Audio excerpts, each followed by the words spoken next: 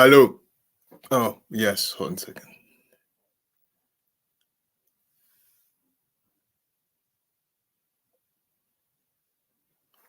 Perfect. Hi. I see a few of you in the comments, which is awesome. Hi, Shavida TV. Hi, cats or dogs. Hi. While we wait for everybody to come in, I just want to make a quick statement for the people that come after the stream is over. I want to say thank you so much for watching this. I know you have plenty of options. Oops. Again, let me mute this. Oh, Alistair, starting great. No, I'm not, but thank you for watching this. You have plenty of options. You didn't have to be here, but you decided to be here, so I'm very thankful, and I appreciate you more than you know. Now, during this stream, you might see me stand up and disappear from the camera. It's because my daughter is sleeping, so I may need to get up once in a while to make sure everything is okay. And if at some point I stop doing that, that means somebody else is available to watch over her. So until that happens, I might get up at any time to go check on my daughter. And secondly, hi. Oh, wait, no, say hi to this guy, okay? And that being said, let's start. Hi, guys. Hi, everyone. Hi. So, grandmother shared a statement with the media. She did already. So that means she's not coming, right? That means she's not showing up. Let me highlight this.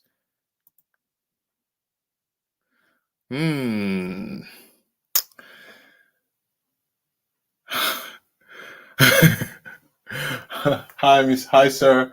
Today is the day. I don't think I will release you. Yeah, I would love to see the statement. Let me go on Google and see if she's posted anything. Darrell Brooks grandmother statement. I wonder if she blamed everybody else. Yeah, she does update the statement. Let's see what it says. She did it 14 hours ago. And that, you know what? She did it the day after. She did it after yesterday. So that means she watched the TV like we all did. And she made a statement. Let's see.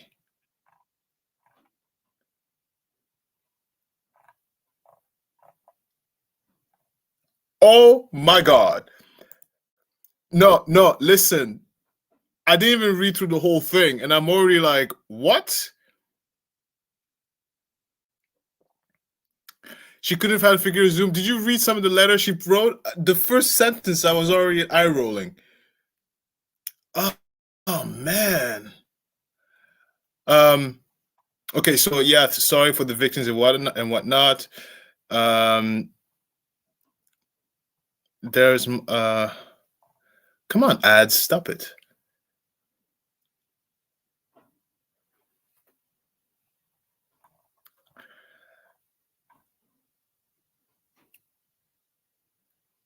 Okay, as we could have expected. So here's okay. So the grandmother did it differently than Don Woods. So Don Woods started the Don Woods letter. It started as, you know, she's like, you know, it's not what you think. Okay, whatever I say is not what you think, but you all suck. It's your fault. Sorry, victims. See, the grandmother did it differently. She said, sorry, victim first. And then she said it's our fault. So, read it out loud? Okay, I'll do that. I read it out loud. Do I have time? I do. We have 15 minutes before this thing starts. I read it out loud. It's long. It's long, okay? It's long. So I'll read. Okay. Darrell's behavior, including his voice, should get the attention of the powers that be, both near and far. What? Wait, what? Okay, okay, serious. Was that English? I didn't understand that.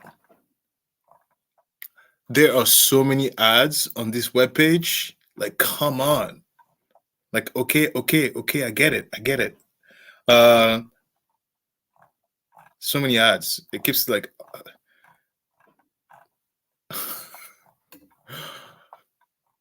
Google, slow down with the ads, okay? enough. What is this? Slow down.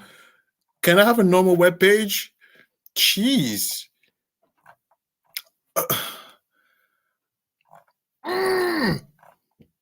Look, if they pop up, it's not a pop up because it's the page. It's the page. Whoever owns the page is putting the ads everywhere, and you can't even scroll 2 seconds before you see an ad again.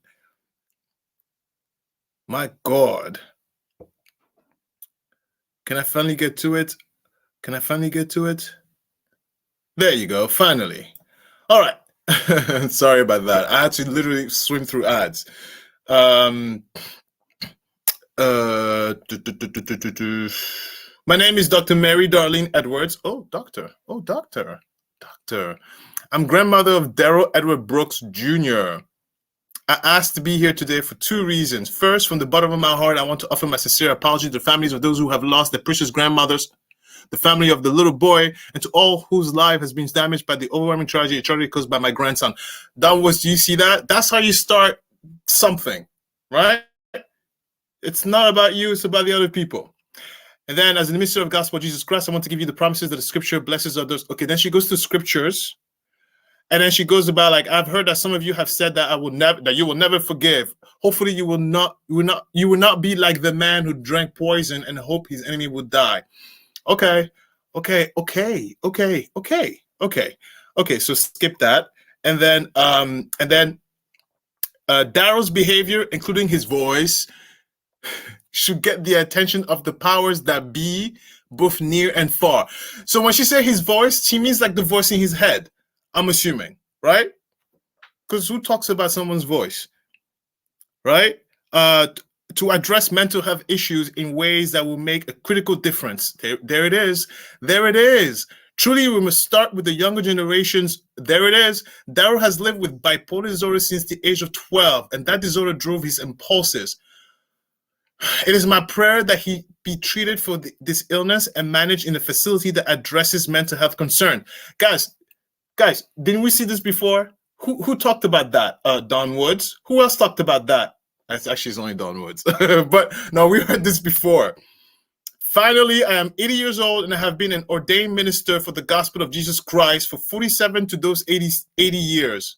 47 to 80. Okay. If you look at my background, you will see that God has used my life to bring. Do you see the narcissistic? I don't understand. This is what I don't understand, right? So I understand the letter is addressed to or for Darrell Brooks. But here's my issue with this, because she starts by saying, okay, the victims, I apologize. And then she goes into a rant. It's only 2 paragraphs where she explains to us why this happened.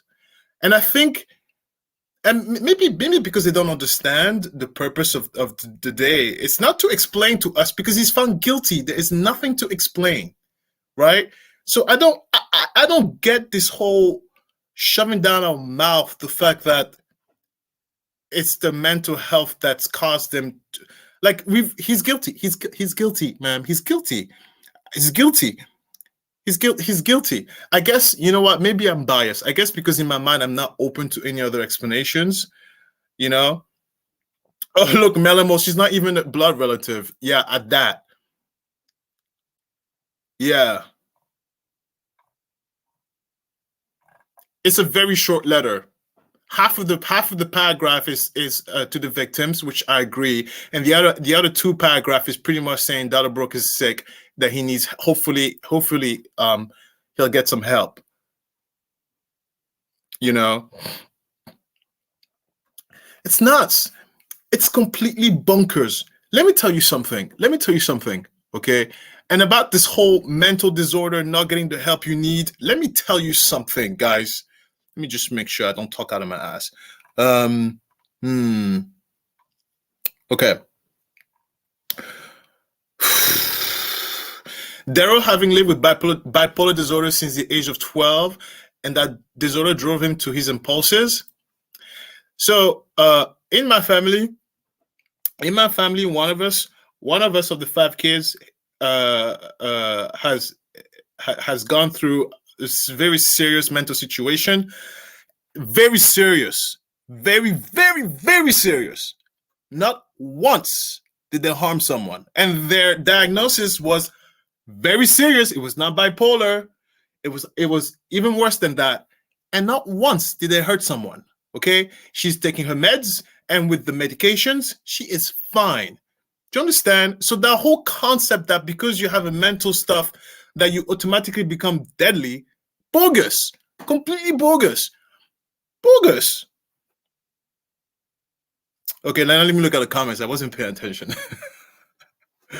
Because you guys are funny. Hey, let me check the time. We're good. Wasn't yesterday mentally exhausting? You know, after a date, I'm gonna call it a date. It was a great date. It was a great date. It was an amazing date. After a date, I went upstairs and I was like, oh my God, I can't breathe. I'm so mentally tired. And Christopher, I had to relieve him because he by that time he had the baby almost all morning. And so, you know, my goal was to like, okay, I take care of the baby, maybe I take a nap, and you know, maybe I don't know, do something stupid. No, my daughter. Wait, let me just make sure she's not screaming. No, she seems good. I have the camera, but sometimes I don't really trust the camera. So I'm looking at the camera, but is she breathing? Okay, so what was I? Oh yeah. Anyway, I was so tired yesterday. I was mentally exhausted. And I took the whole day to spend with my kid because I just hugged her a little tighter. We all know why. And and I did nothing. I did nothing. Do you know how bad that is when you do nothing? Because the baby is 5 months old. Because then the whole world doesn't stop, and you end up having so many things to do the next day. Look at that. He hit the dancing nanny. It hit his brake to reach out the window and push her off this hood right before. Shay, is that true? Shay, did he really reach out the window and push that nanny off? Ooh.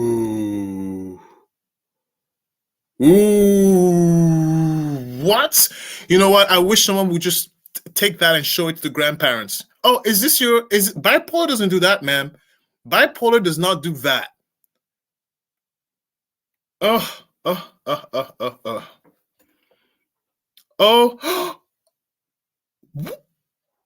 Niani, is that true? Is that true? Is that true? Is this true? Is this?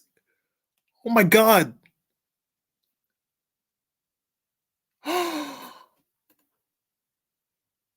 What?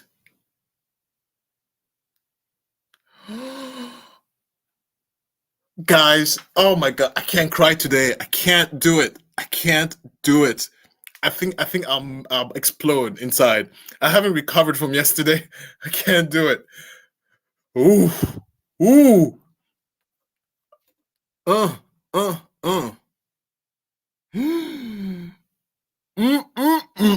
Look at that.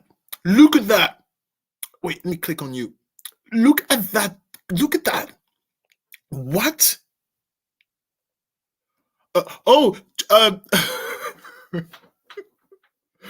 John Shoop. Wait, John Shoop. Interesting last name. I have to highlight. Thank you, John. Thank you, because you didn't have to. So thank you.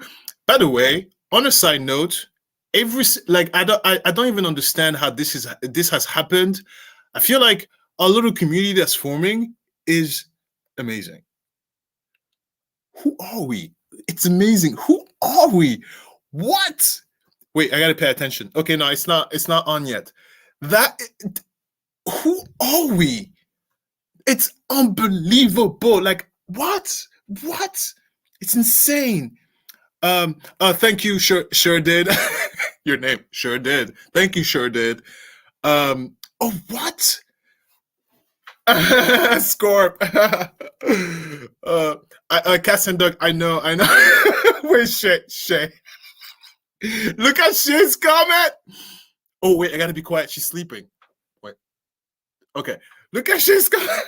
We are Darrell Brooks haters. The Darrell Brooks hater fan club. We're on a Darrell Brooks hater fan club, sir. Isn't it great? Look, this is awesome. Oh my god. Oh, it's on. Okay. Boom. Boom.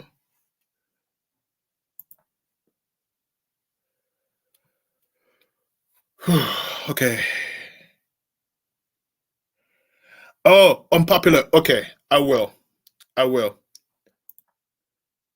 There's no sound yet. If you're wondering why is this. Oh wait, there is sound. Okay. So there's no sound yet. Last time when I looked over the stream, the sound was very low. And of course, because I have a big mouth, I'm super loud. So when the sound on the other side starts, make it bigger. There. When you made me cry, I said twice once. Yes, Miss J. Yeah, like yesterday was rough. Kelly Drake. It's Kelly Drake says it's a Darrell Brooks haters club. Oh yes, we are. Yes, we are. Oh yes, we are. Oh yes, we are. Tara Cunningham. Hello everyone. I love being a member of the Darrell Brooks haters club. I'm going to be a lifetime member. Oh my god.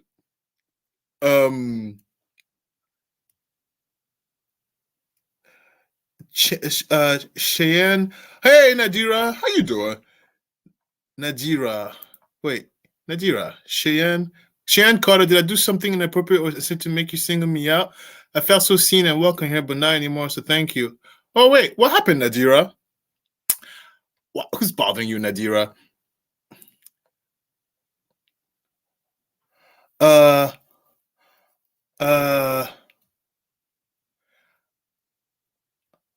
Nadira, was that a joke or was that serious? Guys, be nice to one another, right? We're on the same team.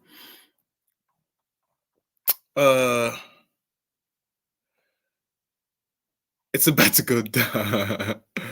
Are we more than enough? Are we more than that though? What about the Pact? The Pact. Ooh, it's going way over my head. So Mary Gray says, aren't we more than that though? What about the Pact? I'm not getting it. Sorry. I'm going to blame it on Darrell. Oh my god. Hey, Charlotte! Hey, écoute. J'ai vu ton message, j'ai répondu à ton message. Et dès que j'ai répondu à ton message, je me suis rendu compte qu'en fait, le temps n'était pas accurate. Et donc, sorry. My God, that was rude. Sorry, it just came out. I speak English. I'm sorry. Sorry. Sorry. I just said hi. If you wonder what I said, I just said hello. That's it. Think we are more than. Oh, I see what you mean. Triton. I see what you mean. Yes. Of course, we're more than Darrell Brooks haters. Yes. Of course we are.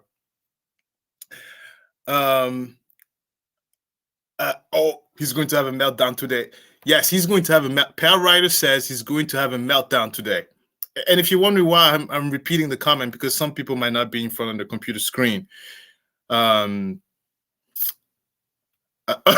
Elijah. Look, Elijah, stop. Elijah says, that was more than a hello. Okay, yeah, it was. It was a full-blown explanation, but it started with hello. Oh my god. I love how nothing. Super. Okay, so you understand. How dare you try to trap me, Elijah? Nadira? Oh, Nadira. I'm sorry. Oh, I'm sorry, Nadira. I won't do that again. It's just sometimes a lot of stuff happens. Never mind. Hey, and I have to show this for respect. Nyami. Okay, Nyani Thank you so much. And she says, I'm going to France in a week or so. What should I eat? What should I see? Well, it depends on where in France you're going, Niani. Tell us where you're going. And if I've been there, then I will give you suggestions. I am from Paris, but I've been in the South. So depending on where you go, I will tell you where to go. If I know it. I haven't been to everywhere in France, but if I know it. Yes, he looks anxious. Amy says he looks a bit anxious today. I agree. Guys, isn't it annoying to look at? Like my eyeballs just stand a little longer on his face, and I'm annoyed. Oh, he's annoying. Harper's Night. Oh, thank you. Harper's Night said this is the best chat on YouTube. Thank you. Thank you. Thank you. Thank you. Thank you. Thank you. Thank you. Thank you. Thank you. Thank you. And OU812 says within 5 minutes he'll start up again. I agree. Hey, for all the French speakers, you see the name OU812. Doesn't it make you want to say we? My brain is like we. I'm like, no. OU812. That's it. Stupid joke. Oh, cool. I feel so special. Like, who am I? Okay. Thank you. What's an enigma? Thank you. What's an enigma? What's an enigma? I have missed something. What's up with all the blue hearts and all the channels addressing this case? Thanks. Oh, a new person. What's with the blue hearts, guys? What's with the blue hearts? I don't even know what the blue heart's about. I don't know what the blue hearts. But this is a Darrell Brooks hater clubs and more. So welcome. Hi, yay, hi, welcome. Blue hearts. I don't know what the blue hearts is for. Oh, that's what it is? Blue hearts is victim support? Oh, then blue hearts. Blue hearts is victim support, guys. Which I agree. Victim support.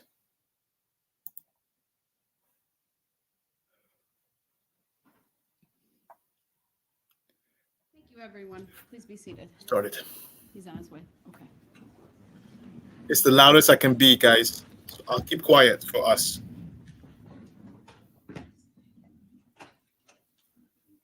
The deck. Well, as soon as I try to turn on the audio, the Zoom opens. I got mad feedback. Are you doing just for the individual conferencing for the Zoom?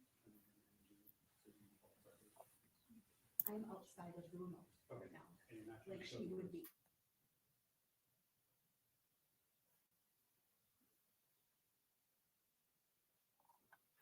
I don't know what happened.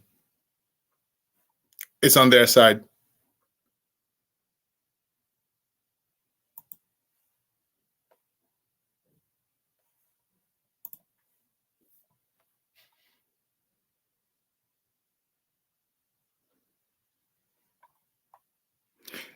Their volume stopped, right? It's not just me. Okay, they muted the microphone. Okay.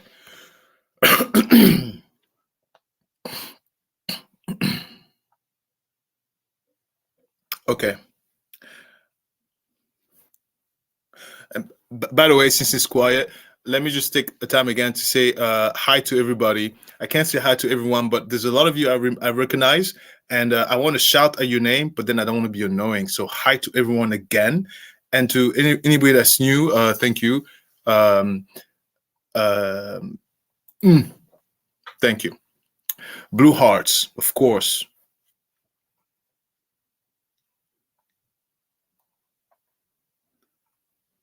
Okay, Shavida said there's a delay.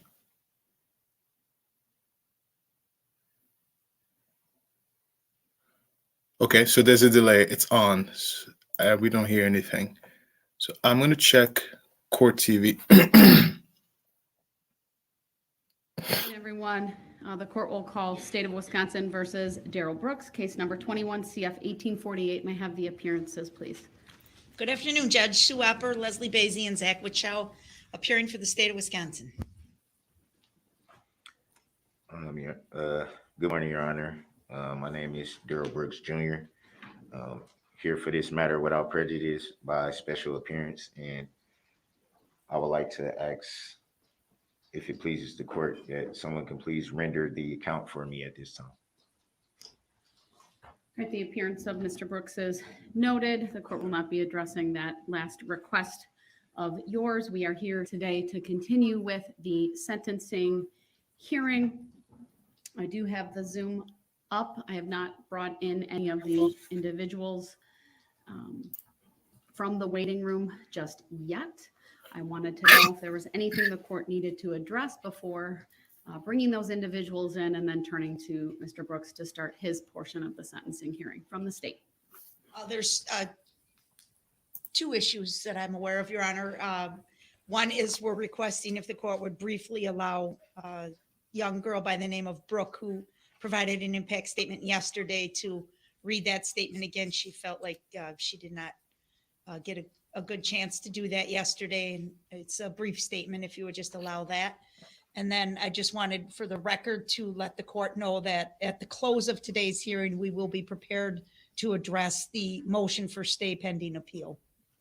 All right, thank you. Can you remind me, was she interrupted at all based on anything that went on yesterday? Was that either the court taking a break? Yes, it was related to, or Mr. Brooks' removal from the courtroom. Yes. All right. Any comment or position on the request that she be able to restate her victim impact statement prior to the people we have on Zoom for you making their statements, sir? I don't recall that particular victim being interrupted because of the issue with me being sent to the other courtroom. Sorry.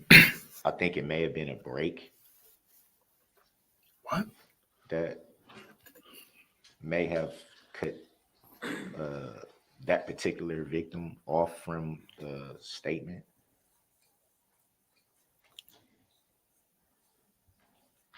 Whatever the circumstances were, I have a request from a victim to give a statement. I'm going to honor that request and allow her to make that statement before I turn things over to you and the people who are on Zoom on your behalf, okay? Other than that, is there anything else you wish the court to address before I hear from victims or your family members? Yes, I just wanted to Check on my let baby. the court know that there will be, in fact, 4 people speaking on my behalf, if that pleases Your Honor. All by Zoom? Yes, correct. Are they all on your list? Yes, they are. Okay. No new entries. All pursuant to what I submitted to Your Honor. Madam Clerk, do we have 3 or 4 individuals on by I Zoom? have 3. I guess I just wasn't clear if the 4th was going to be. Is the 4th with another of the individuals that already is on our Zoom? Do you know? I believe the 4th was trying to access the Zoom link.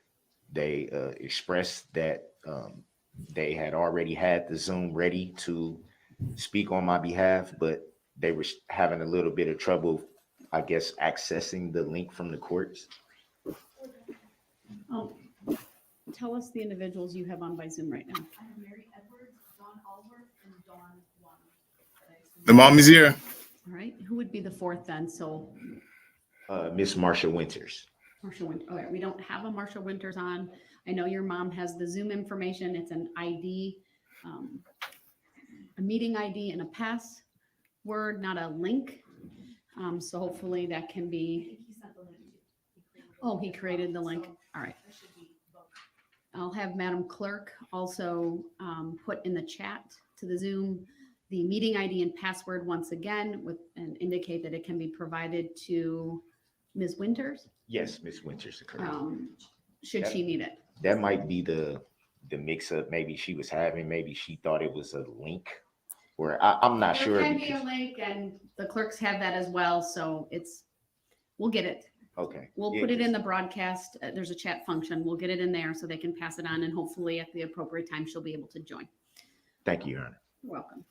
All right, then with that, if Brooke would like to stand up, I know it's a minor. And thank you. The microphone is being handed to her. All right, go ahead. Sleep. And thank you for being here. Can you close my door? Hello, my name is Brooke Sorensen. I'm Virginia Sorensen's granddaughter. The things I miss about my grandma are me and my sister Mackenzie doing foot races around the driveway, and my grandma would do commentary and time us. She always cheered us on at all of our activities. I would DJ at dancing granny parties and carry the banner at parades with my grandpa while Grammy danced. When we would get on the school bus, she would say reading is the key to learning to be nice, kind, brave, and angels watch over you. After school, we would talk on the porch. Other times when we came over to her house, we would play games together, go to the playground, have drawing contests, dance parties, and work on granny routines. She would give us snacks when we watched some of our favorite movies like Polar Express and Coco. When we first found out that she was gone, I started to cry, and I would cry every night. I missed her so much and still do today. Darrell Brooks, you took her from me, my sister, and my family. The things we will miss the most are not seeing her again, her smile, her laugh, being able to talk to her, and doing fun things with her. My sister and I pray every night for our Grammy and our family. Grammy, I will see you in my dreams, and I know you will be watching over me. Whoa. Thank you. Thank you. Thank you, Your Honor, for accommodating that request, and we have nothing further at this time. All right, then we will bring in the individuals who are on the Zoom, and then I'll give them some instructions on how that should proceed.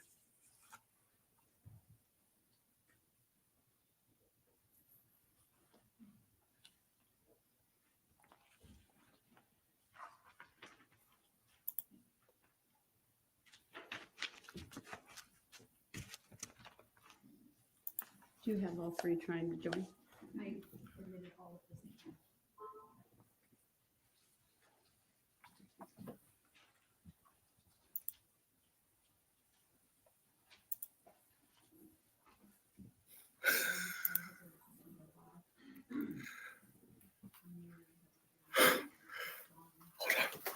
Is this your mom? All right, so I can see Dawn Woods on the Zoom. Miss Woods, can you hear me? Yes, ma'am, I can hear you. All right, thank you. I know you have your camera on. You're unmuted. There are two other individuals on the Zoom. They currently have their cameras off. I believe they're both muted. I would just simply ask that we take one person in turn. You are on the Zoom. It is viewable in the courtroom. I want to acknowledge, ma'am, I did receive what I believe is a written statement that you faxed to the court. Yes, ma'am. All right, and then if that is, I'm not sure who joined us at the moment. All right, is that Ms. Edwards? All right, Ms. Edwards, if you could please, I'm going to have Ms. Woods talk first, and then I'll have you next. If you could keep your camera off and your microphone muted until it's your turn to talk. That way I can give my full attention to Ms. Woods. Sure.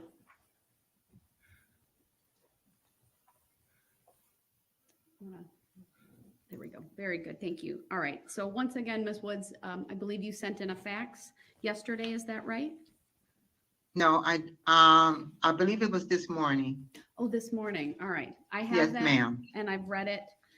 Go ahead. What would you like to tell the court? And thank you for being with us today. Yes, thank you. Good afternoon. Girl, bye. I have two things I would like to tell. One is a written statement, Your Honor. And then I have a poem I would like to read after my statement, if that's permissible. Okay, thank you. Thank you. Mental illness affects everyone. It destroys lives, families, and hurts society. For far too long, it's been a dirty little secret in families that no one wants to talk about. Mental illness is the elephant in the room that so many pretend it's not there. People who suffer from it are often shunned by families and friends, rejected by society, and made fun of the subject of bad jokes, ridiculed, Are you serious? and judged on YouTube, podcasts, Facebook, What? and other media posts, used in campaign ads, disrespected, stripped of their dignity. No one cares. No one sees their pain or hears their cries What? and pleads for help. They are the forgotten ones and viewed by many of not having a place in society. It is no fault of their own that they have become ill and began to change from the person we all knew. Once viewed as fun, loving, and kind, are now the outcasts of society. We say what's wrong with society?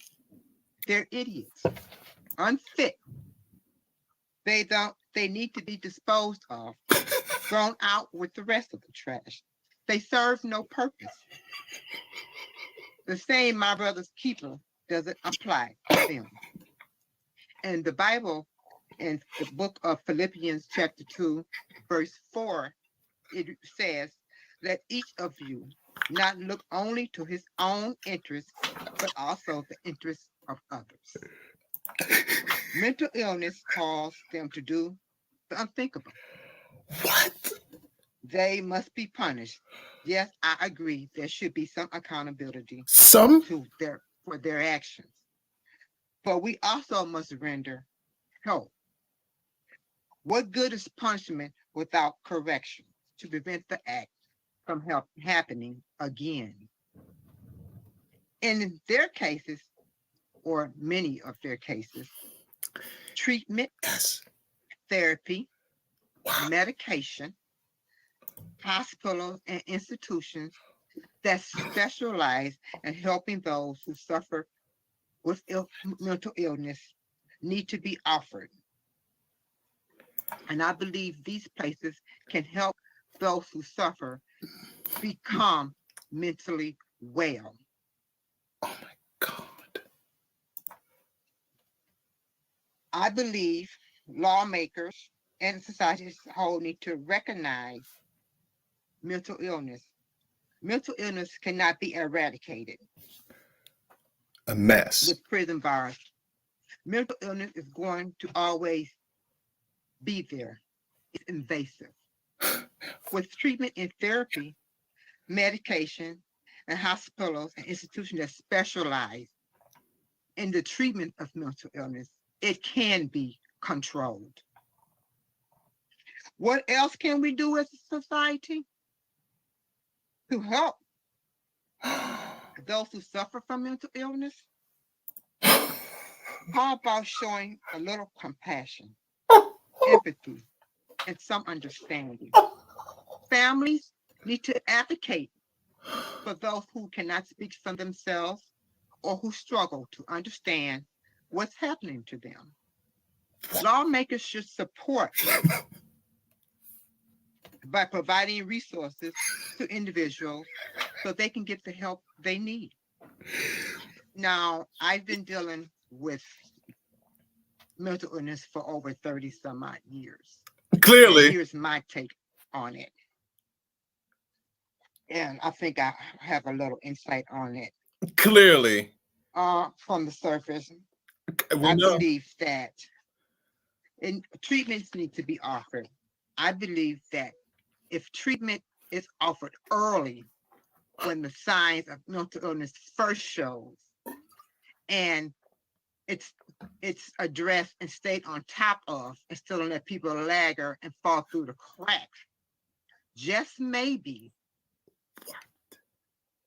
there would be less court cases and less people crying because their loved ones was hurt or was injured or killed because someone of mental illness attacked them.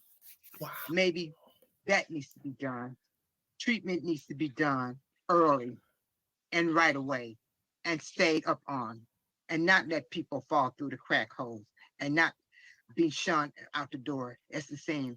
You don't have a mental illness. You're just a bad person and needs to be locked up. Christine. Jail is not the only answer.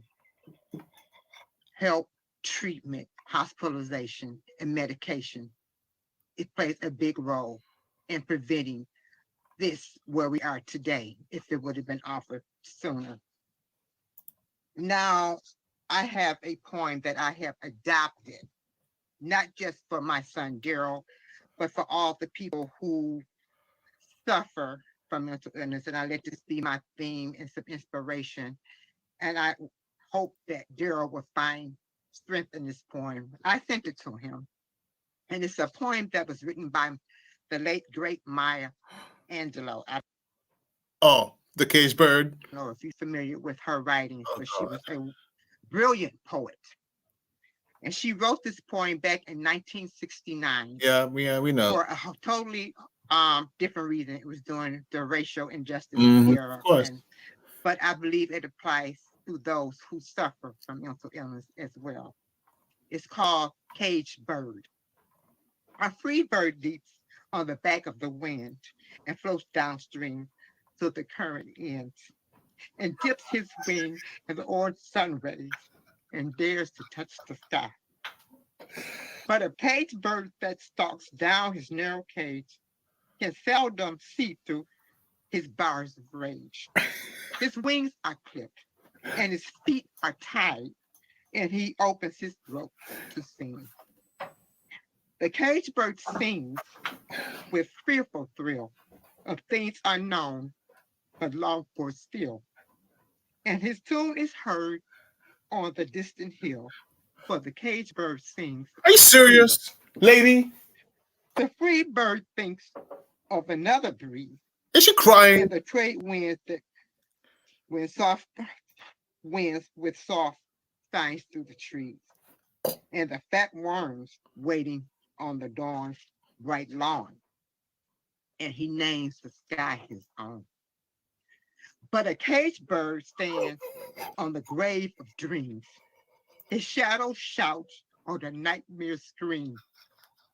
Their wings are clipped. Their feet are tied. They open their mouths to sing. The caged bird sings of fearful thrills, of things unknown, but long for still. And his tune is heard on a distant hill. The caged birds sing of freedom. Everyone who suffers from mental illness is caged. All they want is to be free of their illness and become mentally well. I believe as a society, we have an obligation to help those become mentally well with treatment, medication, hospitalization, or sent to an institution where they can get the intense help. And if they have to stay for the rest of their lives away from society, at least they are getting the help they need to become mentally well. We are our brother's keepers. No, And I'm I not. also want to say to Sorry. the families who lost loved ones and those who suffered injuries, that I know their pain. What? And I pray that the Lord would continue to comfort and heal each of them. Thank you for allowing me to speak. Thank you, Ms. Woods, and I should have said this earlier. I have 3 monitors in front of me, and the monitor that I'm pointing at right now is the monitor that the Zoom shows up. So that's why I look like I'm turned away, but I'm actually watching you. Thank you, ma'am. All right, thank you. Thank you. Then I'll turn next to Mary Edwards. If you want to turn your camera on and unmute, and then Ms. Woods, if you Yes, would. ma'am. Wasn't that insane? Oof. If you want to take her camera. Good afternoon. And I should say for the record that obviously Dawn Woods was the first speaker, and then I have Mary Edwards. If you can let me know who's next to you, please. Oh, there's no one next to me at the moment. Thank you. Okay. Are we good to Who's- go? I need to know who's in the room with you because I saw them. Oh, that's my husband. Okay, Okay, he's not in the room at the moment. well, all right, that's okay. He's not here. I just wanted to know I Is saw the someone problem with else. him being here? No, he can be there since I know who it is. We'll just, All right, this is, my husband is here. will he be speaking or Okay. just you? No. No, he's not speaking. All right, go ahead. Thank you for being here today. And again, if I look like I'm looking to the side, it's because that's where the monitor that I can see you is located. So go ahead. That's grandma, yes. Thank you, Judge. For the record, my name is Dr. Mary Darlene Edwards, and I am not the wicked grandmother of the West. I am the grandmother of Darrell Edward Brooks Jr. She's And not I so wicked. asked to be here today for two reasons. First of all, from the bottom of my heart, I want to offer my sincere apologies to those who have been hurt so badly by what has happened here, this tragedy that has been caused by my grandson. I want to also apologize to the family of the little boy. I understand their name is Sparks. And to all of those whose lives have been damaged by this overwhelming tragedy. As a minister of the gospel of Jesus Christ, I want to give the family and those who've been hurt so badly the scripture, "Blessed are those who mourn, for they shall be comforted." And I say this, please know that it's my prayer that my grandson will sincerely and humbly apologize and ask all of you and God for forgiveness for this horrible, terrible deed. He didn't do it. Some of you have said that you will never forgive him. Please do not be like the man who drank the poison and hoped his enemy would die. Unforgiveness is a terrible disease, just like mental illness is. She's pretty. Truly, there have been many losses because of this tragedy. Darrell's mother has lost a son. I've lost a grandson. Darrell's children have lost a father. And Darrell has lost his mind and his life in the outside world. Darrell's behavior, including his voice, should get the attention of the powers that be, both near and far. Darrell has suffered from bipolar since the age of 12. And it was that disorder that caused him to drive through that crowd. It is my prayer that he will be treated for this illness and managed in a facility that addresses mental health concerns. We must start with a younger generation. Finally, I'm 80 years old, and I have been an ordained minister for the gospel of Jesus Christ for 47 of these 80 years. If you look at my background, you will see that God has used my life to bring about positive change in multitudes of residents in the city of Detroit and beyond. I share this information not to boast. That is not my intention, but rather to let you know that I care about people and their well-being. I've spent more than half of my life helping what the Bible calls the least of these, AKA society's rejects. Since this tragedy, I have become a mental health coach. This will help me better understand this horrible disease, which has plagued my family for generations. You're not related. Presently, there is a church in Detroit that is planning to establish a mental health clinic on the east side of Detroit. Without hesitation, I will support this effort and do everything I can to help those struggling with mental illness. Before I close, I just want to share with you some facts with regard to mental illness. And I got this from the government's mental health website. There's a myth that said mental health problems don't affect me. Many people don't feel like it affects them. That's a myth. It affects everyone. It's a common problem. In 2020, and listen to this, 1 in 5 American adults experience a mental health issue. 1 in 6 young people experience a major depression episode. 1 in 20 Americans lived with a serious mental illness, such as schizophrenia, bipolar disease, or major depression. Suicide is a leading cause of death in the United States. In fact, it was the second leading cause of death for people ages 10 to 24. It accounted for the loss of more than 45,979 Americans in 2020. That's nearly double the number of lives lost to homicide. As a result of this great tragedy, I'm dedicated to living the next chapter of my life with a mental health awareness campaign. I have faith to believe that God will hear the voices of all of those impacted by this horrible disease, as well as the cries of the mentally ill.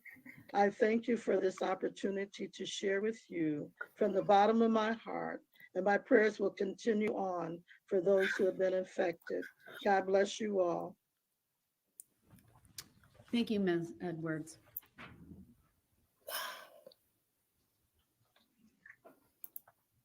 Is there anyone else on the Zoom, Madam Clerk? No, and I reached out to Zach and he has not heard from anyone either. All right, Mr. Brooks, we do not have anyone else. Oh, we have Michelle Allworth. Yes, Sorry it's about not that. Marshall. Thank you, thank you. All right, if Ms. Allworth then would start her camera and unmute, and we'll hear from her next. Thank you, Madam Clerk. And you Hi, are? my name is Michelle Allward. Can you hear me? Yes, I can. Go ahead. I'm kind of please. sick. My son is here in the room with me. He's sick from homeschool school. That's okay. Go My ahead. name is Michelle. My name is Michelle Allworth. I met Darrell Brooks Jr. 17 years ago when we both lived in Sparks, Nevada. He became my best friend, and over time we became brother and sister to each other. We shared so many good times, whether it was hanging out at the house, listening to music, movies, or just having conversations, a good laugh. He always had a smile on his face and the best laughs and jokes. Going out to theaters and a movie, going out to eat, attending Hot August Nights, which is a car show in Reno, Nevada, the Rib Cook-Off. He shared with me multiple times on a daily basis since this has happened last year, how remorseful he truly is. Sorry. He is a very private person when it comes to his feelings and emotions, and it only happens with family and close friends. They say blood is thicker than water. Well, you can choose to make your own family. I've chosen to make Darrell part of my family. I will always have his back, even with his tragic event. I suffer from medical issues as well. I have epilepsy and cerebral palsy. My whole life, I've had it my whole life. Darrell was there several times that I had seizures. He called 911, went to the ER with me, stayed with me by my side when I went home, and helped in any way that he could help me. Sorry. Because of this reason and him being a family friend to me, he lived with me back in 2006 and again in either 2013 or 14. I'm glad he lived with me at those times because I black out during a seizure and I'm able to call 911. He lived with me for over a year. I wouldn't have let him had I not trusted him with my life. He had never shown any signs being this way on what happened November 21st, 2021. This is not the Darrell I know. He is a loving, compassionate, loyal, and humble person.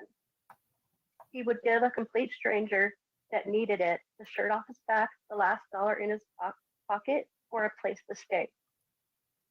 During this manic episode, he had blacked out the whole incident. I have prayed a lot since 2016 because of my medical issues and almost lose my life to a seizure, and even more now since this has all happened. I know what happened with those lives being lost and people being injured is terrible. It's something Darrell will have to live with for the rest of his life, and always carry that with him, knowing this happened. I hope that he gets the help he needs for his mental illness. My hope as well is that he gets help in a mental facility, and that's it. Thank you very much for your time, everyone. You're not welcome. Thank you. All right, at this time, Madam Clerk, has anyone else joined the Zoom? No. All right, then at this time, the court will close the Zoom. The proceedings are being live streamed and family and friends can watch that way as well. Mr. Brooks, I'll turn it over to you then. This is your opportunity to address the court. Yeah. What, if anything, would you like to say, sir? I do have a lot to say. I would like to stand up if I may. Go ahead.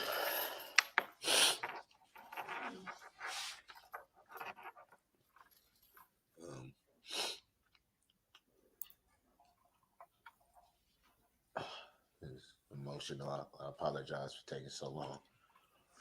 Boy. I want to start first. Apologize. By giving glory to God.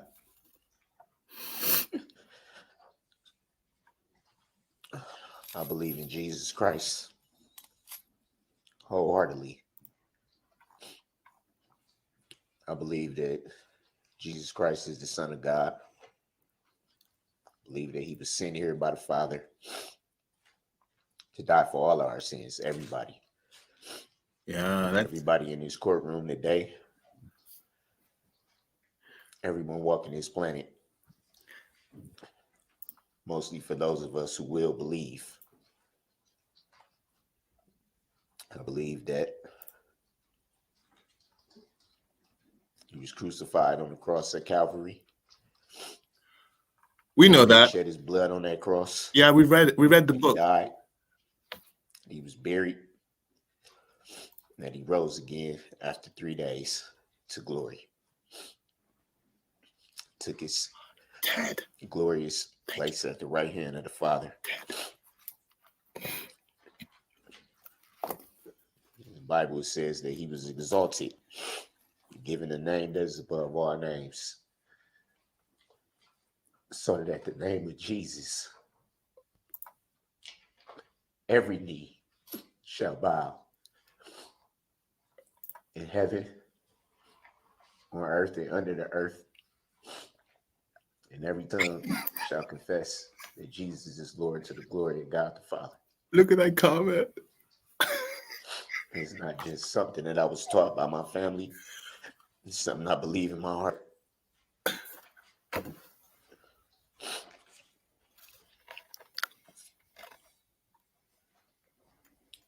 I just want to clarify one thing.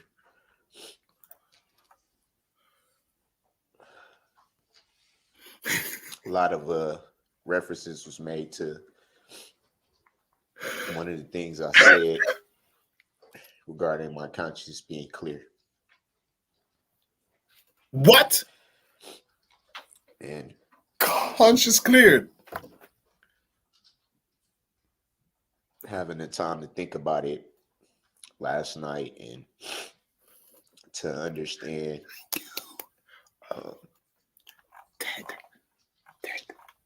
that the victims have the right to feel how they want to feel. Look how hard it is for him to say sorry. The right to their opinions. Right to their opinions? Understanding that There's a lot of emotion, pain, Ted. frustration, anger, hatred, a lot of emotions.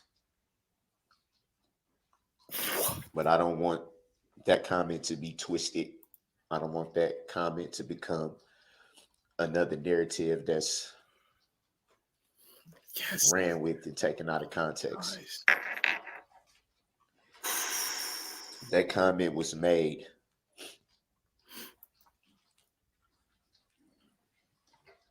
is because I made the decision to rededicate my life to Christ.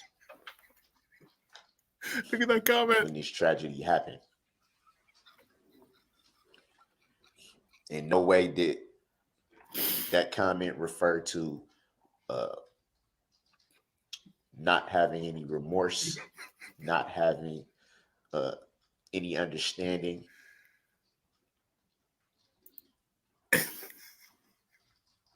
It was strictly made to that point that I have repented, that I have asked God for forgiveness, that I have sent many prayers up. What?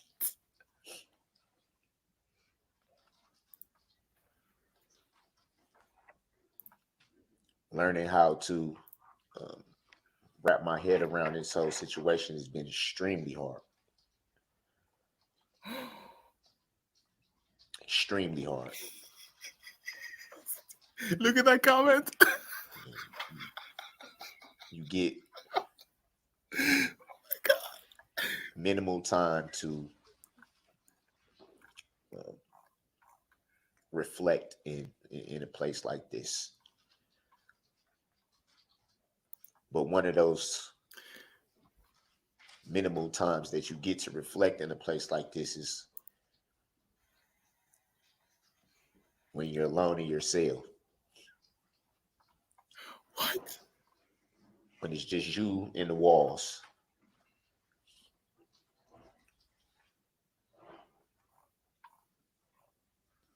What is it? One of the victims made a comment about Victim made a comment. Okay, about what? About what? trying to understand why this happened. Yes. Why did it happen? That's a question I struggle with myself. The why, the how. How? Oh, how? Okay. Okay. Okay. Okay. Okay. Mm-hmm. How could life ever get this No. far away from what it should be? How can life get? No way.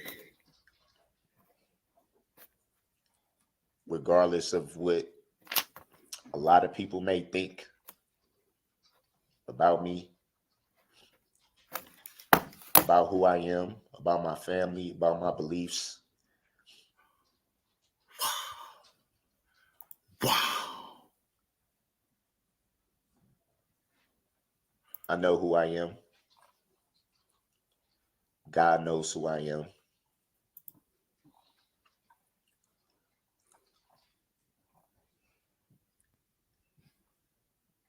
And I don't have any words of anger, any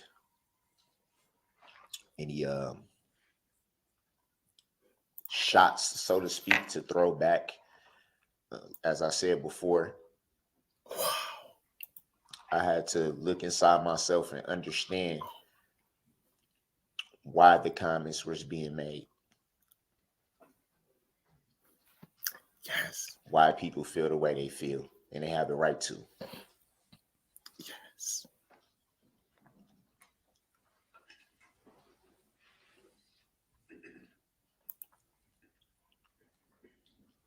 If I may. You just need to turn forward, sir. I don't know that they're ready for that yet. Respect. Too late. I think it's important to state why I did want to turn.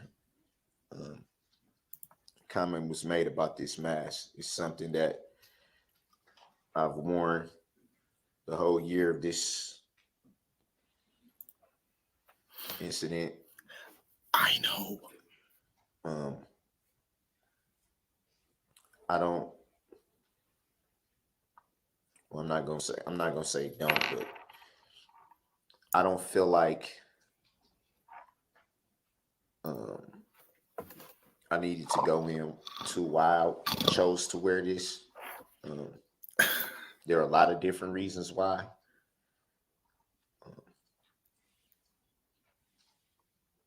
But it definitely has nothing to do with hiding anything.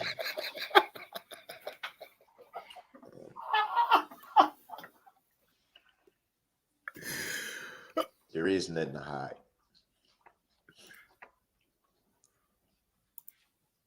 When you're on TV every day, Boy, sit down. when your life is being dissected for the world to see, when your family's on TV every day in some capacity, You should have thought of that. It's too late. when you're on pretty much every social media platform, That's right. Darrell Brooks Hater Fan what Club. is there to hide from? Sorry, and more.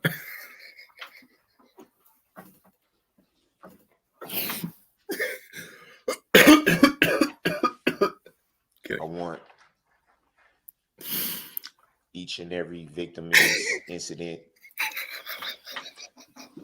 family members, Could that comment? those who lost loved ones, those who are still healing. You want missed you it, to Cassandra. know You that missed it.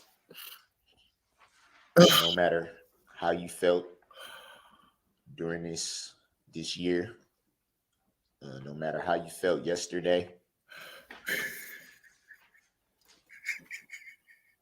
I want everyone to know, also the community of Waukesha, You guys in the I want them to comments, know that I'm dying. You guys are killing me.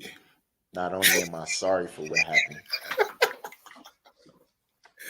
Oh. I'm sorry that you could not see Oh, what's truly in my heart, that you cannot see the remorse that I have, that you cannot listen to all the phone calls that I've made to my family, that you cannot hear all the prayers that I've said in my cell, that you cannot count all the tears that I've dropped in this year.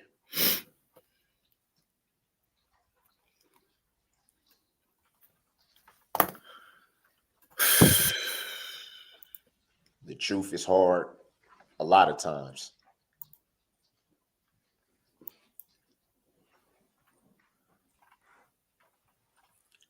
I'm not very old by age standards, but I've been alive long enough to understand that a lot of people are comfortable with hearing what they want to hear, being told what they want to be told. oh, really? You? Okay. And being okay with that. Oh, you mean you? It's easy to accept what's on the surface. It's easy to accept what's being put out there. It's harder to pull back the veil. It's harder to look deeper than the surface.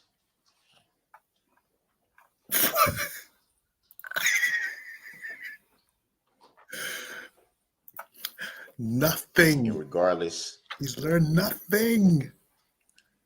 to the truth, I understand that there are many people that would never forgive what happened. I have to be okay with that. And I hold no ill will towards them for that. have to be okay with the fact that people will be angry, some for a long time, some forever. I think it was clear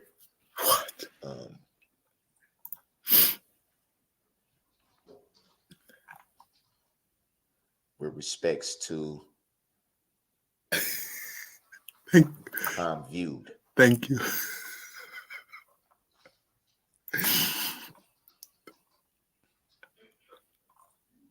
I will not respond to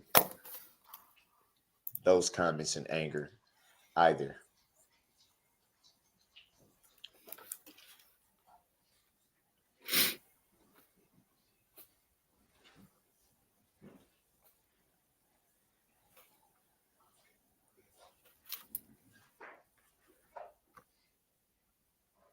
I want to also say that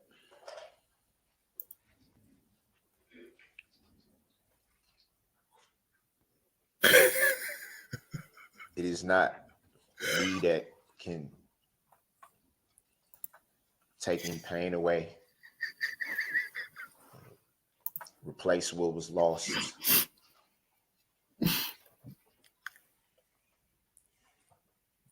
Give back joy, happiness. There's so many other things that was lost that day. Objection, relevance. It's so true. Relevance. It's not COVID. I think all that comes with belief in Christ. I believe that all that comes with time. It's a process. The comments are killing me.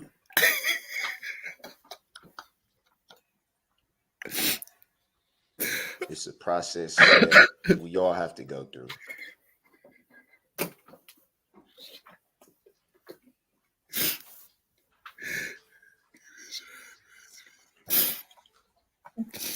I noticed a lot of things that I've said over the duration of this trial were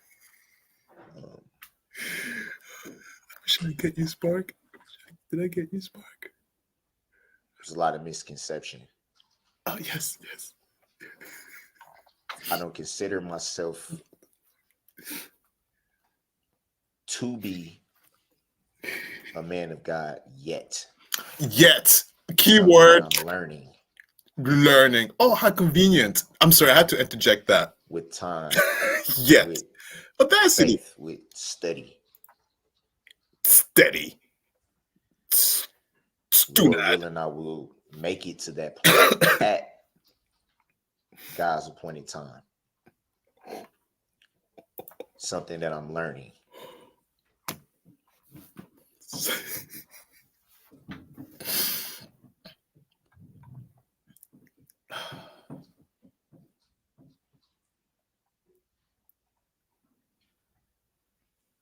For anyone that doesn't think that I've spent time in the scriptures even before this, you're mistaken. Passages were quoted from Romans 6:23 in particular. The wages of sin is death. The wages of sin is death. That's Romans 6:23. Are we gonna go to the Bible today? I'm very familiar with, and I've read numerous times. Countless other. What is this? Are all passages that I'm familiar with. The thing about scripture is not only studying and reading it, it's about applying it to your life. Really? I'm sorry. It's not about just reading it or being able to quote it. It's about living it. Crap. What is this? We're going through a Bible study, guys. What is this? Oh my. Okay, sorry. Shh. at times during this, doing all these proceedings, mostly trial. Yes. Yes. I've become frustrated at times. I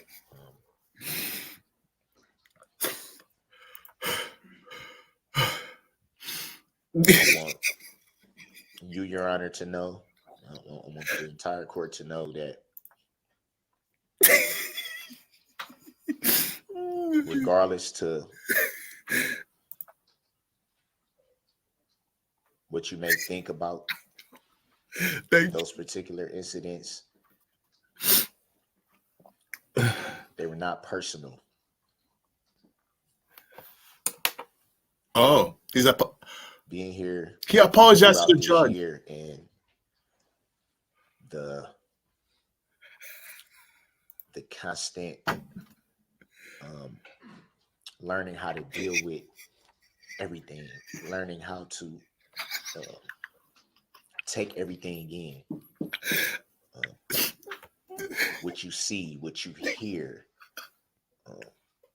things being shouted at you, the threats, and everything that you have to deal with just being here. Who did that? Who did that? Sir? It was like a culmination. Oh, man. Sometimes you get so frustrated.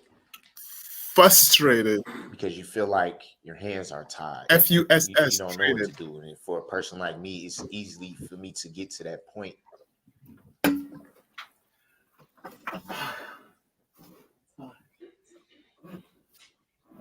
And so they would come out in frustration. I take responsibility for that and apologize to you, Your Honor, in the court. He apologized to the judge, but not to the victims? Nothing about it was personal. Look at this mess. It was a part of me that felt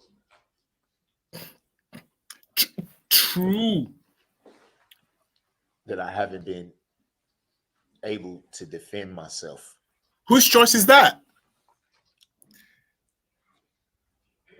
And I think it was just the pot boiling over. Stupid. Stunad. I was wrong for not being able to control myself the times that I wasn't me.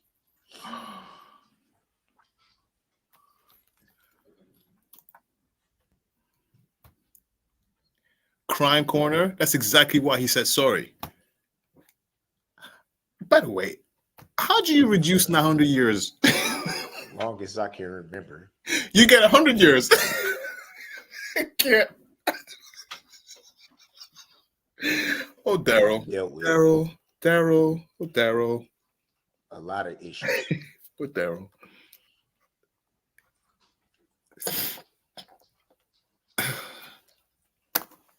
And going back to what I said a little bit earlier about what people see on the surface.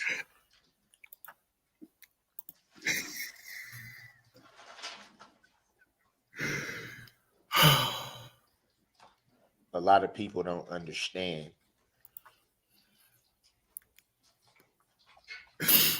what it is to battle mental health issues. Not just that, but difficulties of life in general.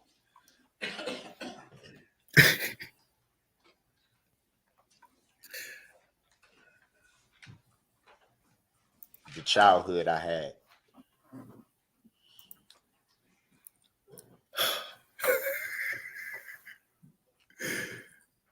Cassandra. Not having a father, having to see my mom sometimes work 2 and 3 jobs just to be able to support us. Stop. I don't. Stunad.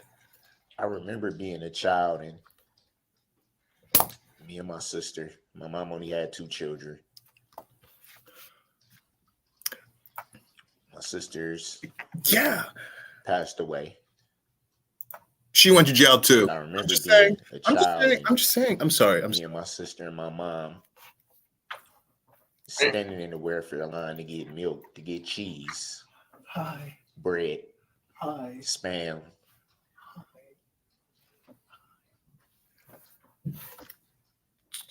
And when you're a kid, you don't understand that. You think it's normal. Okay. Oh, look at that comment. Yes, he tried to kill his sisters. He's trying to kill his nephew. Allegedly. remember- Allegedly. Living in apartment buildings infested with rodents and bugs. Look at that comment. Where are you gonna find it? Look. Pouring cereal in your bowl and having bugs in it. Oh God. A lot of people weren't raised like that. So it'd be hard for them to pull back that veil and understand that. Yes. Look. I kick rocks. Oh my God. Physical abuse. Look at that. Yes, Cassandra. Yes. Look at this mess. By the people that God is on vacation, are okay? supposed to love you. If I was God, I'd be like, I'm taking a break. You humans are too much.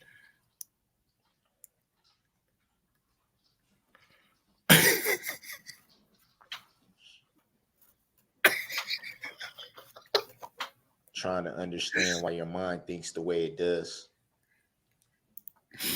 Why you don't comprehend certain things.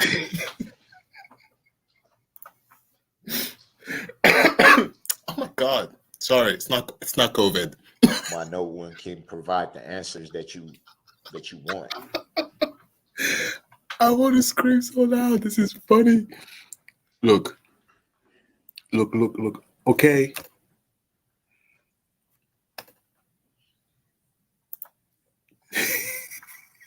Fact of the matter is, I have at times been medicated. I have been in mental health facilities, only for a short time.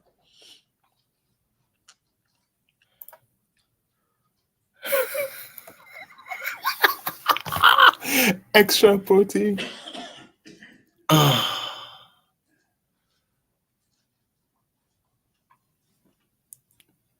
They spin stories.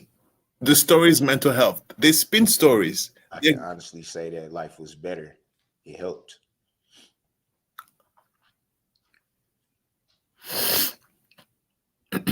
Sorry. Oh wow. I'm so comfortable with you guys. Sorry. I think when you're going through something mentally that you don't understand, it always helps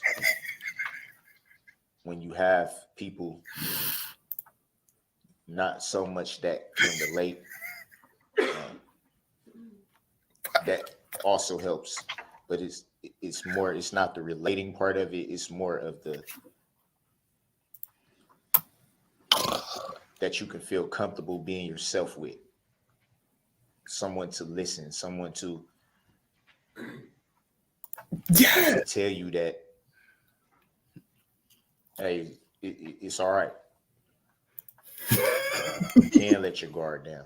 Rodney. Lizzie.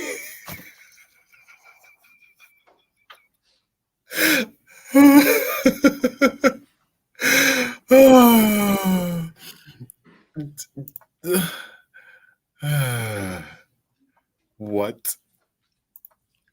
It's a lot.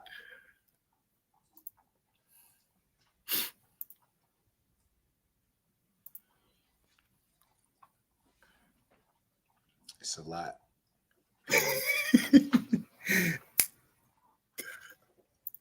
You got nothing else to say? Can we put you away now? Back to what I said about truth. Oh crap. Okay. A few more to go. People are going to, like I said, believe what they want, and that's okay.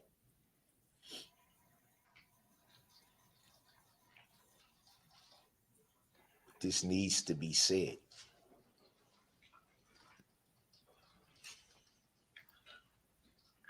I really want to have one. Chris says I'm What stupid. happened on November I 21st, really do. 2021 was not Ugh.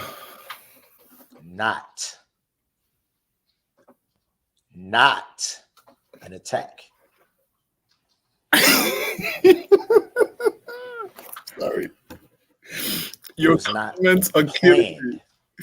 planned, plotted.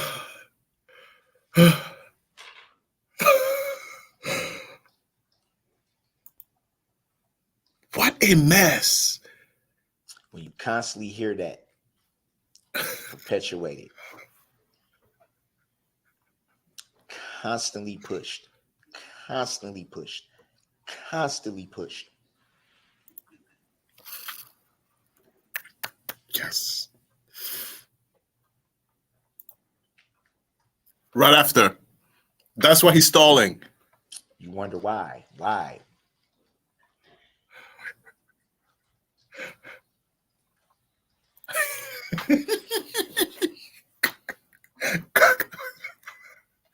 This was not an attack.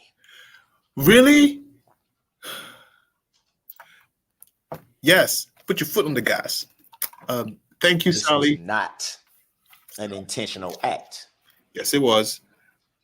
Overrule. Sorry. No matter how many times you say it over and over,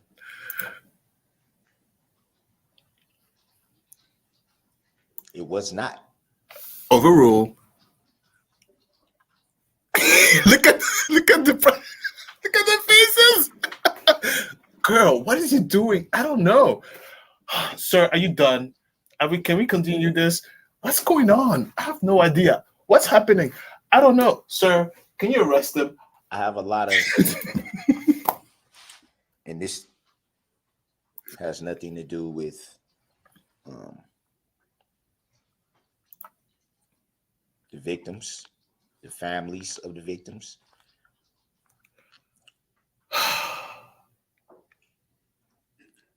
And as a matter of fact, I'm grateful that they had the opportunity to voice their opinions and their frustrations and their angers, because I believe and hopefully that will alleviate some of the wounds. I could never point a finger at them and say they're wrong for what they said, their opinions, how they feel. Never. And I won't do it. I won't do it now, and I won't do it ever. They're well within their rights. Look at that comment. To feel how they feel. I agree. Thanks, Darrell Brooks. You changed the court system?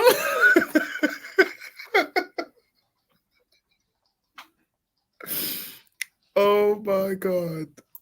Yes. I felt a lot of frustration and anger yesterday, not towards any of the victims. Lies.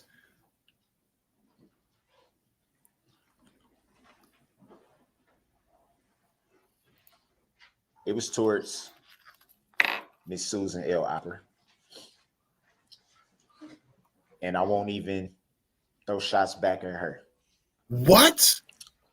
Again, I choose to take the high road. Shots at Attorney Harper? Dude. Oh.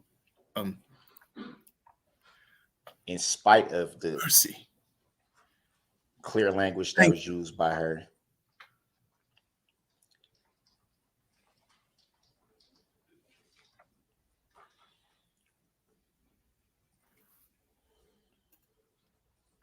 Oh, attorney, don't worry. I'm not going to fire back. I'm not going to do that. Does anybody know what he's talking about? No. Am I angry? Hell yeah. Hell yeah. Look, the attorney's like, wait, what's going on? So what? What did I do? Wait, what did I do? If looks could kill. When it boils down to it. Ew, gross. The whole prosecution team had a job to do. Can't be mad at somebody for doing their job.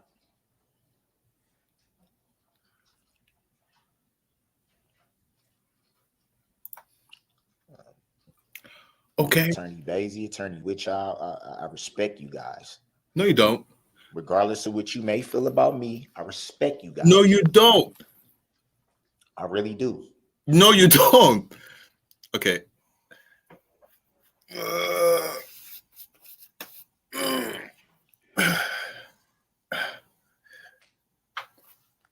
I respect you too, Attorney Opera.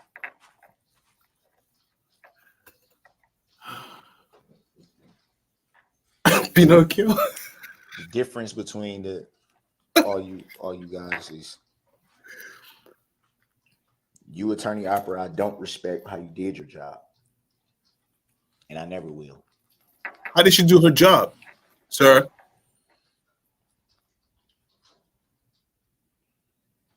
But I refuse to get in the name calling. I refuse to raise my voice. I refuse to do any of that.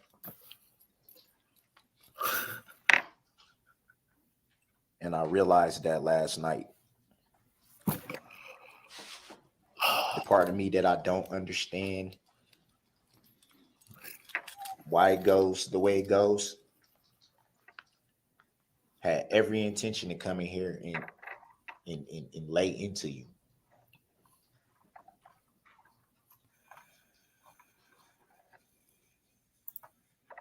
Out of frustration and out of the fact of feeling that I needed to defend myself by some of the things you said. Oh, I didn't watch the closing argument. Maybe you're right. He's mad at what she said at the closing argument. How you had the audacity to speak Audacity? about situations that had nothing to do with this tragedy, as if you were there, as if you had intimate details, as if you knew everything that led up to those allegations. He's talking about Erica Patterson. Who else? Who else? Just by reading the police report. Okay. I mean, oh, Erica. Even here, he finds way to bring you into this mess. I think every situation is unique in its own way. It all has different circumstances that leads to ultimately what ends up happening.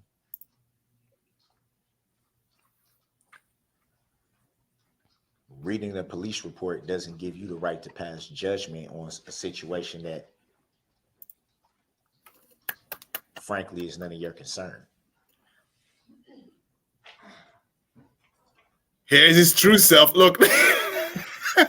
look at them. What are you gonna do? What are you gonna do? What are you gonna do? What are you gonna do? What are you gonna do? Oh, I love that. Look at that position of power those ladies are. What you gonna do, Darrell? You would think for someone that's been doing your job as long as you have, you would think you would understand that.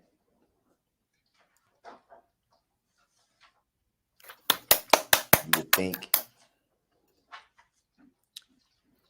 that you have some kind of integrity.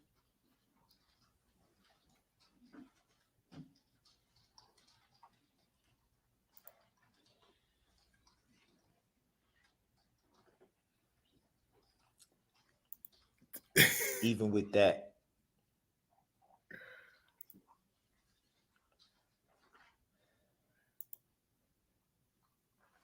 not gonna bash. Too late. Not gonna say anything disrespectful. Too late. Call you anything other than your God-given name.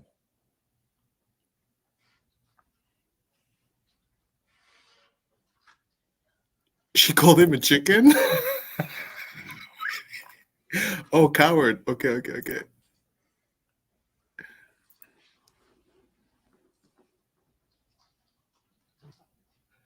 As far as the integrity, though.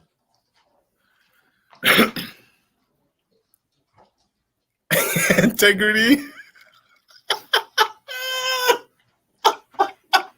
that sounded like a chicken. No, nothing. Ever be able to wrap my head around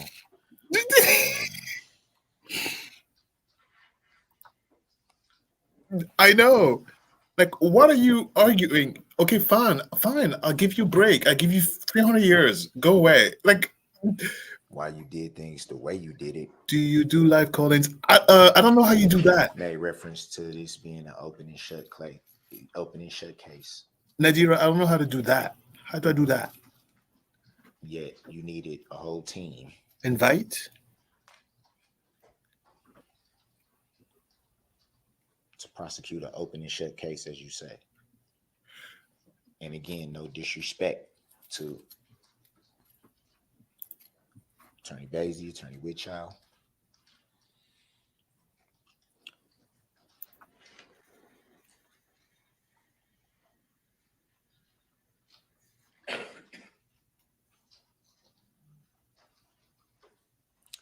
I feel like they was the reasons why your case had any strong points, not from you.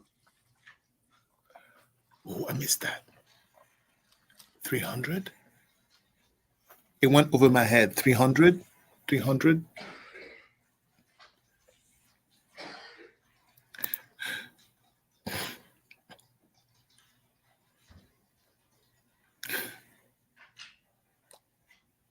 "31 years," you said. Well, yeah, you did say 31 years that you've StreamYard call-ins. you've done this. 31 years. Okay.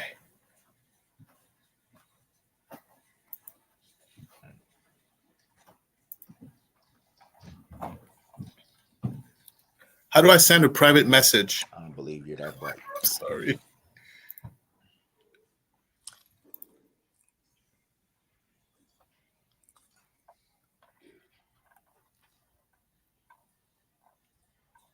Yet, I respect you having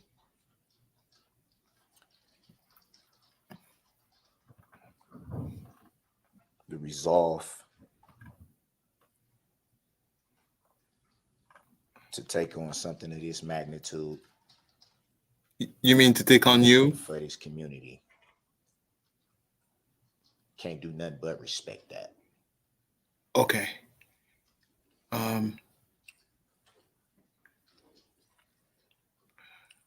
And regardless, when I leave this courtroom, I will have no ill feelings with anyone. Use a super chat. So add. Okay. How do I do that? Okay. I know this is being live streamed.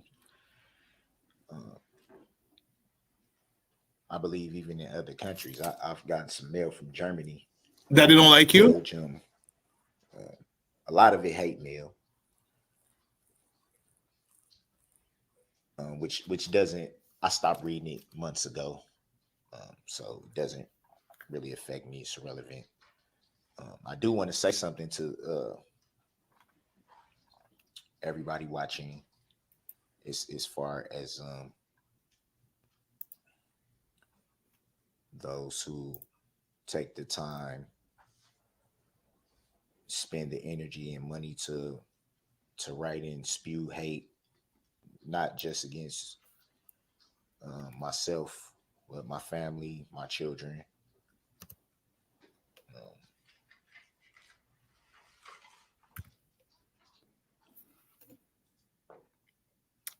That's the invite. I have no link. value in anything that you say. I don't know if that helps. It doesn't bother me. It doesn't affect me. Keep up the bad work.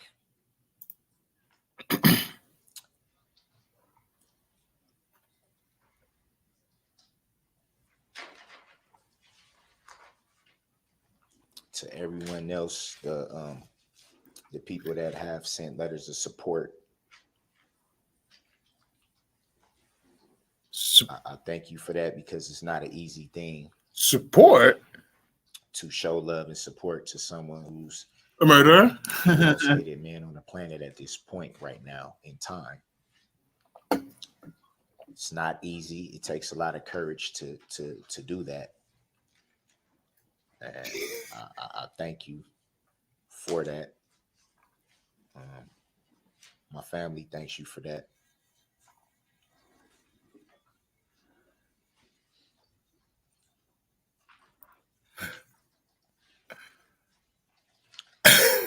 want to say to the mother of my children, Ooh, Erica the Patterson. mothers, excuse me, of my children.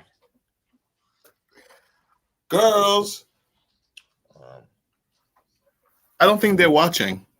They're probably like, "Oh, we're free, thank God." obviously, I think I should start with the obvious, Erica Patterson.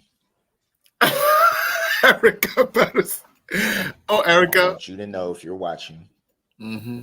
I always have love for you. You're one of the mothers of my children. I can never hate you. I refuse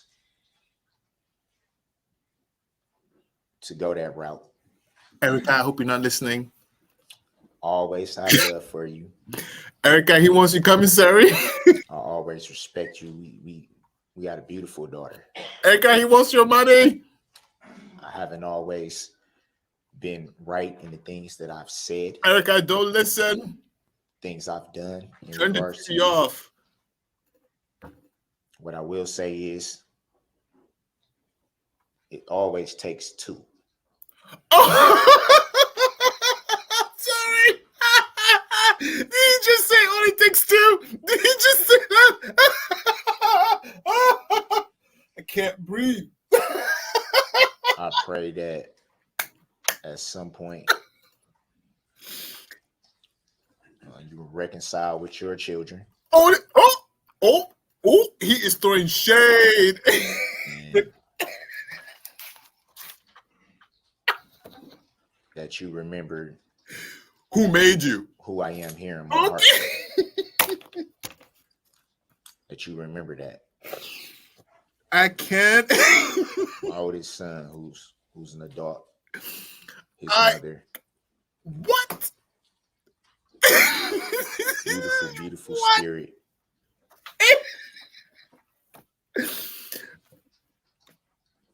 I thank her for the times that she was there to listen when no one else was. Yeah, when she. When I couldn't figure out what the heck was going on in life.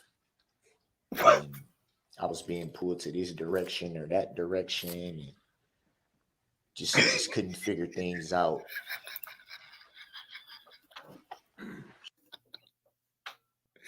The time to sit and listen. I thank her for it.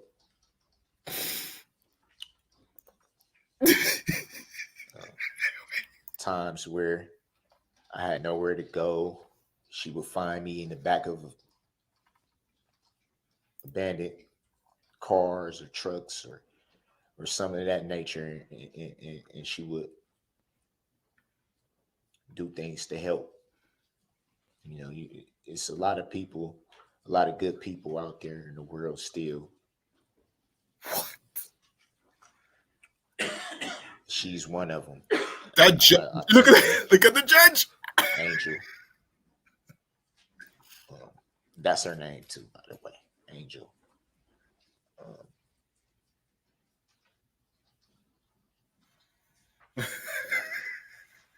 When I was all over the place mentally. Really?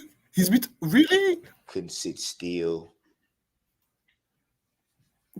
And couldn't make decisions. I just got it. The Whitney Houston song. And I.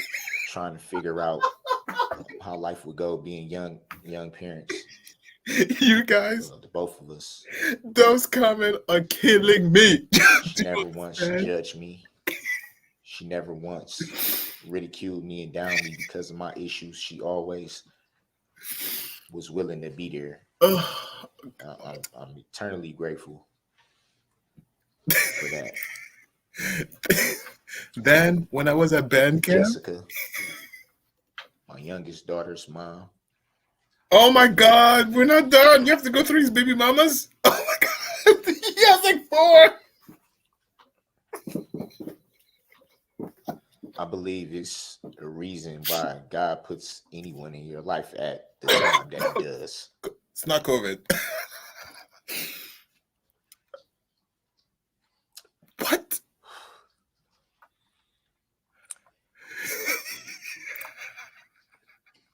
came into my life at a time where everything was chaotic. I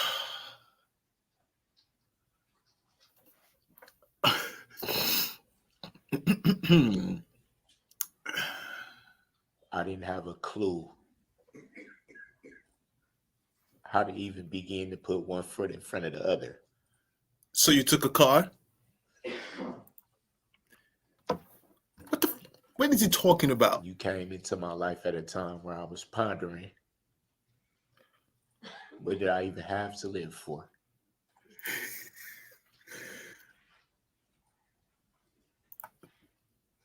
Spock, can we talk? And in the midst of that, you gave me my daughter, my baby girl. Oh, great. Oh, great. Great. I always get emotional talking about her in particular. Because you beat her, allegedly. Because she's such a daddy's girl. We're very, very close. What a great example. What a great example you're going to be to your daddy's girl. Yes. What a great dad you are. Yeah.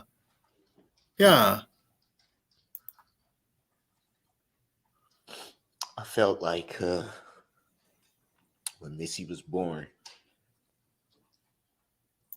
that was God giving me a chance to make good on the mistakes I made with my other older two children at the time. I felt like that was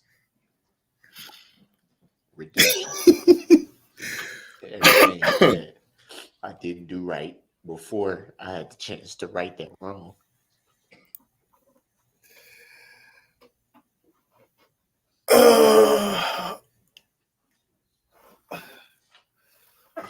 Hi.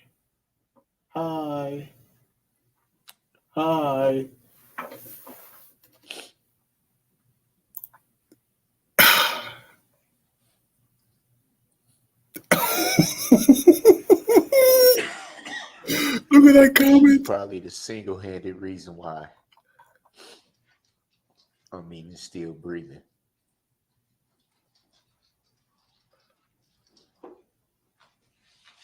She's such a light in my life.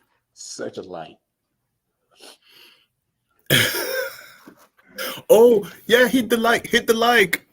Look at me forgetting the YouTube rules. Hit the like. Thanks. Thank you.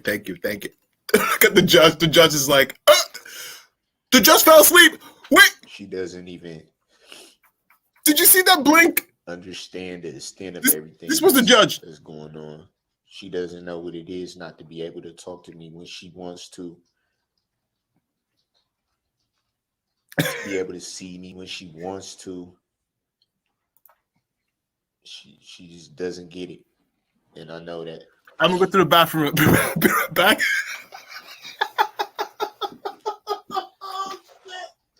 I mean, poop. And I'm mindful that there are people in this community that feel the same exact way.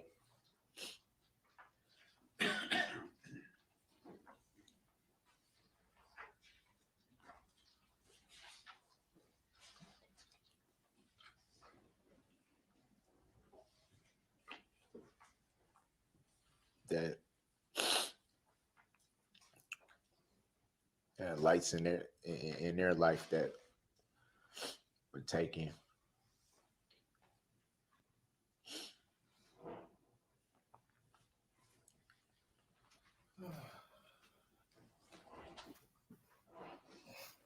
So without being insensitive to that, I'll move past that. I just want to tell my baby girl that I love her. I love you, Missy. Bye, Missy.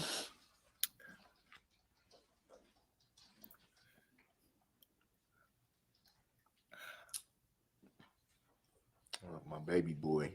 I want to highlight that comment, Darrell Brooks. Bye, Missy. Look what your dad did, Missy. Born in June. You're only 8-year-old, Missy. Not being here. Look what your dad did, Missy, to another 8-year-old, Missy. Mm-hmm. his mother, Quita.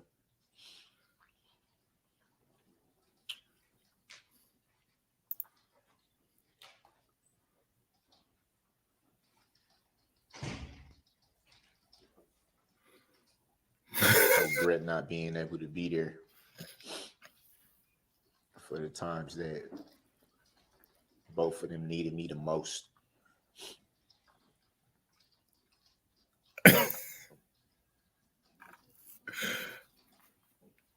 It's not an easy thing for a woman to go through a pregnancy with virtually no help.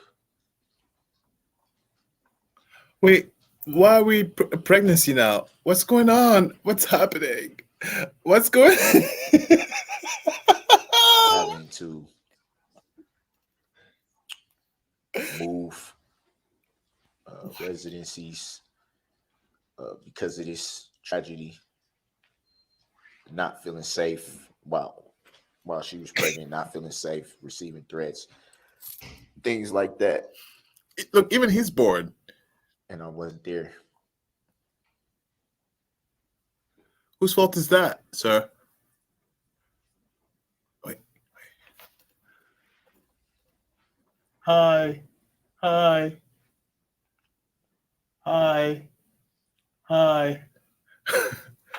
I'm talking to I him. know what it's like to Look at the judge. the birth of your children and see them born and cut the umbilical cord and to do all those things. I've done that.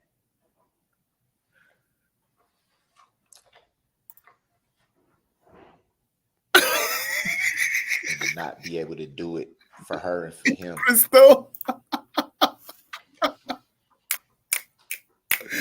Crystal.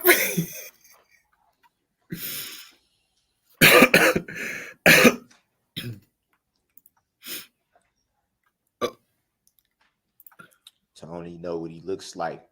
Okay. Because pictures. Whose fault is that, sir?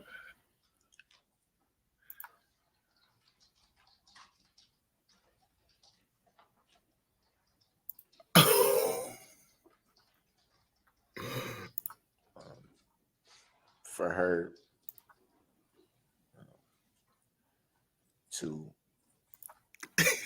not feel safe to be in the city or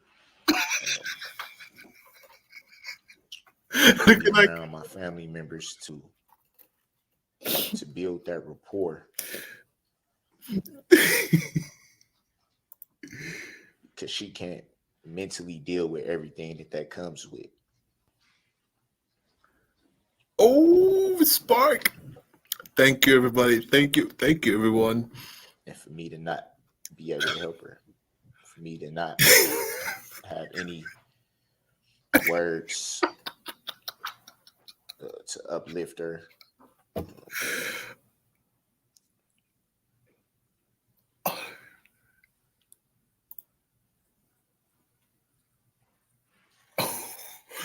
You guys are the best, by the way. I agree. I agree. What? Who are we? We're amazing. Her expressing her anger to me.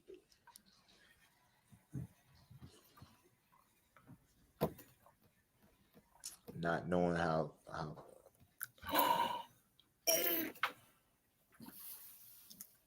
everything would go. I'm hungry. I'm hungry. Hungry. Hungry. Hungry.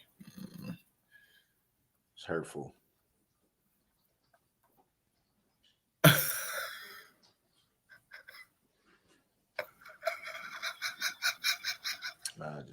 I want her to know. Ooh, I have wine. Hey. I believe God has a Wine in a plan while. for everything. Can I drink wine on the stream? Is that? Oh, if I put it in a cup, that's fine. It's coffee. Yes. It's about doing the best you can inside of God's will. I'll tell Chris to give me wine. Say what you want about me. And we do. I'm not gonna walk away from my children. Oh, really? Oh, really? I refuse to walk away from my children. Oh. Oh. Oh, I'm gonna get a drink. I love all four of you.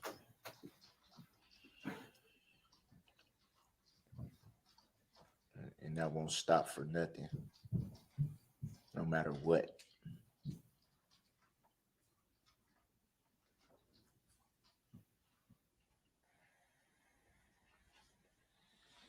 A lot of reference yesterday was made about death.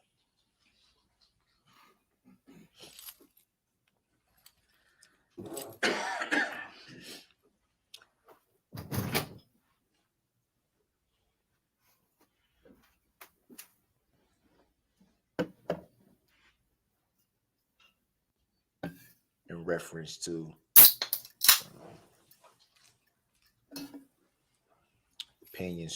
opinions towards myself.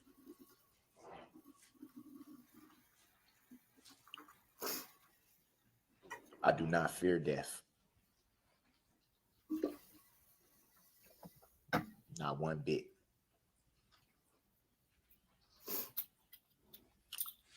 I do not fear death because I'm in Christ.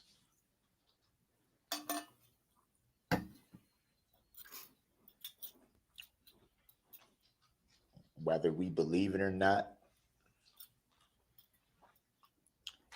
at some point, we all have a date. Everyone on this planet has a date.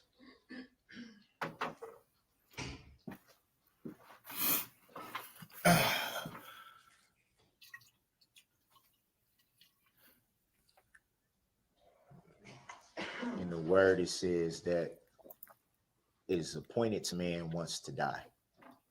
Why he keeps referring to death stuff because he wants us to believe that he's going to off himself. So therefore, The way I we see have it, to it's be nice to inevitable. him. So I fear it. No, he's not going to commit the self-infliction. No, he's not. No, he's not. Please, he loves his life I'm too much. 1,000,000% confident in where I'm going when this is all over. 1,000,000% confident. Where are you going, sir? Regardless of what anyone thinks or says, I'm 1,000,000% confident in where I'm going. He needs to have the last laugh, right? Okay. Okay.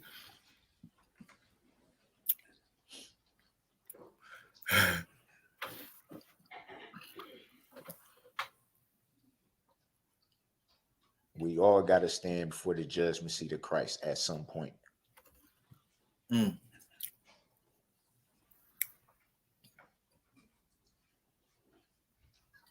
All of us. Sally. Nobody's any better than the next person.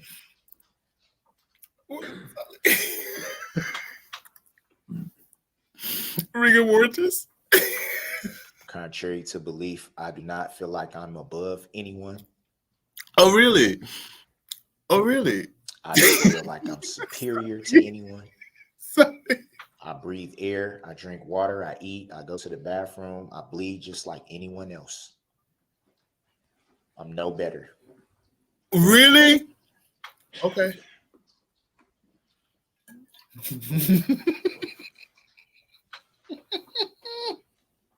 I'm a Sally, human being. I'm not a monster. Sally brought it down.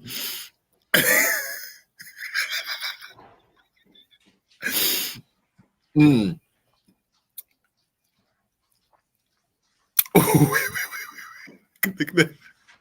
I'm a human being that's been trying to figure out for 35 years. Since 4 years old. Because he's 39. So since 5 years old, he's trying to figure it out. Let's see. Let's see what a 5-year-old is trying to figure out. Questions that I've never got the answer to. Mm-hmm. Mm-hmm. Mm-hmm. Mm-hmm. Yes. Mm-hmm. Mm-hmm. That's it.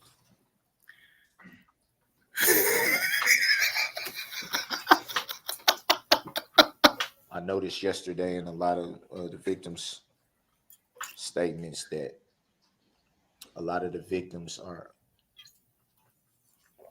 A what? Going through the healing process. Yes. Sally. Sally. Go Believe it or not, I've prayed for all victims, family members for a year now to be able to make it through that process. Look. But it is a process. It Sally's on the won't roll. happen overnight.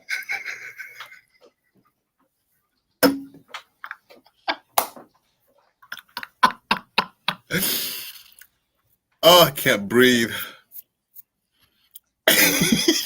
There was a big question of if I was paying attention. Look at this one. You know, this part of the third, which I won't really get into. I definitely was paying attention. I lost. I'm not paying. I lost track. I don't know what he's And talking I heard about. in a lot of those statements, people that were having their own mental health issues. Some recognizing what it was, others not so much. But that's what it was. A lot of things that What? you just can't quite wrap your head around. Olivia. Can't. I can't. I want to taste it. I want to Believe it or taste it. Sally's coming. Sally's coming to the cookout. You're Oh, talking Sally. to someone that's dealt with those same types of questions for a long time. Look at that mess. Questioning life itself. Yes, little Questioning. country. What's the point of being here? To go through all this pain, to go through all the doubts, feelings of inadequacy I can relate to firsthand.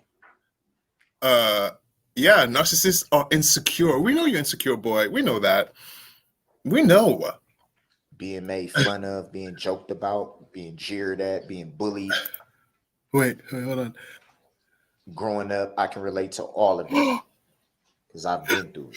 Wait, the judge and prosecution asked to go to the other court. So the judge is not listening? Is the judge not there? Oh, he's talking to a wall. Not knowing if you even want to Is it? wake up after you No go to sleep. way. I've been through that. No. Can you guys confirm is the judge still there? Because if the judge left the courtroom, I am Wondering I'm if you'll even fainting. be missed I'm when you're fainting. gone. If the judge is not there, I am fainting. Oh, that was a joke. Oh, okay. Oh, okay. All right. Sorry. Oh, The Sheila. weirdest hours of the morning, just sitting up and just finding something to stare at.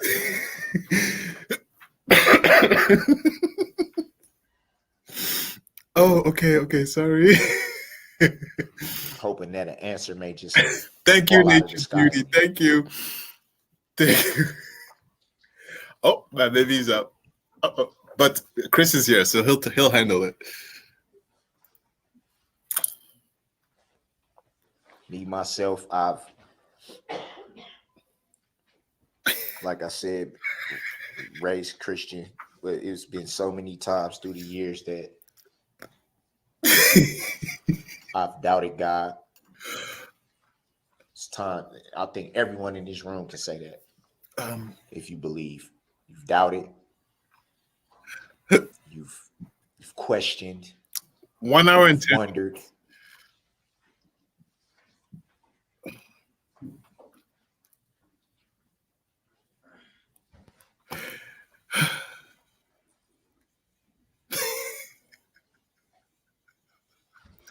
Been in situations that Help. just can't figure out why. How did I get here? What did I miss? What didn't I catch? What didn't I see? This is not for us to decide. How did it ever get to this? You go to your cell and you figure that out. How did it ever end up with this? Hey, look, Darrell, now you never have to worry about a hot meal ever again. Yeah. At some point, we've all been in that position. Obviously, in my shoes, it's a little different. Oh.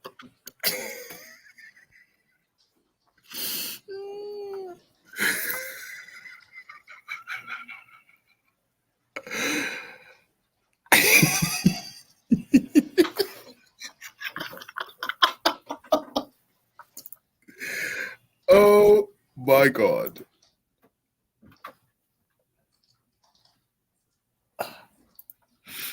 I said before. Happy birthday. Happy birthday. For the people that happy birthday. Happy birthday. Don't have any understanding. I can't sit here and be what people would want me to be. The comments are taking me out. I can't even breathe. I can't even breathe. We're all individuals. We all. Every time I catch my breath, I see another comment. This one. Have our own ways of looking at things. And my God. We all look at that. Have our own personalities or whatnot. That's what makes us unique. Oh my God. Our individualism. How one person may react to something, another person may feel the same exact way. Yes, Connie. But probably not. Too late. Sally. Too people late. Can agree. Look, Sally did it again. On certain things and still have a different approach.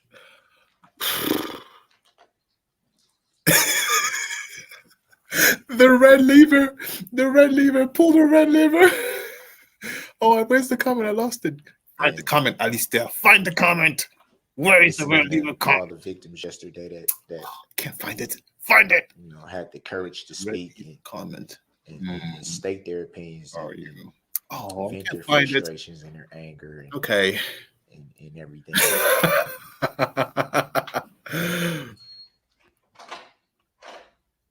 Someone left the court. You heard a lot of. You heard that door? What should have been done, what could have been done, as far as to the remorse. I apologize for not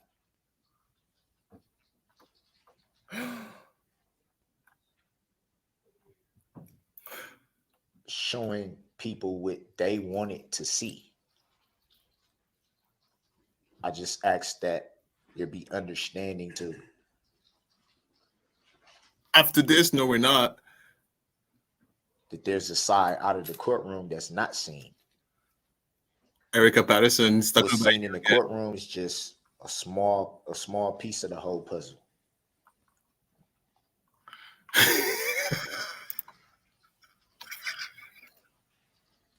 just a fraction.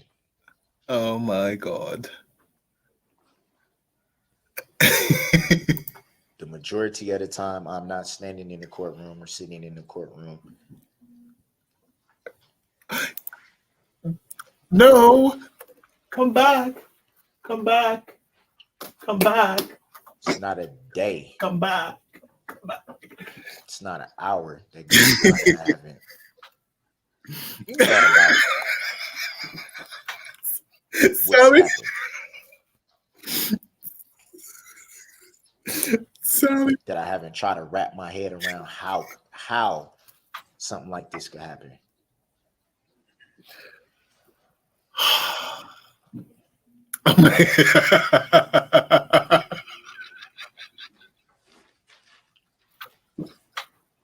A German pot. Where I haven't thought about the pain that you all are in. Oh my God.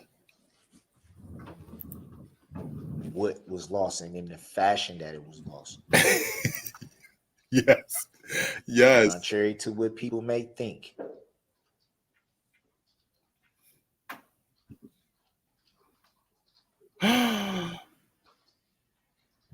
Look, she just looked at her watch.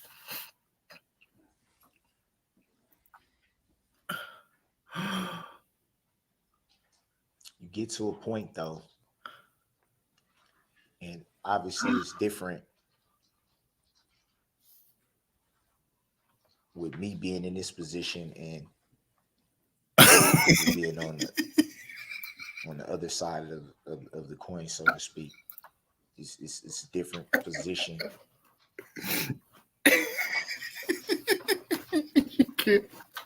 On my end, you get to a point. It's funny. This is funny. To where you just you're just tired. Really, sir? I'm exhausted. You get to a point where guilty. You've cried all the tears you can cry. You've prayed all the prayers you can pray. Guys, you never stop praying. I feel special. Sorry. It's repetitive at this point. You get to a point where you're completely drained. You don't know what else you have to give. What the fuck, Darrell Brooks? Stop. Oh, Lizzie.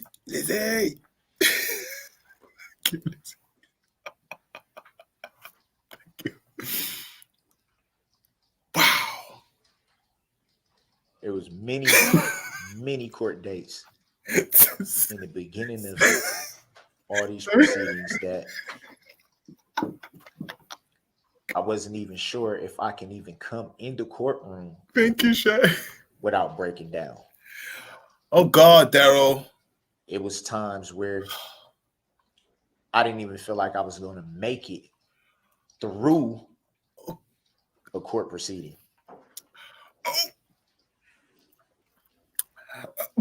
When I did have representation, it was times where I told my representation, no, I don't. You don't want. That wasn't because I just didn't want to come in the courtroom. It was because mentally I could not handle it. I couldn't.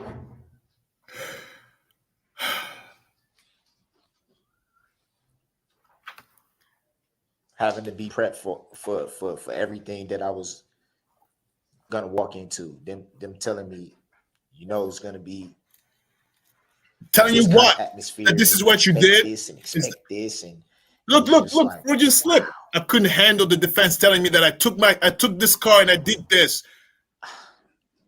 How am I gonna do this? Because you can't. I don't know. We don't even know why you did all this. Well, we know. I want everyone to know, though. I don't want to know. You walk out of the courtroom and the cameras aren't rolling anymore. What, you cry? You don't have the world looking at you anymore. No, we're looking at you. We're looking at you, sir. We're looking. That's when you can feel like you're human again. Oh, no, you're not human. You can. Go back to your cell. No, you can't. Drop your tears. Of course not. Pray. Yeah, no, yeah. What else? Punch your mat if you're frustrated. Okay. Well, at least it's not a woman, isn't it? What a dumbbell. Okay, wait. Focus. Off. Whatever you may choose to do. What did I miss in the comments? Oh! And I wonder how. Sorry. Things would be different if the cameras was rolling then. Thank you. I'm so behind. Hold on. When we remove all this courtroom, how would it be then? Help us.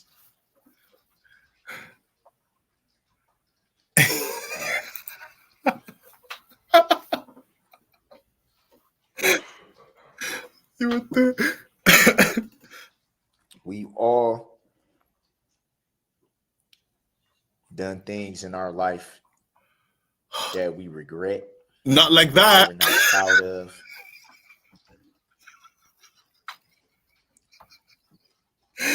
That we don't know what we were thinking. Wait. Look at her face. There was a funny comment. Wait, where are you? Oh, there it is.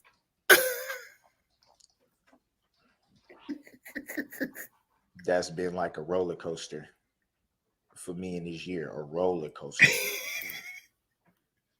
And obviously, just everyday life, some days are better than others. That's just life in general. Some days are just better than other days.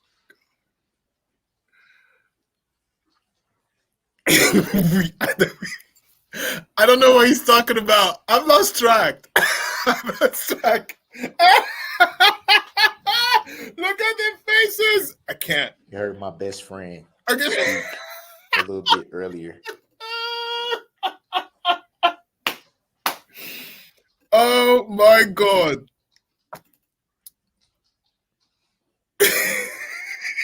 About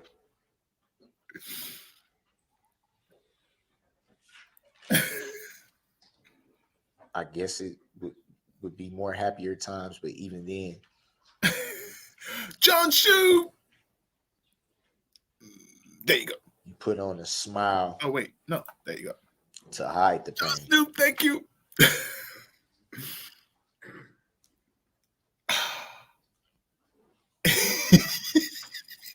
Long before November 21st, 2021, long before that day,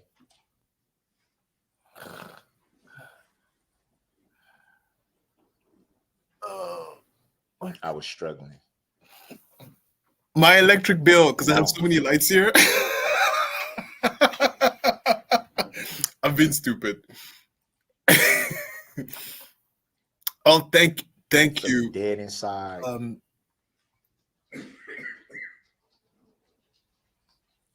Then feeling hopeful. Then feeling depressed. Then feeling happy. Then feeling upset. Just up and down, up and down, up and down, up and down, up and down.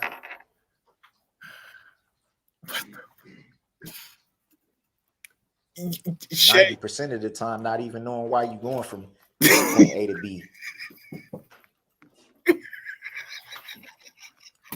Why is it going like this? Oh my God. So I think you Dee said thank do you. a lot of things to numb that. Some people Oh. have different things that help them numb it. Some people turn to drugs. Some people turn to alcohol. Some people Oh my turn to God. many different things. I can't breathe. Some people isolate themselves. Some people, Be diesel. however you deal with it, it's how you deal with it. At that point in my life, I chose to put up a front. No one seen me for how I truly felt, then there would be no questions. You see someone and they always have an upbeat appearance or seem to be smiling or seem to be in a joyful mood. There's no reason to quit. Like, what is there a question?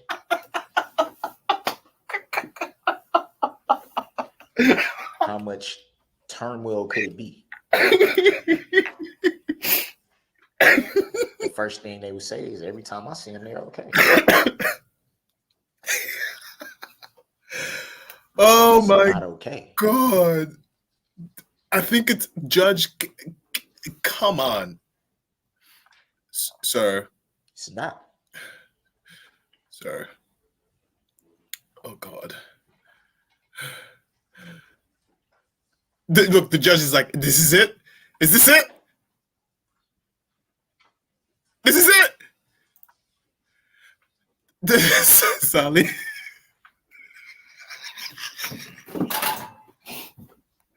Oh my God, that's so funny. What did I do? But I do believe one thing, though. As long as you have breath in your body,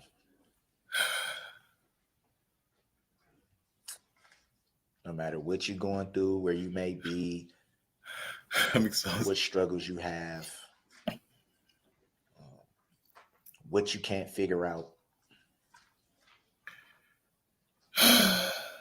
you have to find a way to press forward. You have to keep faith, and you have to press forward. I think the Apostle Paul said it best.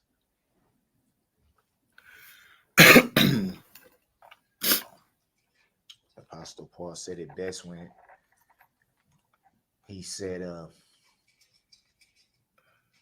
one thing I do, forgetting what's behind me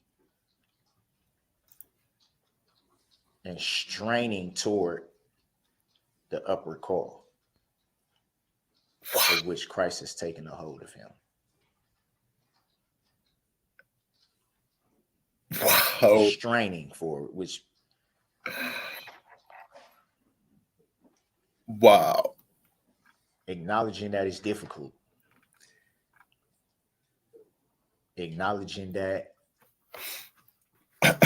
there'll be opposition, there'll be hurdles to jump, there'll be mountains to climb. It's not going to be easy. Acknowledging that by saying straining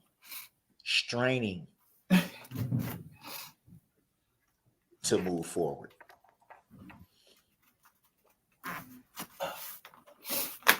Oops. There you go. Okay.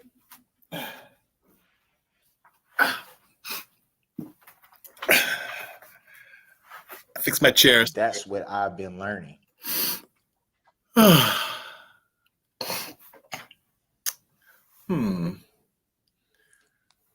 Is it frustrating that sometimes people mistake that for not caring? Yeah.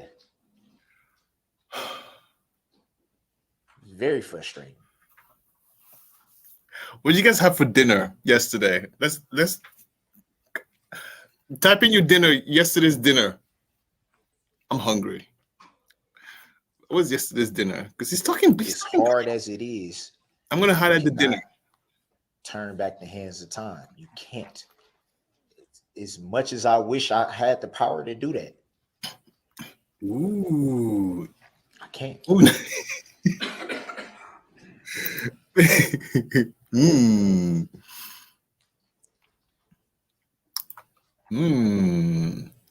So I have to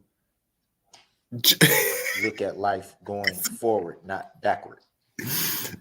I have to look at reality. Oh my God, that's funny. Thank you. Oh, thank you, Katrina. Oh, England, pounds, England.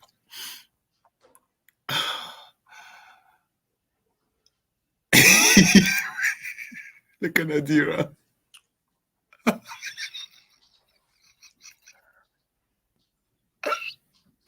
Shrimp and chips. I've moved past the actual tragedy of the day of November 21st, 2021, but I have not moved past uplifting this community in prayer, and I will continue Cassandra? until it's my time to pass on. I won't stop. Cassandra, you think? Uplifting the communities in prayer, the victims, the families. Regardless of how anyone feels, I will continue to pray for them because that's what I want my heart to reflect. And I don't want it to be misinterpreted what I'm saying by that, by saying I moved past the actual day. To clarify that so there's no misconception, it's that none of us can go back and change what happened. Sorry. We can't. But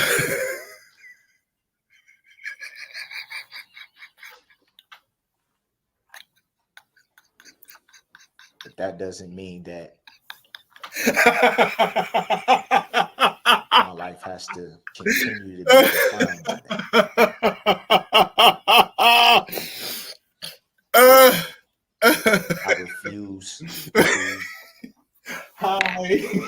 continue to live at that time because that time is past.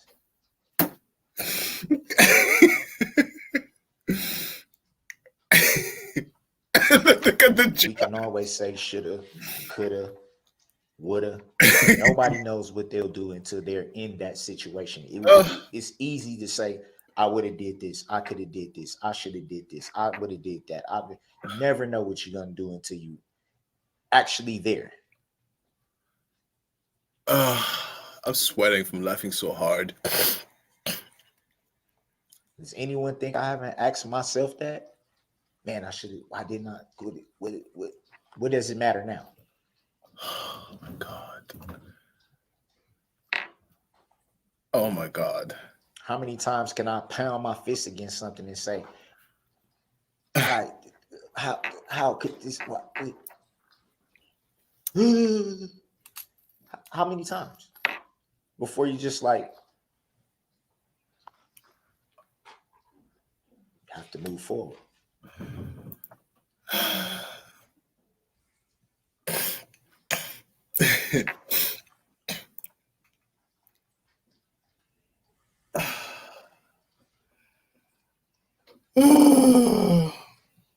Forgiveness.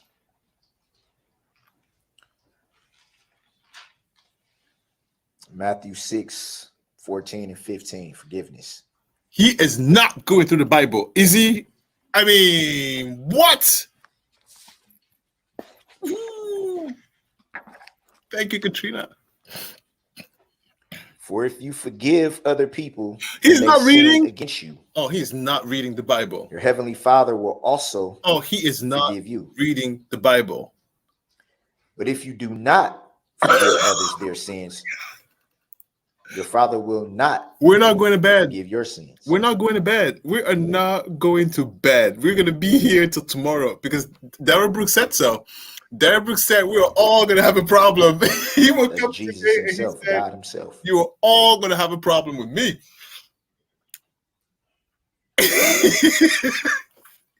What a jerk. What no a fingers jerk. towards anyone in judgment to say, how could you say this and how? What? Like I said before. You know. Oh crap! This is funny. Okay. Yes, let's do a poll.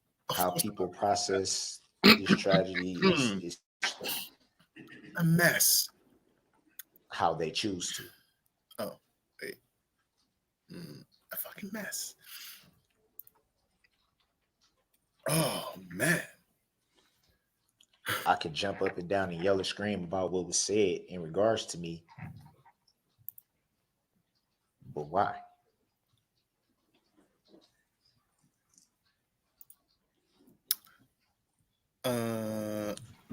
Everyone has to make their own peace with God. And that's what I've done. Regardless to what people think, I've done it.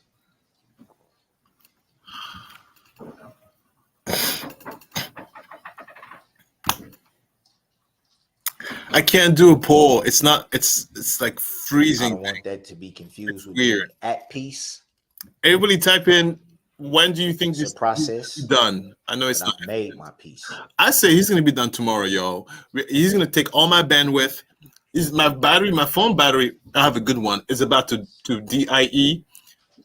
Lights will shut off. Is the only reason why I made the comment that I have a clear conscience. It was Friday.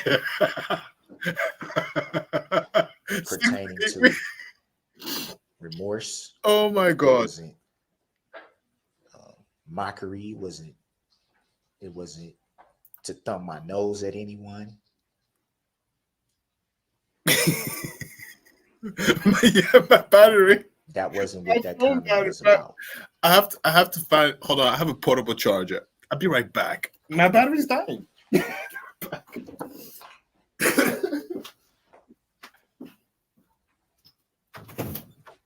Oh.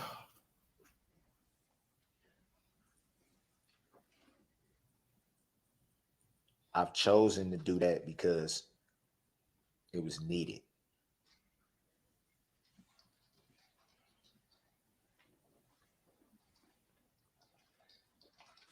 it's easy to lose your way in the world because the world is, as we all know, it's a big place. All types of things are out there. All types of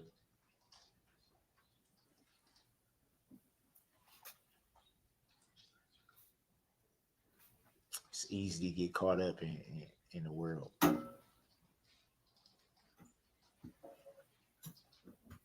I can't, and I refuse to live the rest of my life trying to please other people.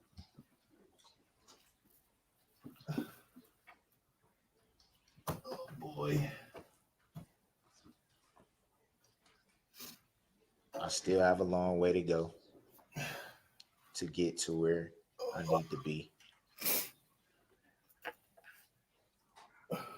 But my life now is about pleasing God. It's about what he wants, not what I want. It's about what he wants, not what everybody else wants.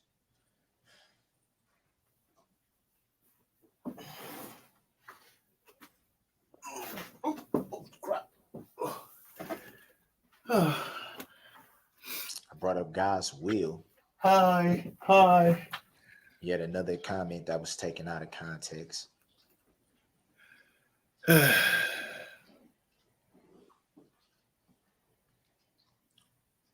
comment that again was not meant in a disrespectful manner in any way. Yep. Was not meant to thumb my nose at anyone in any way.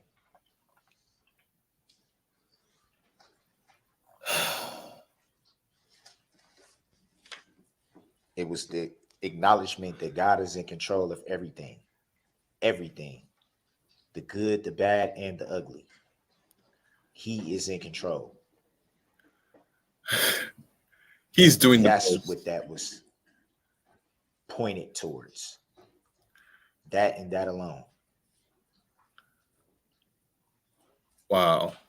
For those of us who do believe, we always been taught that God, his ways, not ours.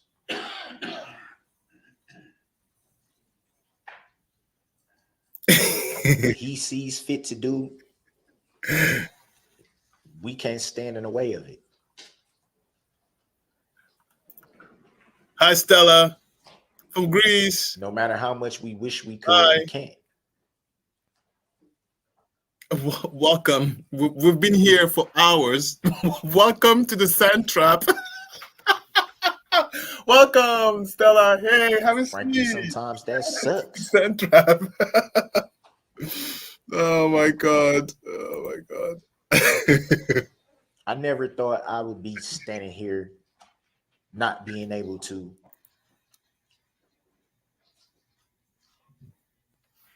enjoy a time with my family that anyone would enjoy with their family.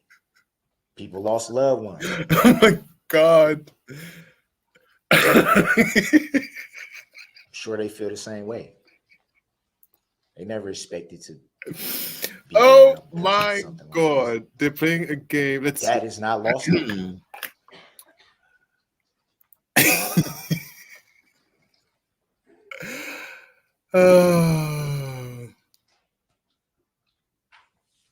To suggest that I don't care.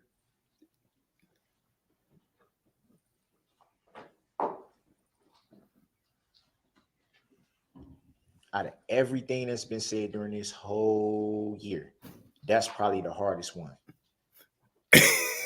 to digest.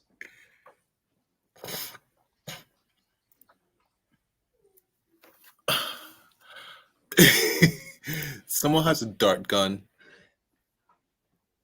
To suggest that I'm heartless.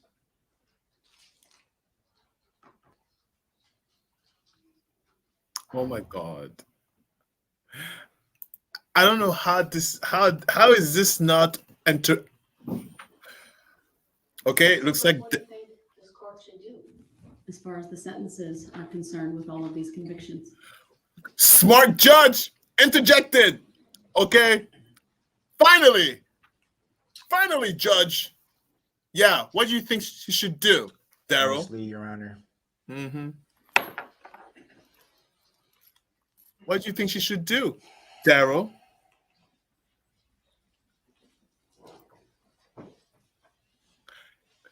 I want to go to and I school. don't want.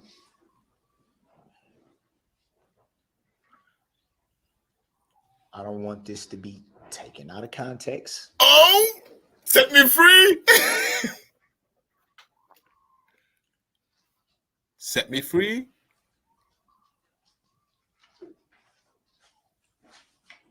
I believe I should be able to go home and get mental treatment.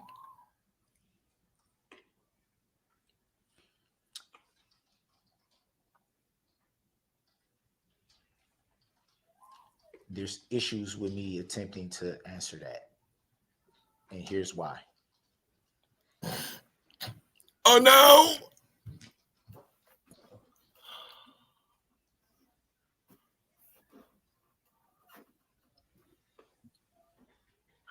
I'm still confused As to why you're there?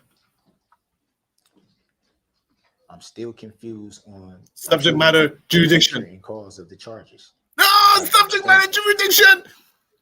I can't breathe. I mean, I can. I also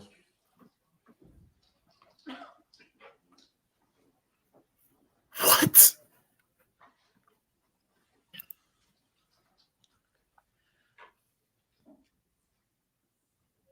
What? I also believe a decision was already made before we even got here. And What? I could be wrong. That's not a shot. It's not a slight in any way towards Your Honor. It's not. And I don't want that to be taken out of context as well.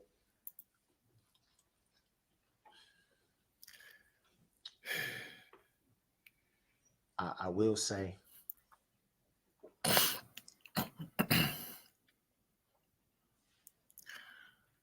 Yeah.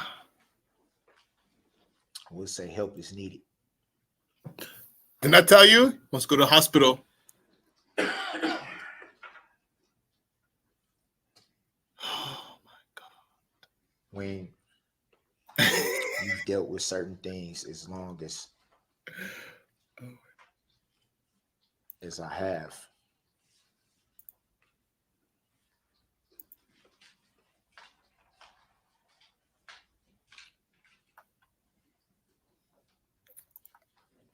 we have so many questions about where to start.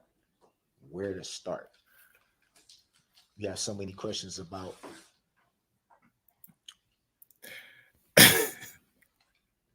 what can give you the help you need.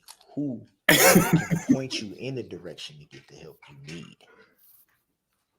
There's so many things that. Oh my God. Oh my don't know where to start at. Judge, fight back. Judge, fight back. No. He can't even look. He can't even argue for freedom. Your Honor, Set me free. Set me free.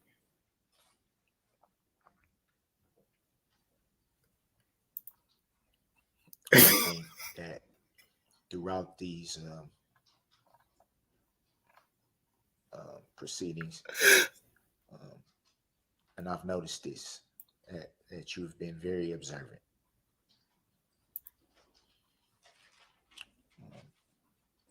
Oh my God. You've been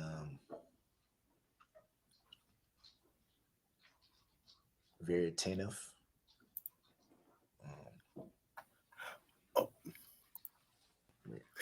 Thank you, regardless Barbara. of me being frustrated with some of the things that has been. I can't do anything but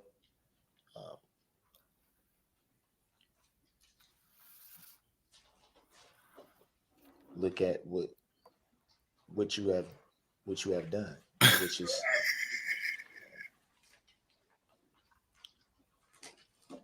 you have I can't. Been very, very keen. I believe that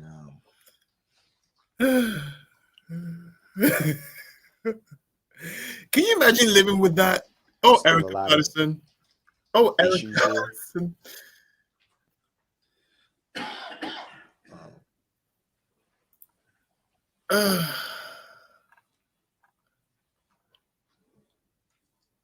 I believe that because of the issues I have, sometimes I may have said things that you probably didn't really understand what I was meaning by it.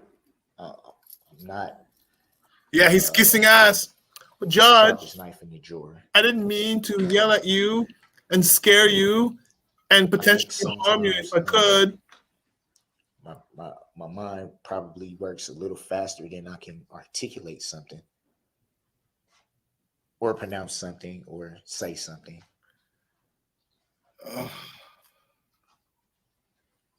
Obviously, it would be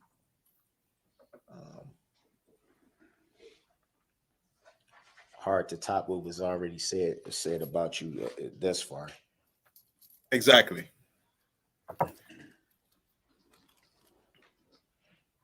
You've gotten an incredible amount, a credible amount of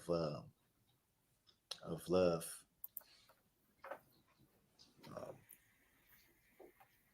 for your job in this matter. Some even say superhero.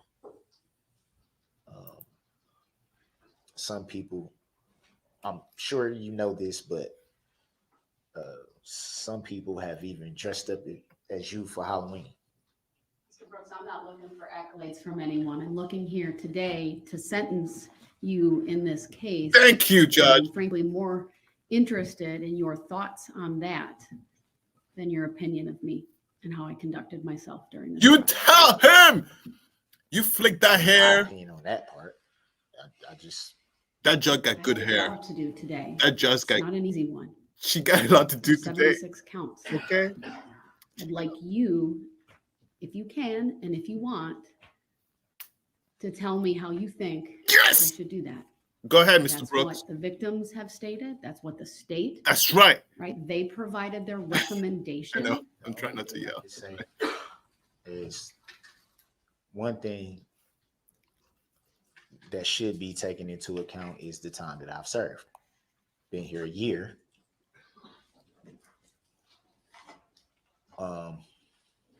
Thank you, Erica. Thank you. That would pretty much negate count 76.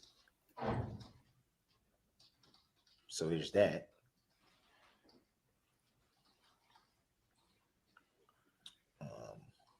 Is he arguing for 1 year?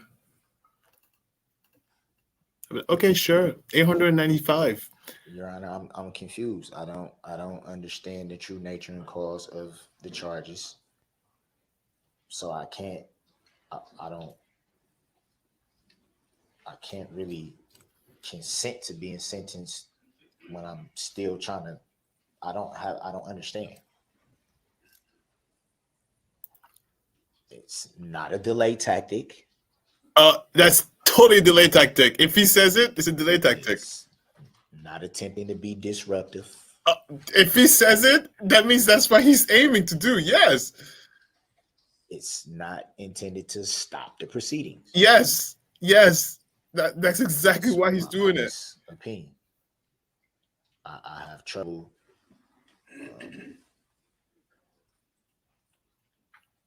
with comprehension.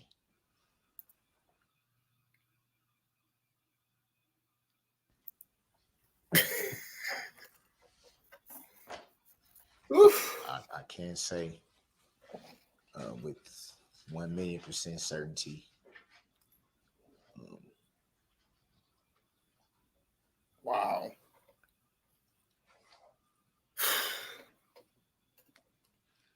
That everything as far as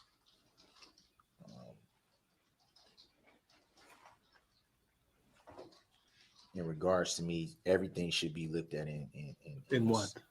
Totality.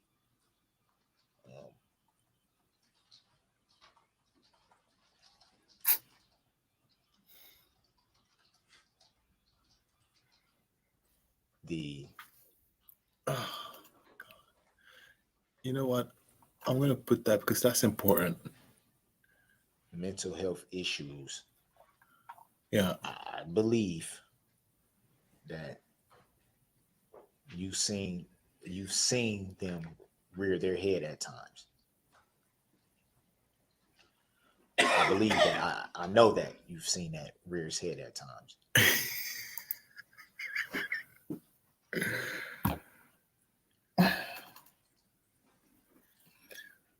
I also believe that Wow.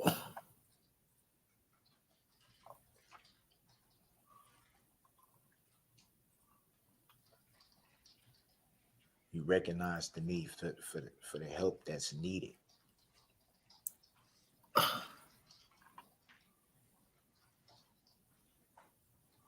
You've seen things as far back as my childhood. Yeah, just got good hair.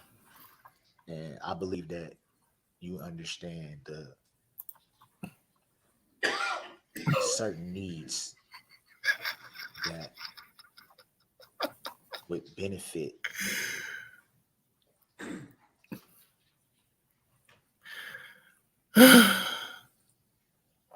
where to start. Me, myself, I don't know. There's so many issues that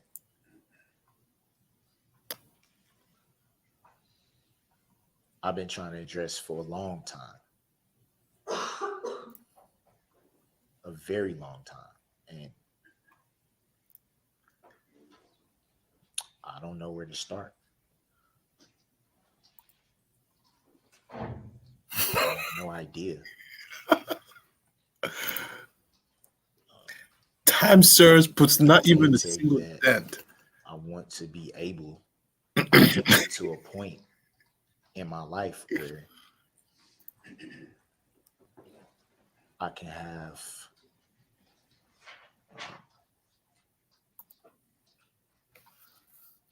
the ability to recognize before it happens, when something could become out of control, before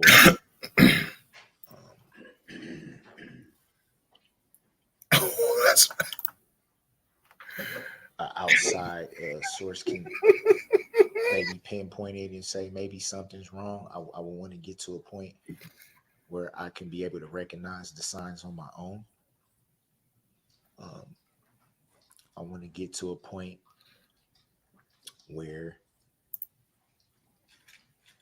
I don't have a mind that's jumping back and forth and all over the place, and these moves that go from here to here to here to here to here to here to here, and then it's like, oh, I'm cool, and then it's here to here to here to here. I want to get to a place where I can combat that. This, Your Honor, this has not been easy. all about him. Not just this, but life in general. It has not been easy. All about him. It's not easy to wake up every day and try to Who cares? figure out how to stay grounded, or how to stay in a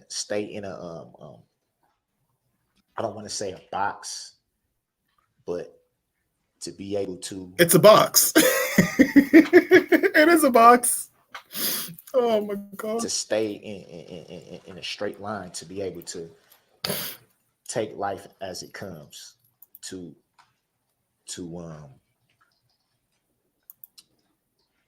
not only be able to cope with things. Things are going to happen. Problems happen. Oh my God. Life itself isn't easy. Hey, Don. Hi, Don. I want to get to a point, Your Honor, where I can Are you listening, Don? Look at your son, Don. be able to say, okay, it's Good okay. family. Mm-hmm. Great family. It's okay.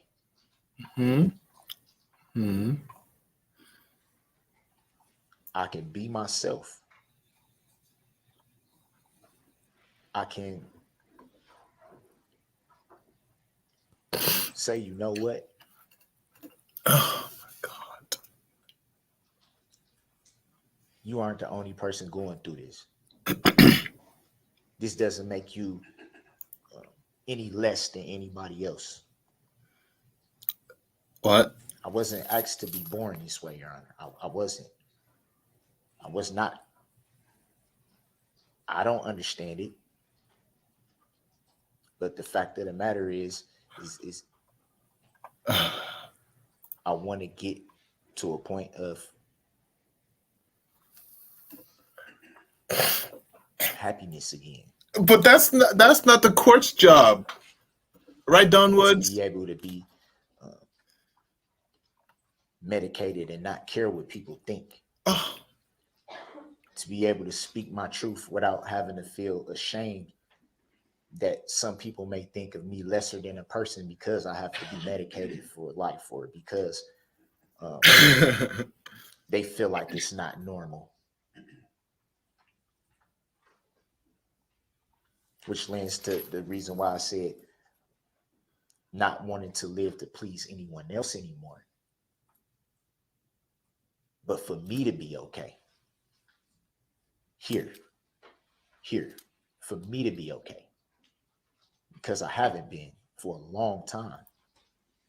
I'm tired. I'm tired, Your Honor. I'm tired.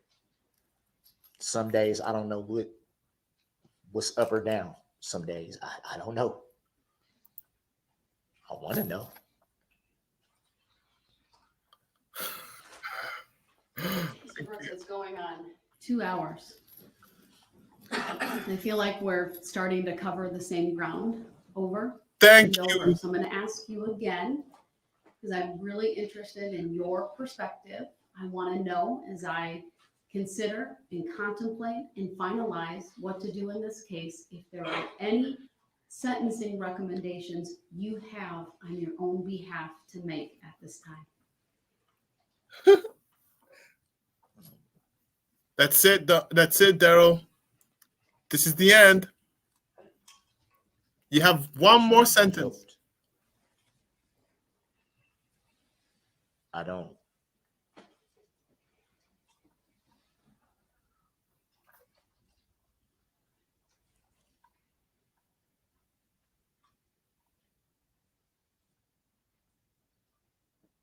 I don't want to live with inside this pain anymore. I know that's probably not the answer you're looking for.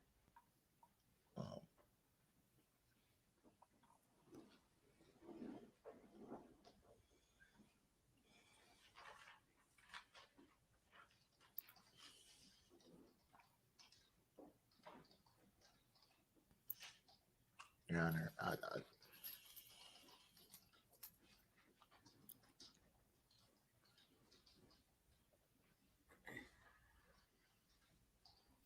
really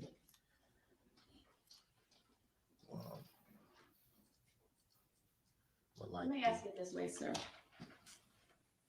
6 of these counts that you have been convicted of are intentional homicide charges. The options for the court are very limited. Life without the possibility of extended supervision. Life with the possibility of extended supervision as early as 20 years, that's the statute. And third, anything in between. And then lastly, related to that, there's an enhancer of 5 years for each count based upon the jury answering that special verdict question: did you commit the offense of intentional homicide by using a dangerous weapon? Thoughts on that? You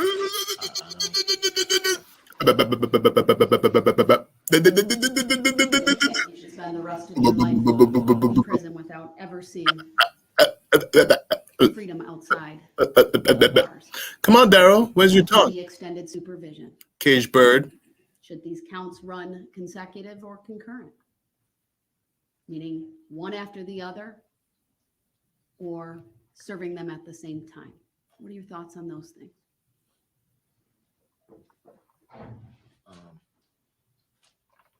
I didn't understand everything you said, but I did.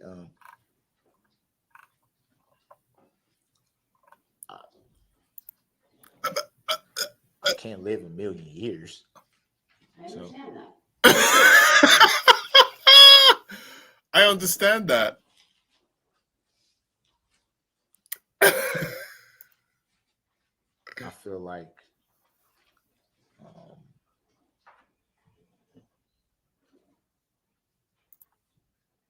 I should be able to go somewhere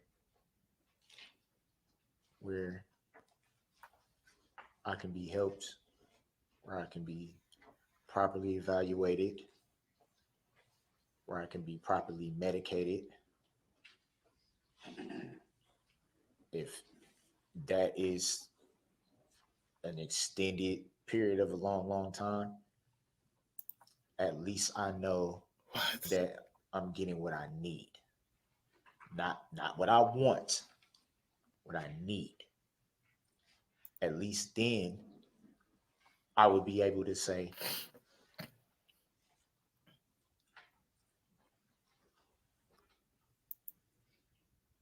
it's okay.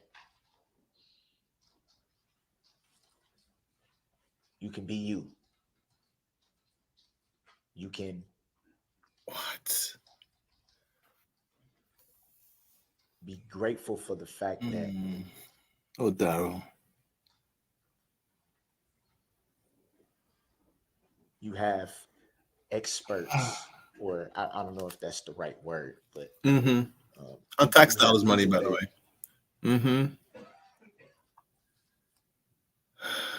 Know exactly what to do, that recognize exactly what needs to be done and what should be done.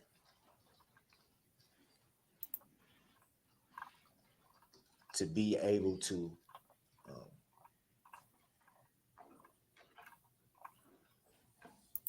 like I said, be properly medicated, which is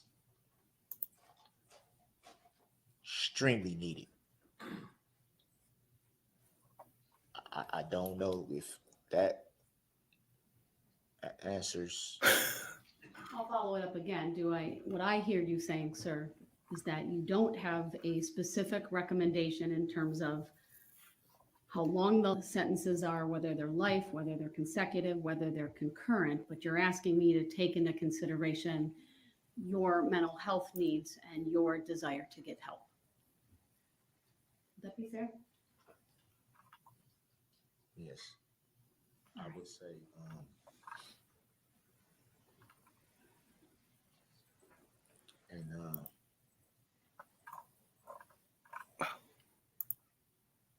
Thank you, stickers. And I think it should be what you said. What was the term you used? The extended supervision term, or consecutive versus concurrent? Yeah, the concurrent. Right. Serving sentences at the same time versus consecutive, one after the other. It doesn't matter. It's life without parole or whatever. 6 life, 1 life. All together. Does it matter? Darrell, doesn't matter. Darrell. My main thing is, like I said, regardless, is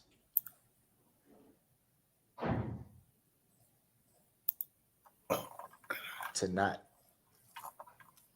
just be placed somewhere and just forgotten about. No, that's exactly what we're gonna do. That doesn't help. Yes, I'm gonna do one and break. Obviously, I don't know things down. How that all works.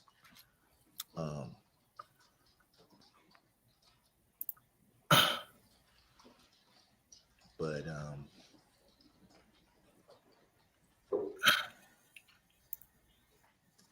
I know that it would greatly benefit me to be able to be somewhere where, like I said, I can properly evaluate it and medicate it with the things that I need. It could be something that I haven't even discovered yet, or not me myself, but it can be something that may be way near that could have helped me years ago that I probably wouldn't never have known up until this point, that could have immensely helped. I want the, I want the opportunity. Again, I think we're starting to repeat some of these topics that you've covered, and I understand what you're saying. And I want to beat this. I want to beat this. I I want the understand. opportunity to beat it, to show that it can be beat. What? I don't have to live like, What? you know. I want to show that This is the poster child, guys. regardless of According to him. anything, What? that What? there is still hope. I want to be able to show my children that regardless, Your kids don't even. Oh my God. Oh my God. you can rise up. Oh my God. You don't have to. You I believe I The judge. understand and comprehend Hey, I get your it. desire to have your mental health issues Oh, addressed so mad. and met. Comment. You've stated that multiple times. I understand that. I can certainly address that in my sentencing remarks here today. At this time, it's been over 2 hours. I appreciate all of the words you've said here today and the fact that you've, made a statement. I apologize for the length. I didn't even Shut. It's not about the realize. time. It's okay. But at this time, I would like to take about a just shy of 20-minute break, come back at 20? 10 p.m. Judge. and start my portion of the sentencing, Oh, my sentencing 20 remarks of minutes. the sentence. So at this time, we will be in recess until 3 p.m. Thank you, everyone. Listen to me. Listen to me. He wore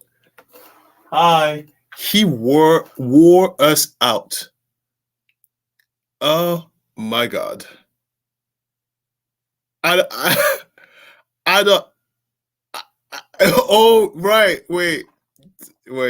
Melamo, you're right. She needs a bathroom break. Wow. I was getting so tired at one point. So in 20 minutes, we get to see his face when he gets taken and clanks. What a mess. What a mess. Oh. Yes. Oh my God. Okay, wait. So I want to take this time really quickly because I am a one-man show. So I'm trying to look out for trolls, look out for inappropriate comments, and pay attention to what they're saying. And I like to highlight, like obviously I was laughing a lot because your comments are giving me life. Do you understand? Do you understand how it is so funny? So funny. And so I tried to click at the comment that's making me laugh. So I click. And then in the middle of that, I see really bad comments and I'm like, damn it. And I try to scroll back up to look for it. And there's always a delay. Anyway, yeah, I'm exhausted. Yeah, I need moderators for sure. Now I do want to take this time because there's some people that fell through the cracks, and I'm not even. I need to say thank you. I'm not even sure. Maybe I clicked on you, maybe I didn't. So I didn't even get the full name, but Teresa, whatever screen name that is, it's not the full name. Teresa something. Thank you. Ted something. Thank you. Spark. Oh, yeah, I said thank to Spark. Thank you. Fierce Nana. Thank you. And Sassy, thank you. Okay, because I knew you guys did the super sticker, but it got lost, and I was looking for it, and then I was like, look, if I keep looking for it, I'm gonna miss everything else. So I just wrote your names down, and then I just want to give you a shout out. Of course, press the like button, but Anybody, you guys want to take a break? Should we go take a pee break, a water break, and then come back? Maybe get like a smoke. Wait, YouTube, no, not take a stick in the mouth break. Should we do that? Like a good 2-3 minute break? No break. Okay. But isn't that something? Isn't that something what this guy was doing? Even in the middle of it, you know he got up and he wanted to stall. That was his goal. He was like, oh no. Today you're all gonna have a problem. Yeah, and actually, first of all, let me go look at my kid really quick. Just look at her face and use the bathroom and get some water. I just need to look at her face because it's been too long. Be right back.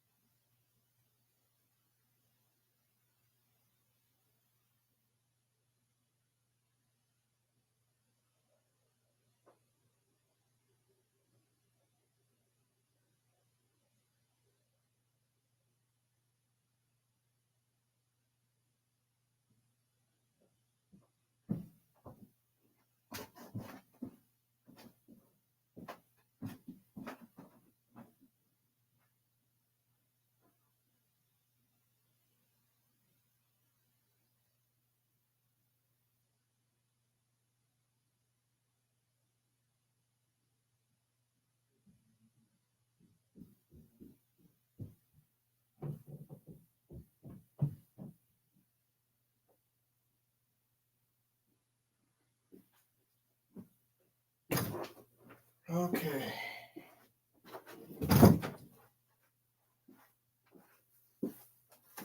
All right. I am back. Look what I got. So, I got old candy for Halloween because just in case we have to be here longer than necessary, so I can eat some candy. Candy is not in my diet, but sometimes you make exceptions. When you have Darrell Brooks testifying. You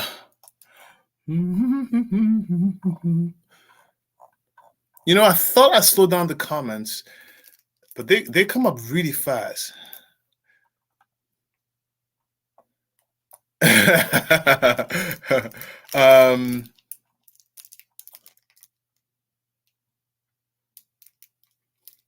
Right? Let me tell you something. It was brutal. He was very infuriating, this man. He knows what he was doing. He knows exactly what he was doing. 100%. Let me tell you something. Darrell is that kid in class that won't shut up. Although that was me. But I just wasn't crazy.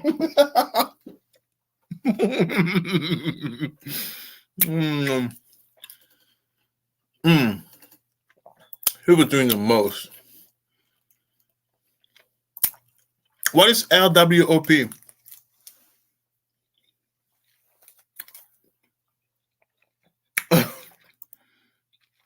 Yeah.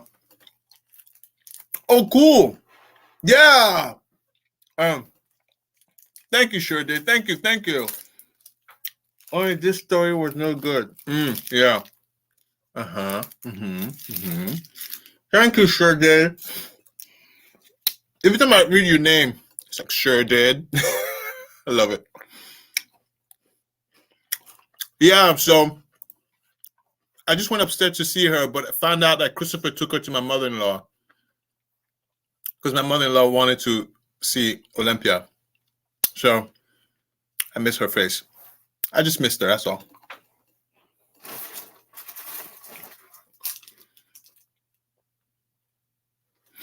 Very good point, actually. That's right. It's because I'm very comfortable in front of you guys. That's why. That's why. Normally I wouldn't do this. Okay, so I will sneak the food.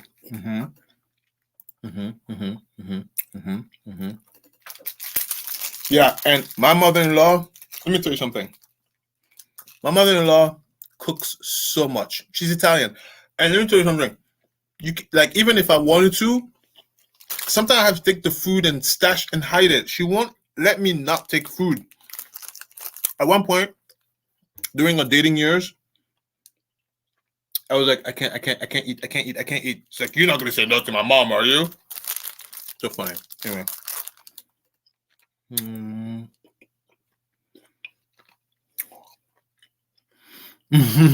Thank you. I exercise 7 days a week. Look, the thing that's compromising my life is my sleep, and which is not good. It's not healthy. I don't recommend it. But it's the only thing I'm able to negotiate with is not sleeping. Yeah, Nadira, yes. The judge is going to make an example out of this man. Oh, Lizzie Lou, thank you. Thank you. By the way, I appreciate all the super stickers. You know, I was thinking of using the all that stuff to improve my equipment here, so you guys can see firsthand where all your support is going through. You know, this is a very low tech operation. Okay, this is lowest tech than tech. All right, this is so low. It's so low. It's so low tech. It's such a mess.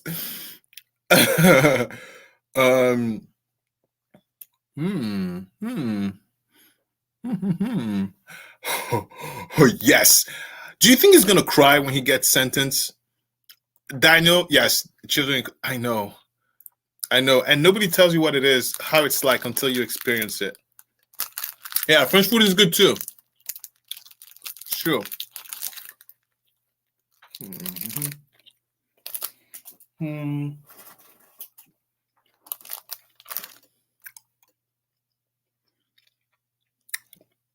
Oh, Ethiopian food is the bee's knees. So good. Cassandra, you took me out. Cassandra, you wore me out. You know, because the microphone is very loud here. So I have to be careful. I'm very loud. I'm loud. You guys know that. I have to be careful how loud I scream, because otherwise I'm going to blow your ears out. And oh, thank you, Nadira. Thank you. And so when you posted what you posted, I was about to scream.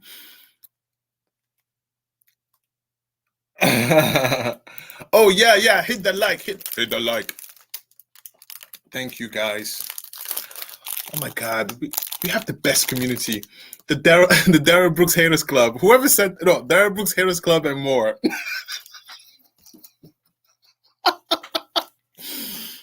That's so funny.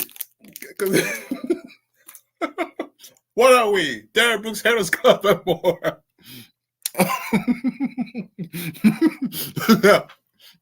Sally took me out too. Oh, no, it's gummy bears. Listen, it's sour. It's a sour gummy bears, but not the sour you're familiar with. It's like just a tint of acid, a little bit of acid. It gives it this like lemony taste to the gummies. It's delicious. Oh,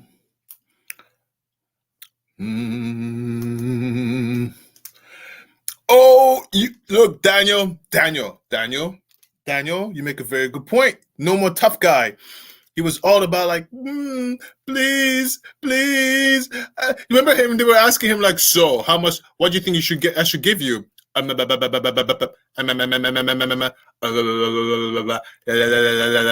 he wanted to say, let me go home, please, and take a shower. Oh yeah, sure, go home. Go home. This is just a loser.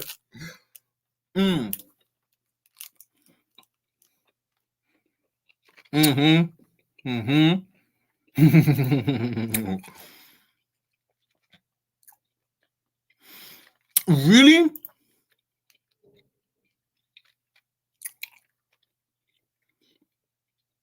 You know what? Hey, New York City Songman, because yesterday I had to go because I had to take on father duty for the rest of the day, so I didn't have the opportunity to be whatever. So, is that, can I see that online? Is that part of the closing statement? Whatever you mentioned, the fight. Yeah, I have what's that woman with the suitcase? Sarah Bone, she's next. Her trailer will be this weekend. I'm dropping the trailer this weekend of Sarah Bone. It's really funny. It's really funny. I'm such an idiot, right? It's very funny.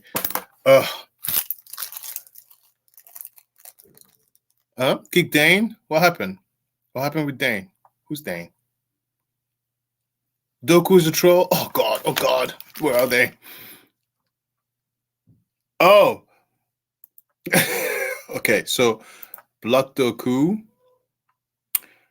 and Dane. He's got to get out of jail free. Okay, Dane, got it. And block. Thank you. Thank you. Guys, yeah, help me keep the eyeballs open, because I'm having such a good time that I'm not even paying attention to some of the stuff. I'm too busy laughing. Such an idiot. Anyway, oh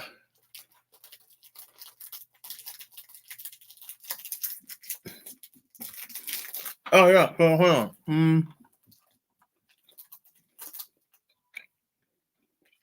Oh, I'm gonna Google that. Songman, after today's thing, I'm gonna go.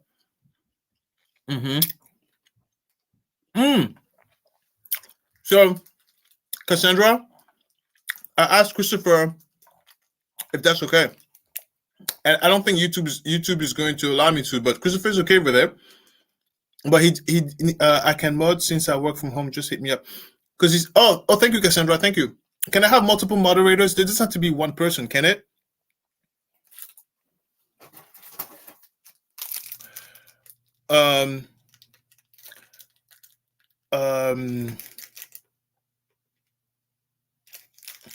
I know, right, Miss T? Miss T Taylor, baby.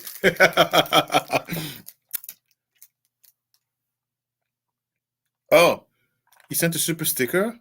Oh God, I'll stare. Did I highlight that? Oh my God, I'll stare. Oh, sorry.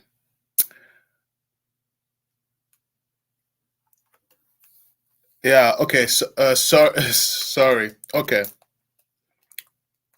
Yeah, the bailiff. Yeah. So I just need to make sure it's okay for YouTube, because it's a minor, so I need to make sure YouTube is okay with that, because Chris is okay with it. So I did ask. I just haven't had time to normally do what I normally do, because by the time, I do have chores, right? So even though I'm a dad and I'm doing this stuff, Christopher won't let me get away with not doing my chores. So I'm in charge of keeping the backyard and the yard clean, and and I have to keep vacuuming stuff. I gotta make sure baby bottles are clean. Yeah. So I'm literally working 6 jobs.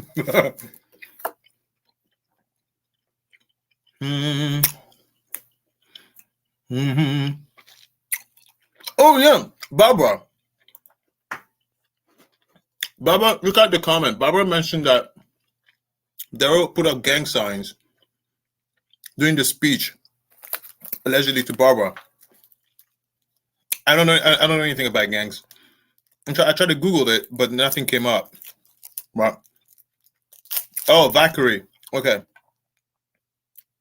Valkyrie said, "What was his chest padding supposed to tell us?" Oh, okay, no, that's separate. Yeah, chores, yuck. Yeah. Gotta do chores. Oh, you sent a link? Oh my God, I'll stare. Pay attention. Where did you send the link to?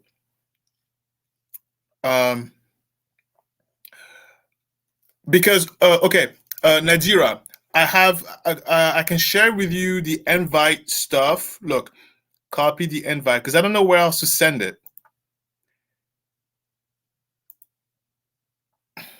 Dane, Troll, Dane. I thought I took a Dane out.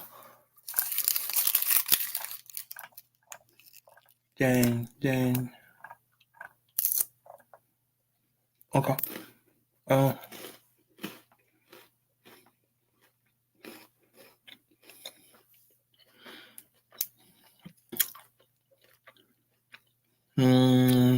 Barbara, yeah, Barbara, I hear you.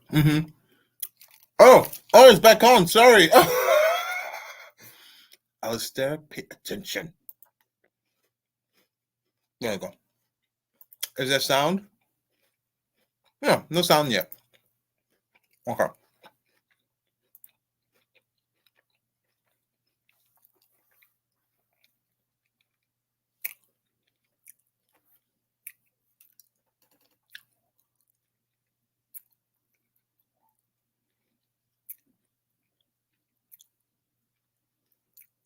Okay, no sound yet.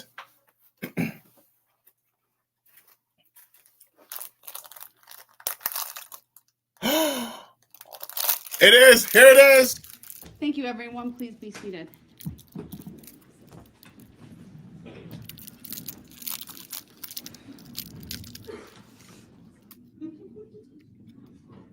All right, we are back on the record and state versus Brooks. Appearances are as they were before.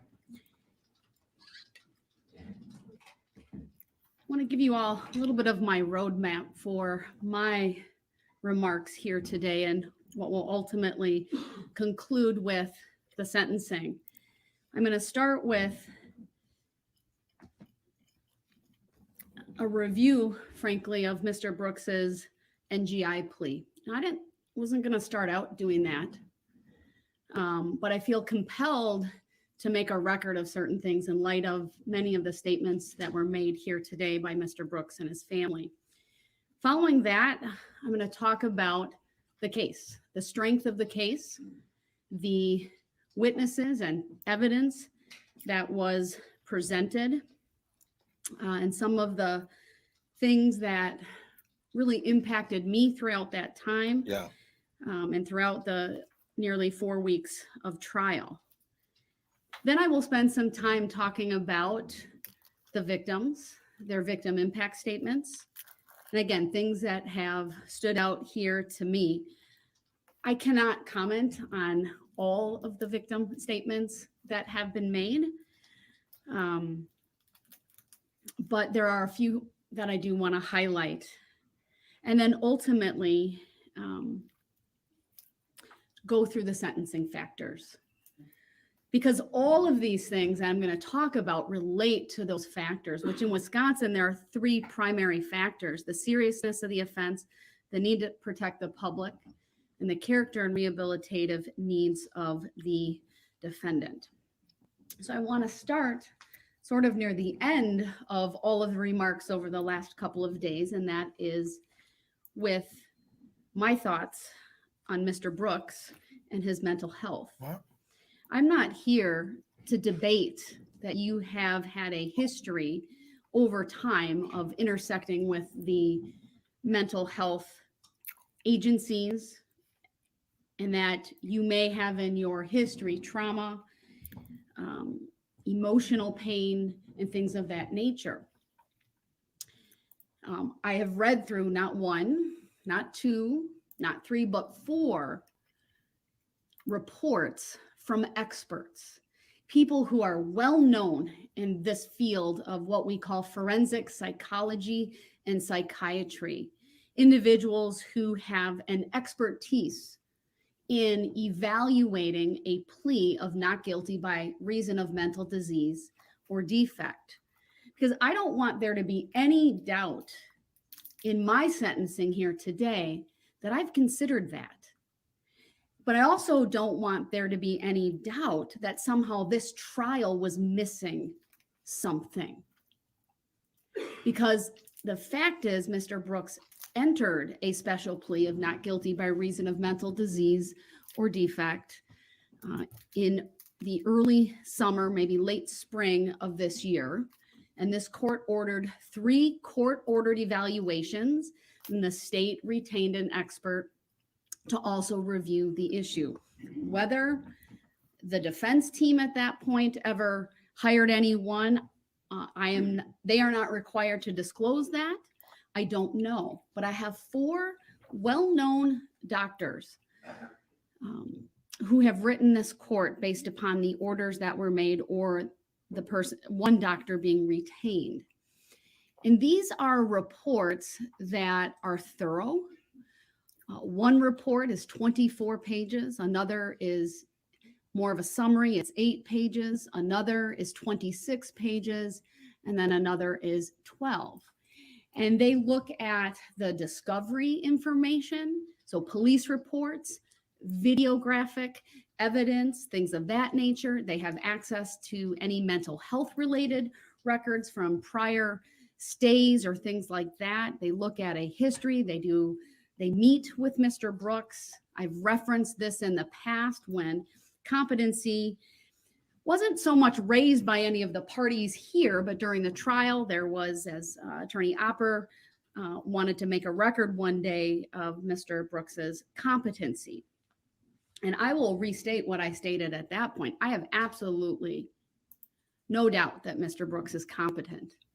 I'm obviously well-versed in the legal standard, but that is not something that this court was frankly ever concerned about at any point in time. I know that his attorneys, when he had attorneys, never raised the issue. And it was really only after the trial began that that issue was raised, I think, by the public based upon what they saw.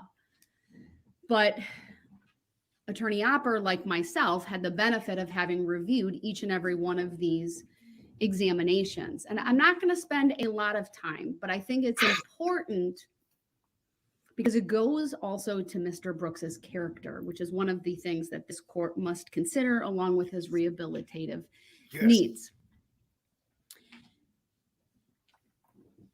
And I'm going to read parts of these evaluations so that you all understand the information that I have and why it is my opinion that mental health issues did not cause him to do what he did on November 21 of 2021, and frankly did not play a role. That's not to say that he wasn't diagnosed with something. I've referenced this previously, but that's an antisocial personality disorder. Thank you. And this is what one of the reports has to say. They've looked at one doctor indicated that there was available evidence to sustain a diagnosis of cannabis abuse, intoxication, antisocial personality disorder, adjustment disorder with mixed disturbance of emotions and conduct. And the reports go on to describe what those things are and that they may qualify as an abnormal condition of the mind substantially affecting mental or emotional processes, and thus as a mental disease or defect as broadly defined by the Wisconsin jury instructions. And that's at least as to the adjustment disorder. Cannabis abuse or intoxication would not. The diagnosis of antisocial personality disorder, and this is what the doctor said, reflects converging support of an underlying characterological disorder versus a major mental illness. In Mr. Brooks's case, I would note his history of disregarding the rights of others and conforming to societal norms, including in the forms of multiple acts of violence beginning in his youth, contacts with the criminal justice system, lack of remorse as indicated by being indifferent, rationalizing, etc. The doctor goes on that it's her understanding that this characterological condition would not qualify as a mental disease or defect as defined by the applicable statute, which also specifies that mental disease or defect does not include an abnormality manifested only by repeated criminal or otherwise antisocial conduct. Goes on to talk about her opinion regarding criminal non-responsibility. And the examiner rendered an opinion to a reasonable degree of professional certainty that there was not support for the defendant's special plea, that the facts at hand do not sustain a conclusion to a reasonable degree of professional certainty that because of symptoms of a mental disease or defect, Mr. Brooks was rendered to lack substantial capacity either to appreciate the wrongfulness of the alleged misconduct or conform his conduct to the requirements of the law at the time in question. In arriving at this opinion, the following considerations were significant to this examiner. While acknowledging Mr. Brooks' documented history of episodic contacts with mental health professionals beginning in adolescence, most of the time he has had such contacts or received mental health treatment when in custody. In effect, there is not a sustained, documented history of a diagnosed major mental illness for him predating the alleged offense or otherwise. Do you hear that, Don Woods? Looked at a psychiatric review from April of 2010. At that point, the defendant was determined to have no medically determinable impairment on which to qualify for disability benefits. The consultant who conducted the review noted that Mr. Brooks' claimed mental illness was not, quote, well established, quote, that the statements that he made at that point were not deemed credible, they were inconsistent and not verified by treatment providers in the community. Factor number 2, the defendant's history of violence beginning years predating the alleged offense is significant. He faced multiple prior domestic related charges. He was not permitted in his mother's home because of the history of violence. To be sure, the magnitude and lethality of Mr. Brooks's violence in the commission of the alleged offenses is more severe than what was previously known. However, the defendant's history of a pattern of violent behavior, coupled with other aspects of his history, and this case strongly suggests that his mental state, which produced the alleged offenses, was most fundamentally formed and fueled by contributions of his underlying characterological dysfunction, anger, and rage born of his conflict with his girlfriend moments before the Christmas parade tragedy. Patterson. The examiner considered Mr. Brooks's episodic endorsement of auditory hallucinations, including on clinical interview with the undersigned, meaning the examiner, and in a couple of recorded jail phone calls subsequent to his arrest. Wow. She said this, I am unaware of any objective corroboration that he presented either in the hours leading up to or following the alleged offenses as internally preoccupied or otherwise exhibiting signs of impaired reality, contact, or behavioral discontrol. To the contrary, the defendant's conduct within hours of the onset and moments following the alleged misconduct was organized, controlled, and purposeful. Yes. Moreover, he demonstrated the motivation and capacity to take efforts to evade detection and try to flee the immediate area of the parade carnage. She went on, I have considered the seemingly inexplicable nature and magnitude of the violence and mayhem wrought by the defendant's conduct on the day in question. He has caused 6 deaths, dozens of injuries, and terrorized hundreds of parade participants and thousands of spectators.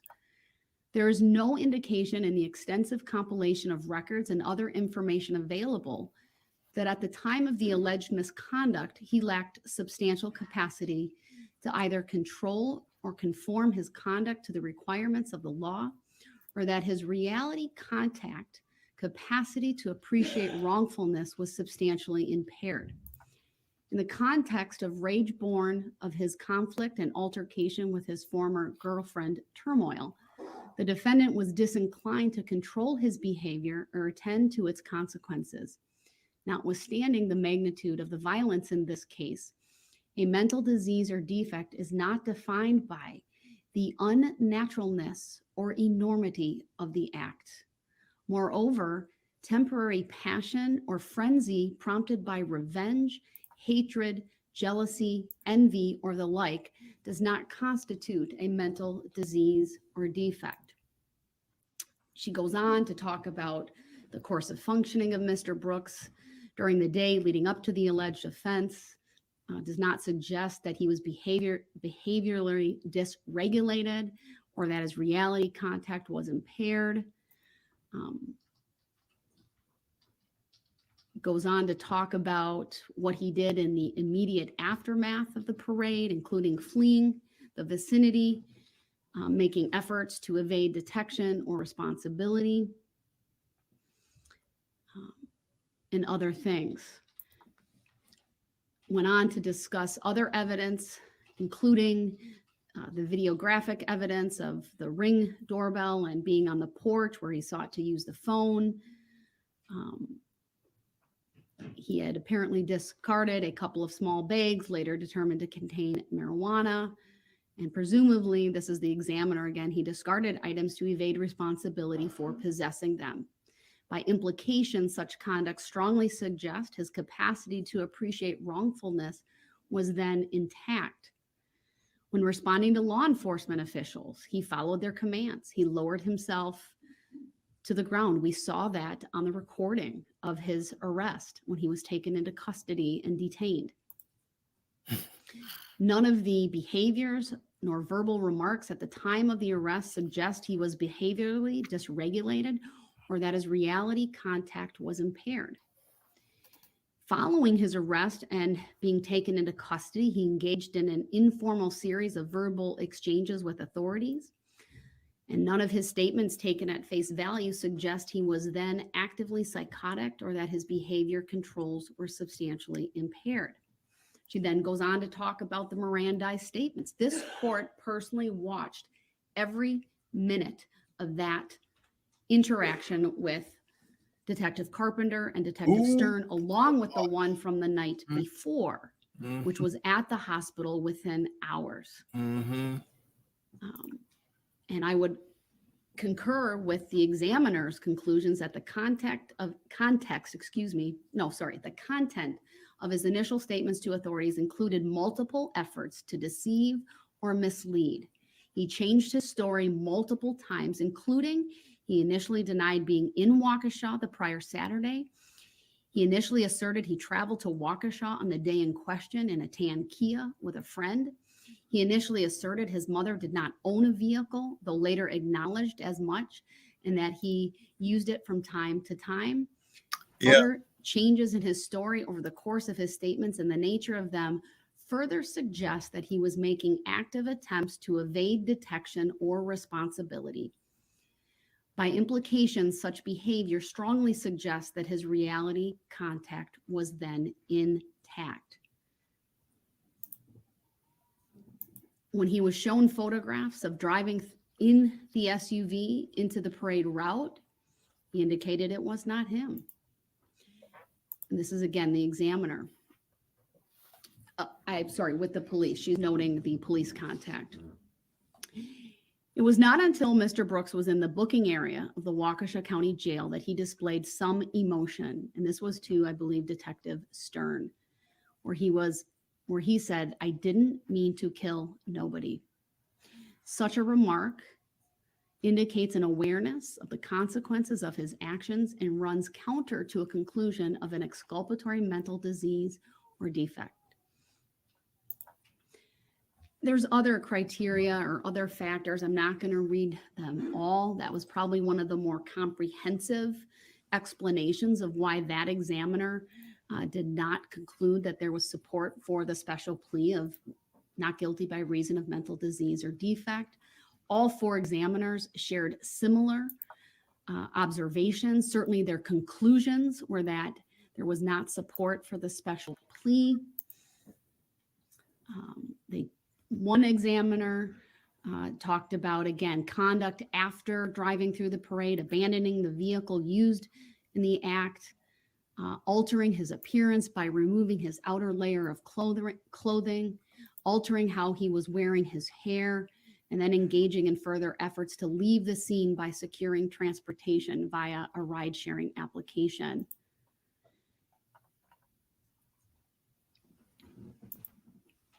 This particular examiner went on to say, while he essentially, meaning Mr. Brooks, disclaimed any memory of those actions and could therefore not explain them, such behaviors strongly suggest an awareness of wrongdoing and a desire to avoid detection. Mm-hmm. Mm-hmm.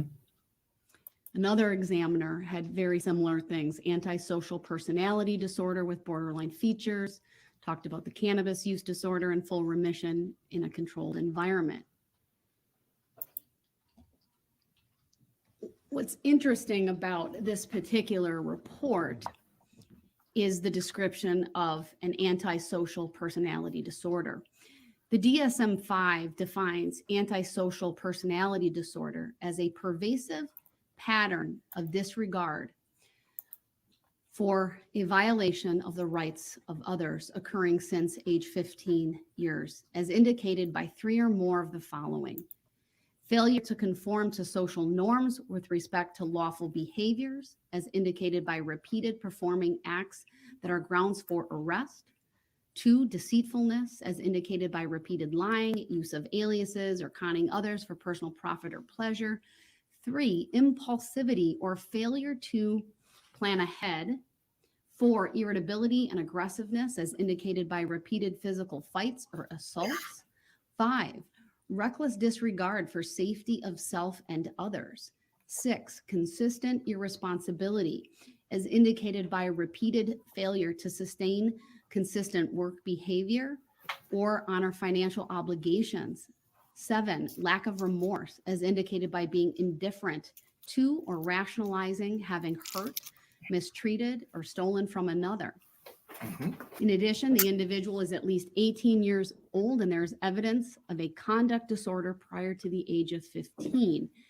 This examiner noted Mr. Brooks meets nearly all of the symptoms described above because he has exhibited a long-term maladaptive pattern of behavior involving a disregard for and violation of the rights of others, beginning in childhood and continuing through adult life.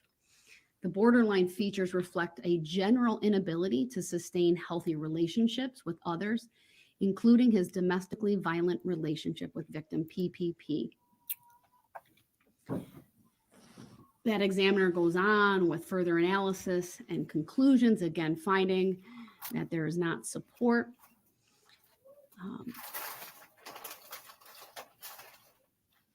The last examiner, again, made similar conclusions, also diagnosing Mr. Brooks with an antisocial personality disorder. Why is that important? There is no doubt that in our criminal justice system today, we face a crisis of the mentally ill intersecting in our courts. In the last year and a half alone, this court has ordered many competency evaluations, presided over a number of contested competency hearings, and ordered many, many evaluations for the special plea of not guilty by reason of mental disease or defect. And the bottom line is, for this court, Mr. Brooks does not present as a person who is either not competent or not guilty by reason of mental disease or defect. It is frankly heartbreaking to see those individuals who truly suffer from schizophrenia, for example, intersect in our criminal justice system. Sometimes they do unspeakable things. They hurt other people. I'm thinking of one such gentleman who was so schizophrenic and out of control. He couldn't even be kept in the courtroom. He was too loud. He clearly, if you've ever been in the room with someone who is suffering from auditory or visual hallucinations, it is not something you easily forget. It makes an impression, even on someone like myself, who's not an MD or a doctorate level psychologist. I've been in the room with an individual who was, when I did defense work, and he was accused of killing someone near and dear to him. It's a very, very different presentation. It's heartbreaking. It's heart-wrenching. Do the mentally ill sometimes commit atrocious crimes? They do. This is not one of those situations. We've heard Mr. Brooks's family talk about mental illness and bipolar. You know, in addition, before I get to that, I've also had over my 11 years on the bench of coming face to face with evil on occasion. Oh, There are many times, good people do bad things, but there are times when evil people do bad things. There is no medication or treatment for a heart that is bent on evil. yeah. Child trauma, bipolar, indifference, physical abuse of a child, or even childhood trauma did not cause Darrell Brooks to commit the acts for which he will be sentenced here today. Hey, okay. It's very clear to this court that he understands the difference between right and wrong, Oh, yes, he does. and that he simply chooses to ignore Oh, yes, he his does. conscience. Oh, yes. Oh, yes. He is fueled by anger and rage. Oh, yes. Some people, unfortunately, choose a path of evil. Oh, And I yes. think, Mr. Brooks, you are one of those such persons. As a mom, Boom. my heart breaks for your family, for your mom, and for your grandmother. The son that she raised, the grandson that your grandmother knew, the hopes and dreams they had for your life, they're gone. Gone.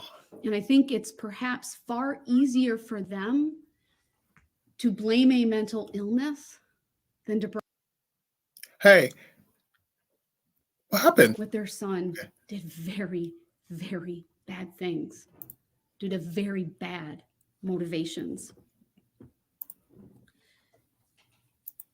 One of the things ultimately that will happen when you are in prison, sir, is that the Department of Corrections, they are statutorily responsible for your care and your well-being, including your mental health. I do not have any authority to dictate to them where you go or how they treat you. That is far different than when there is support for a plea of not guilty by reason of mental disease or defect, because then the court has available what is called treatment facilities and a commitment to such a treatment facility. That is something that is simply not on the table. And again, 4 evaluations, not even my own assessment, but 4 evaluations from licensed professionals You're not crazy. say otherwise. Okay. Even in the face of your family saying that, and even in the face of you claiming that. I'm not even here to say that some of those things can't coexist and that you might not have some of your own mental health issues, whether it be bipolar, childhood trauma, or things of that nature. But the bottom line is none of that caused you to do what you did on November 21 of 2021. I want to next turn to the trial in this case. Oh, I think it's important that the sentence here today focuses on your conduct on November 21 of 2021 and the moments leading up to that tragic and fateful decision of yours to drive through the Waukesha Christmas parade. And of course, the moments after.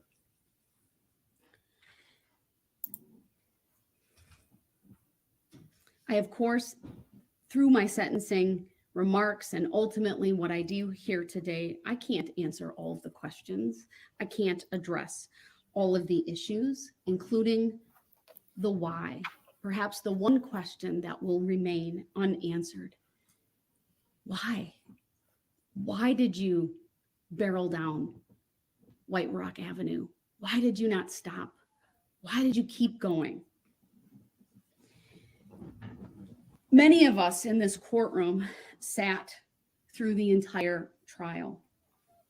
And what we learned is that very early on in the afternoon of November 21, starting at around 1 p.m. The police got ready for the parade. The staging area was set up, and that was all along White Rock Avenue. Signs were put in place. Ultimately, barricades were put up at a number of locations on Main Street and surrounding that.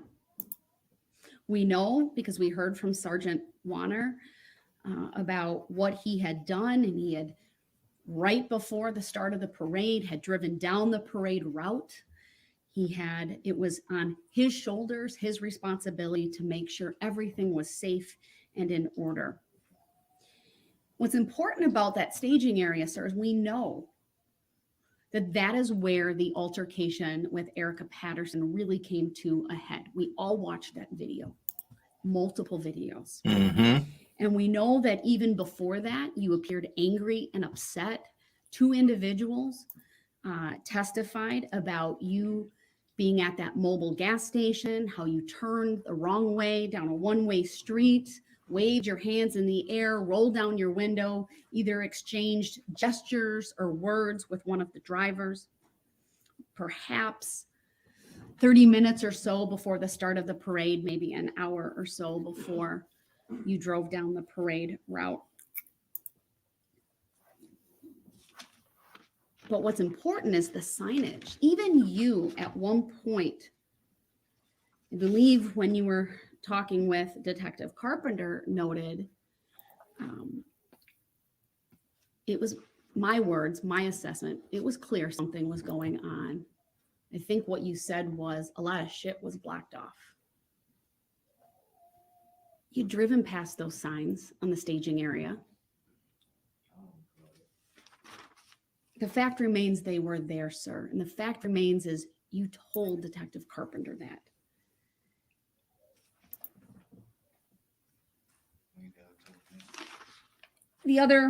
We then heard from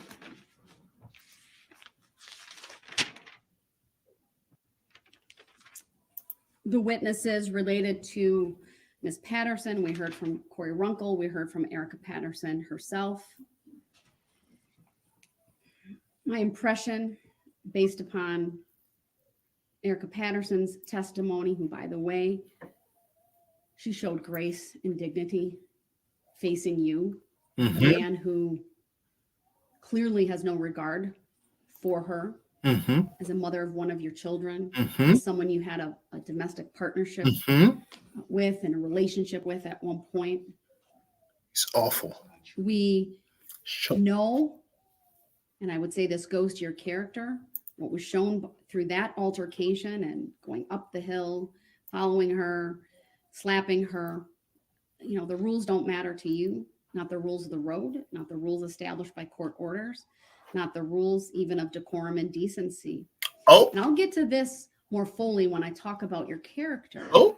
And I know you went hard at Attorney Opper for her bringing these things up, but those are legitimate, lawful sentencing considerations. And when I get to that point, I'll tell you the case law that supports that. Your character, even your pending cases. I don't need no case law. We know at the time of all of this, right? You were out on bond for 2 felony cases, one involving a handgun, one involving the same vehicle in Erica Patterson, and one involving ultimately intimidation of Ms. Patterson. You hear that, Don Woods? We know that on November 20th, and she was very contrite about this. She told you where she was. She invited you out there. And that you had contact with her on the 20th. There was some physical. Mr. Brooks, this is my time. You need to not interrupt. That's the reason why the charge was dropped. Mr. Brooks, the state you need to stop. Specifically wrote you, Your Honor, and said that they know it was no incident that day. Of course. Mr. And Brooks, now you want to sit up here. Do not interrupt me or you will be removed to the other courtroom. And now you want to sit up here.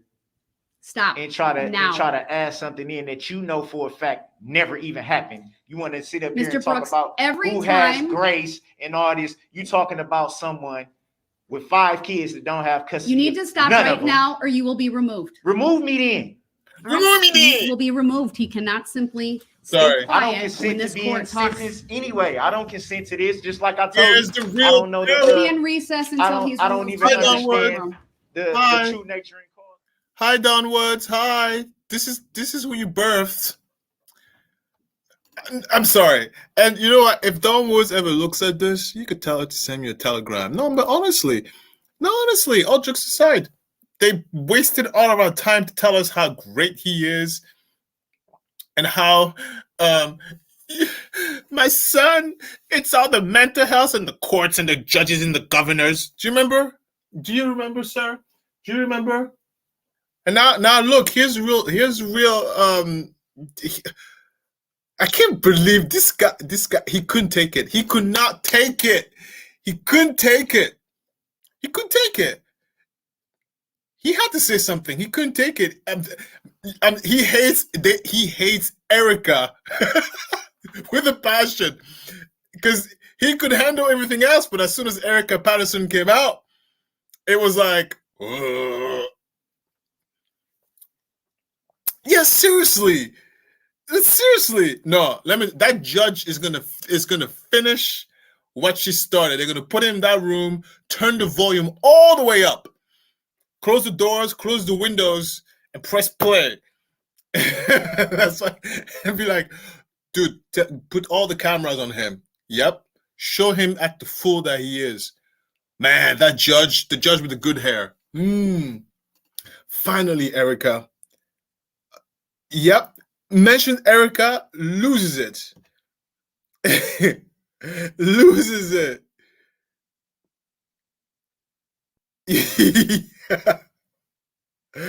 Yes, I would. If I was a judge, I'd be like, put it as high as humanly possible. And then open all the windows and make sure all the cameras are pointed over there. And I'll wave. I'd be like, hello, Mr. Brooke. Yeah, I'll do that. I'll be petty. Petty McPetty. Spock. I agree. Okay, next. Not yet. The judge is reading his record. Oh, wait. New York City Songman. The judge is reading his record. In this case, Endeavor lost it. You see? Yes. By the way, Erica has 2 kids, but he said 5. Yes. By the way, not for nothing, being run over by a car. Oh my God, Erica. Oh my God.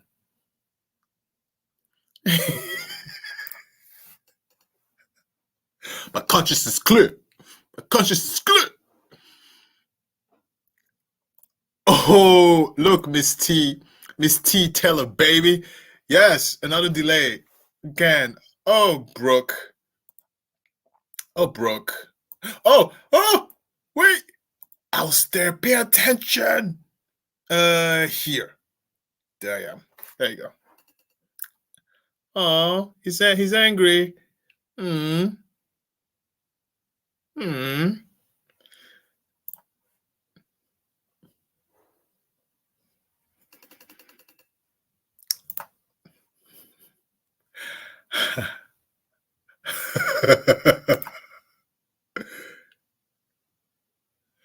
Someone's in here said he would say he doesn't consent to being sentenced to be a GoFundMe for Erica Barbell.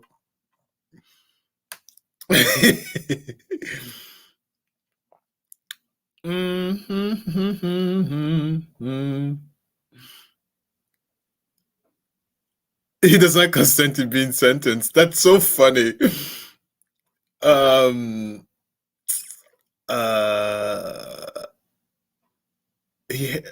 Okay. They just pop all at once for a second here. Hold on. There you go.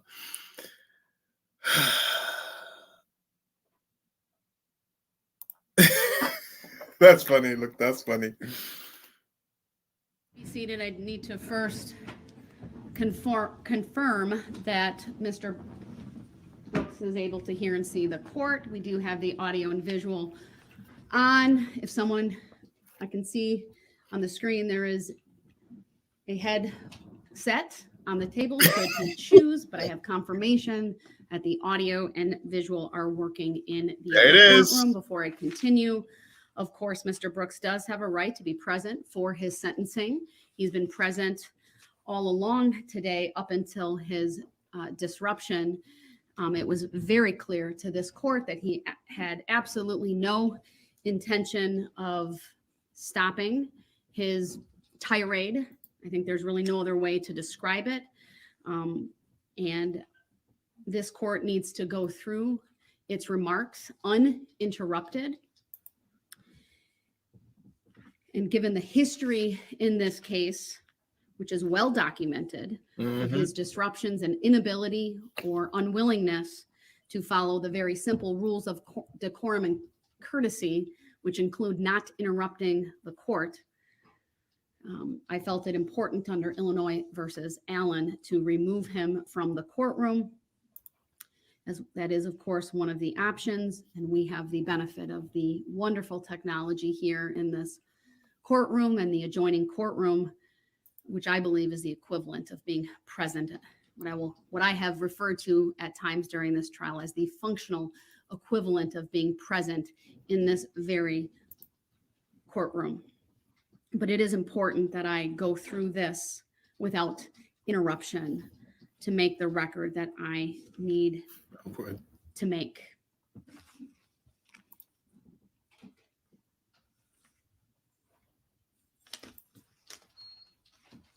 I'm going to backtrack. No, you're not muted, sir. You're going to listen to me. Okay. And you're not going to interrupt. Okay. Whoop. So Just I the good want hair. to, I don't want to call it a tangent, but You're gonna listen to I'm me. looking for and a you're note gonna that I interrupt. made.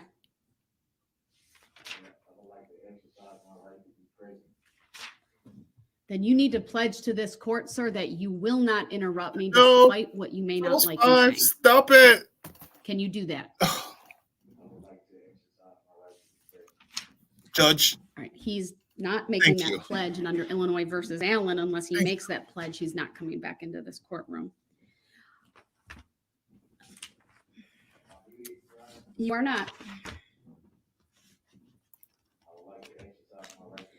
All right, clearly he's going to keep repeating that statement, so I have muted him at this point. It was my hope that he would honor the simple rule of courtesy and decorum, that he show respect to this court, to these proceedings, and not interrupt and talk over me, but that clearly is something he is unwilling or unable to do. I'll find my note that I wrote later. Oh, she lost her note. It had to do with, frankly, what this court has observed as a pattern with Mr. Brooks, and that is when testimony or statements by the court or statements by the prosecution team become unfavorable to him, he lashes out and he disrupts. And that has been borne out time after time after time during this trial. So let me go through and pick up where I left off about the trial. I'm not going to go through everything in detail, but I think it's important that I set the stage, right, and the basis for my sentencing.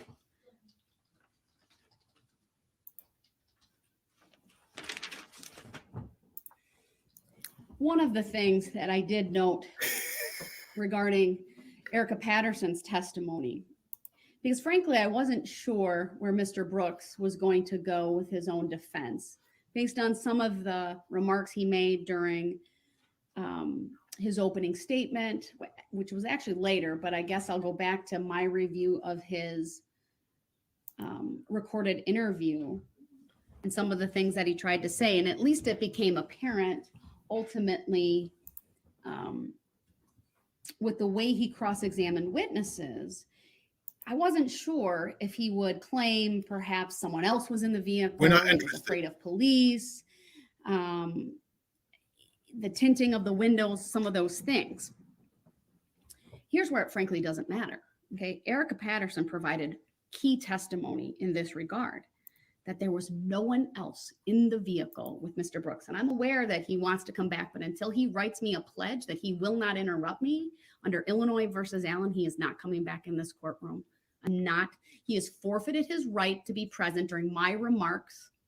And unless he makes that pledge to me in writing, he's not coming back in.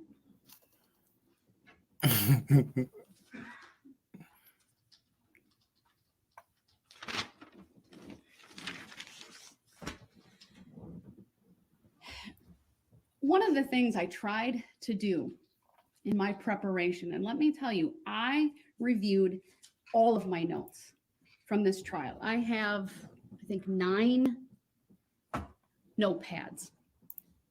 I looked at just a couple of exhibits, but primarily the map, Exhibit 15.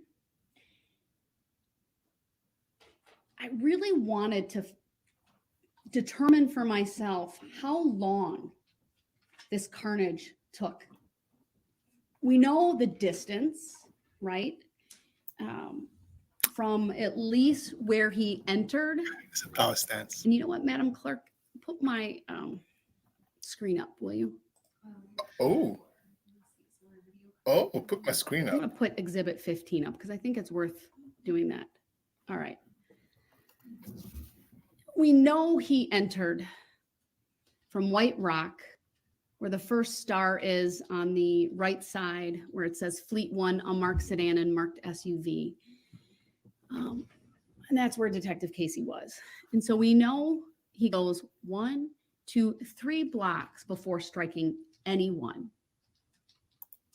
And then it's really about 5 blocks of what can only be described as chaos and carnage. We know we have, from the evidence and the testimony, 2 different speed calculations. One from Bosco's, that was the surveillance footage, between 33 and 34.5 miles per hour. And then we have one farther down from the footage from Curry Insurance, where it was an average 32 miles per hour. Now, I acknowledge math is not my strong suit. I did not do a calculation, but I don't think it took very long for all of this to happen. I think it was a matter of minutes. I think 5 minutes would even be far too long. It's probably 3, maybe.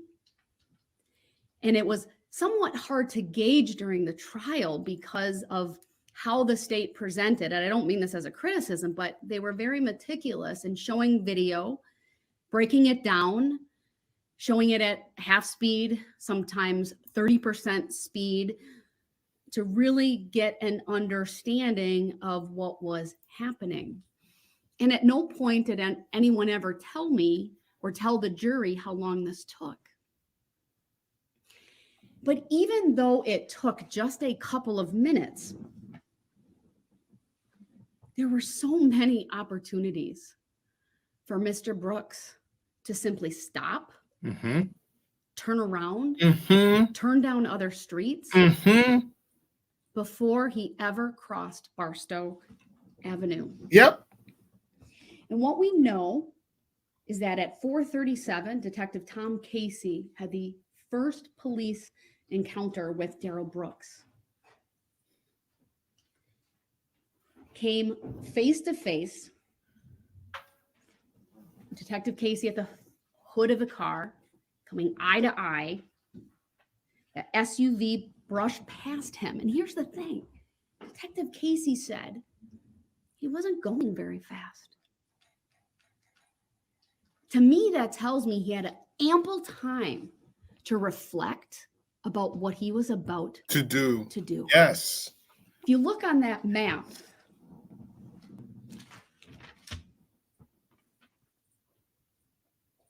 it's not a pledge. He's not coming in. Oh. When you come down White Rock, you can take a hard left on East Main Street. You can take what I call a soft left. I believe it's Pleasant Street. And Detective Casey, you can correct me if I'm wrong. I can't see it on the map.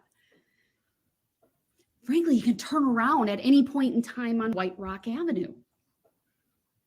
But instead, and I think if you all try to picture this, as difficult as it may be, there's squads with lights, there's barricades.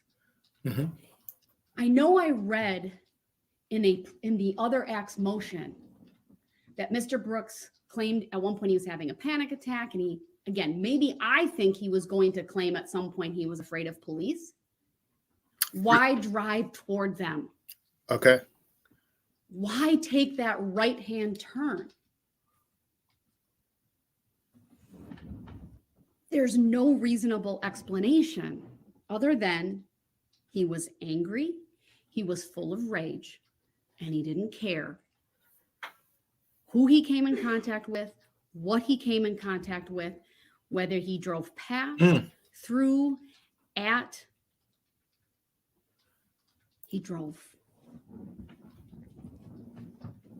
Detective Casey pounded on the hood of that car, saw his face, again, was brushed by that SUV, thankfully not hurt.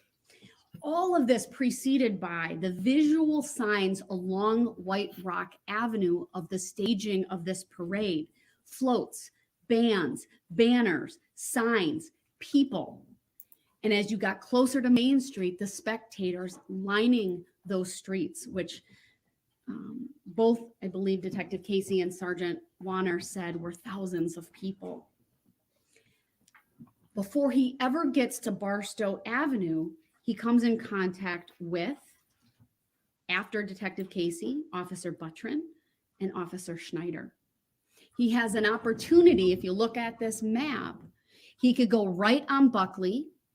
Again, there might be police, there might be barricades. You simply stop. You ask, can I get out? No doubt in my mind, any police officer there would have done just that. Yeah. He could have gone left on Northeast Avenue. Continuing down, he could have gone left on Martin Street. Continuing on, Barstow Avenue. This is where the parade participants, unfortunately, he has contact with them, but he could have gone right on Barstow. He could have gone left on Barstow. And we know from some of the footage that we saw that his car was seen flying past, true, not hitting one at this point, but flying past.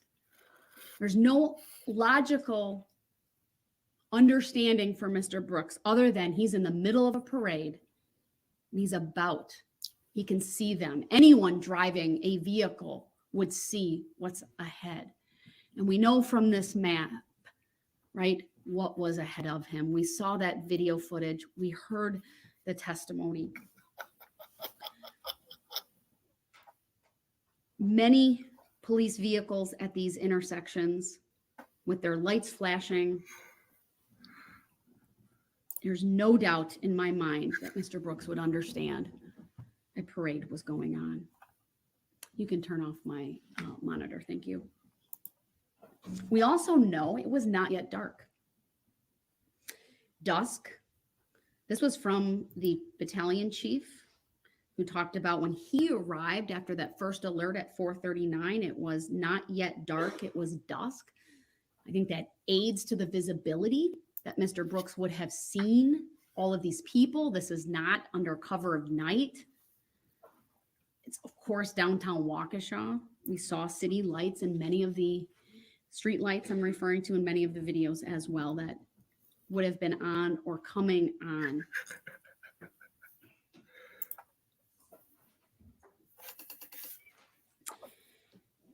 We know just past Barstow, he strikes his first victim, Nicole White. She was with Remax Services with the hot air balloon. If anyone's seen that, we saw it in the video. That is unmistakable what that is. That would get anyone's attention. If this was a mistake, if he was lost, this was his very first opportunity to stop and do the right thing after causing injury to a person. Mm-hmm. But he didn't. He did not stop.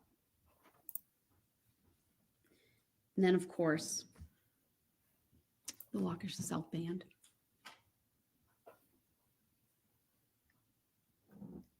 It's hard not to think about what I watched Yeah. and not have this reaction. Mm. Those were images that frankly kept me up at night, that I saw over and over and over. For their band director, she is a hero to me, to get up on the stand, to talk about, and that was Sarah Waymeyer Aparicio, to identify each one of her students, talk about their formation, talk about what she saw. So strong for all of you.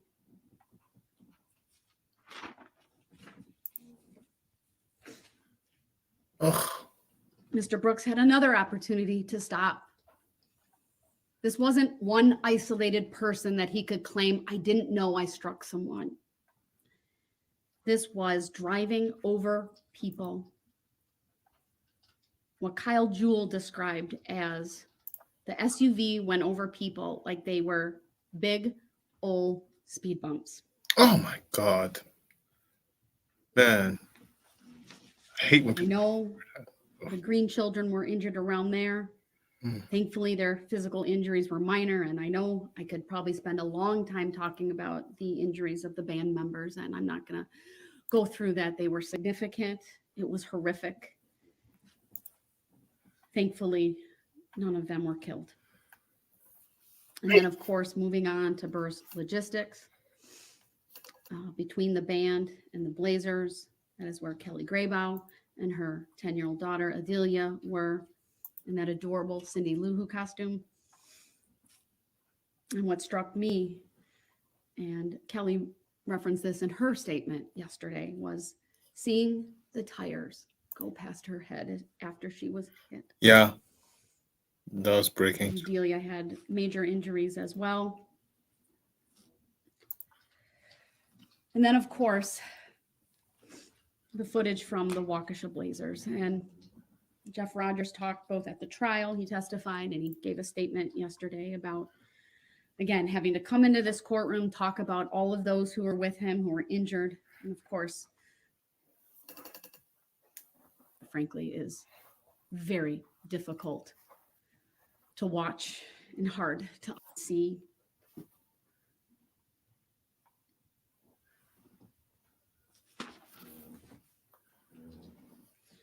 You heard not only Jeff, but Josh Craner talk about what happened. And Josh, of course, being struck.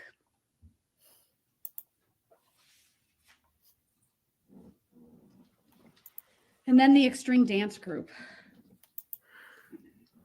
I think it's fair that I didn't fully understand the extent of their injuries until hearing from many of the victims yesterday. I now understand why one of the girls called her aunt and said, my entire team is dead, because that's what it looked like. It was horrific. And to think of those two brave young ladies who got up during this trial to testify about what they saw, what they did. Jamie and Alyssa, your dancers are proud of you. And because of you, justice has been served. We heard from others, spectators, Deborah Ramirez, regarding herself and her son, that the vehicle was accelerating, not stopping. A moment that sticks out to me was really Mr. Brooks trying to chastise her for not seeking medical attention right away. Right? Her response was perfect. She waited due to the number of injured and all the blood she saw. Understandable. Not something to be chastised for. And then moving on. And again, I know I'm not mentioning everybody. These are just some of the highlights that and I should call them lowlights, not highlights, but some of the testimony and evidence that really, really impacted Ford. Stephanie Bonesteel and her husband testified about what Citizens Bank was doing,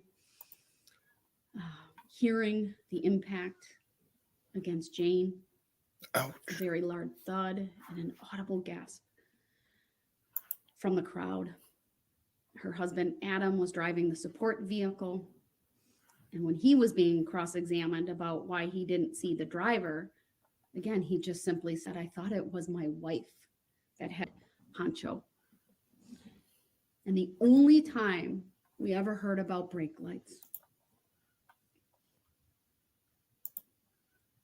was when Jane Kulik was on that vehicle and he braked so he could get her off the top and run her over. Right? We heard from Matthew Harris, who talked about the red SUV coming straight at them and then veering and going in the direction of the dancing grannies. And again, that audible gasp as he described that eerie sound. We saw a child injured in front, Jane Kulik behind. Actually, the child and Jane Kulik behind, and 2 victims ahead. He saw 2 of the dancing grannies. What he described as the SUV traveling faster than the speed limit. What I wrote down from his testimony is he's a combat vet, and this is what he said. I've never saw anything like this in such a safe area. You could tell he felt bad about not seeking treatment right away for his daughter. He talked about how his wife's a nurse practitioner. And again, he didn't want to direct resources from other victims, that we thought she was okay enough to be home with them. Now, by this time in the parade, it's very clear the spectators are noticing something is not right. The sounds, the atmosphere has changed. They're screaming, there's gasping. There's a noticeable difference.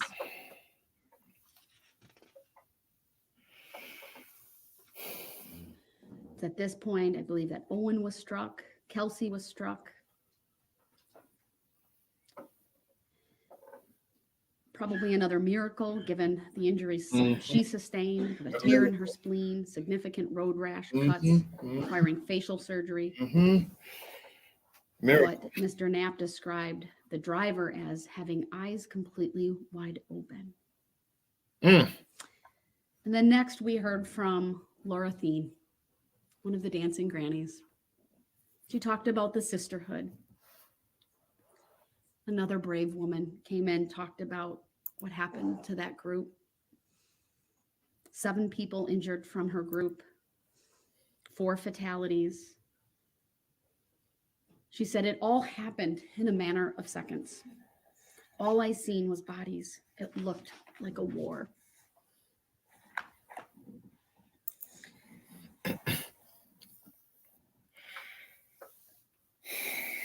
The 6 people who were killed suffered multiple blunt force traumatic injuries, severe, significant, some dying instantly. I was impressed by both Dr. Scheel and Dr. Bidzricki. Dr. Bidzricki for her attention to detail, her looking at that vehicle, inspecting it, looking at the heights where certain damage was done and it being consistent in height with the individuals that she did the autopsies on. And of course, Dr. Scheel, and both of these individuals have testified before me, but Dr. Scheel, very shaken from the autopsy of little Jackson Sparks.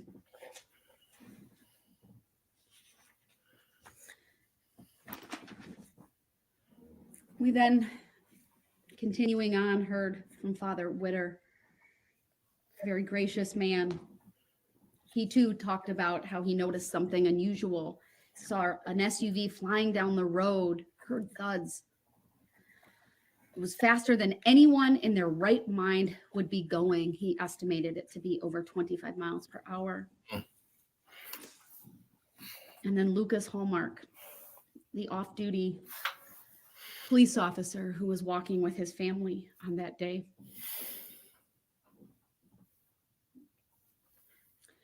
He talked about the commotion behind, the large amount of screaming. You could feel it was palpable when he testified about having the wherewithal to try to get his kids out of the way, throwing his 3-year-old as far as he could out of the way. You could see the pain on his face when he talked about not being that successful with his 7-year-old. He said, I wasn't quick enough.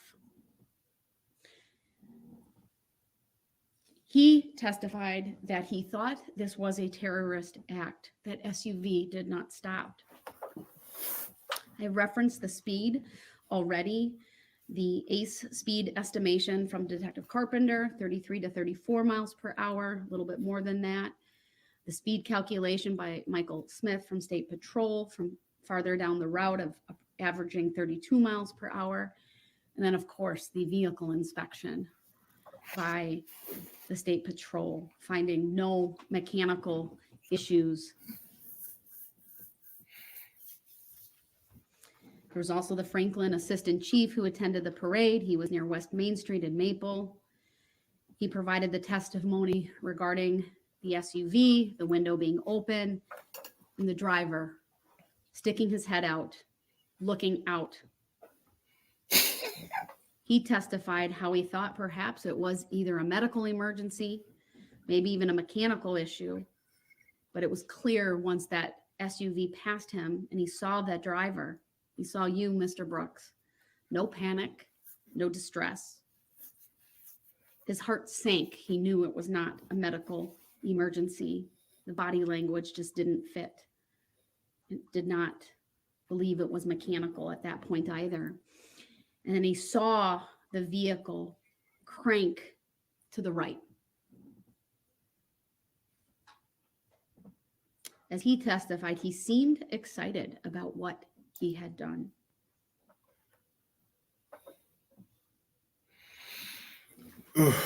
Another off-duty police officer, this one from Wauwatosa, talked about how he saw Mr. Brooks after the fact crash the vehicle, hear him yell out an expletive and run southbound with his sweatshirt still on. We all saw that video. Of course, at one point, Officer Skolton had contact. And as he testified, he put things together. Keep in mind all of the radio traffic, right? About one person, then like 15 people and another 15. It was very apparent to him that although he was on the far end, he was around the dog leg on Wisconsin and Maine, that a vehicle had driven through the parade. He saw this vehicle. Of course, at that point, it was heavily damaged. He made the decision to use deadly force.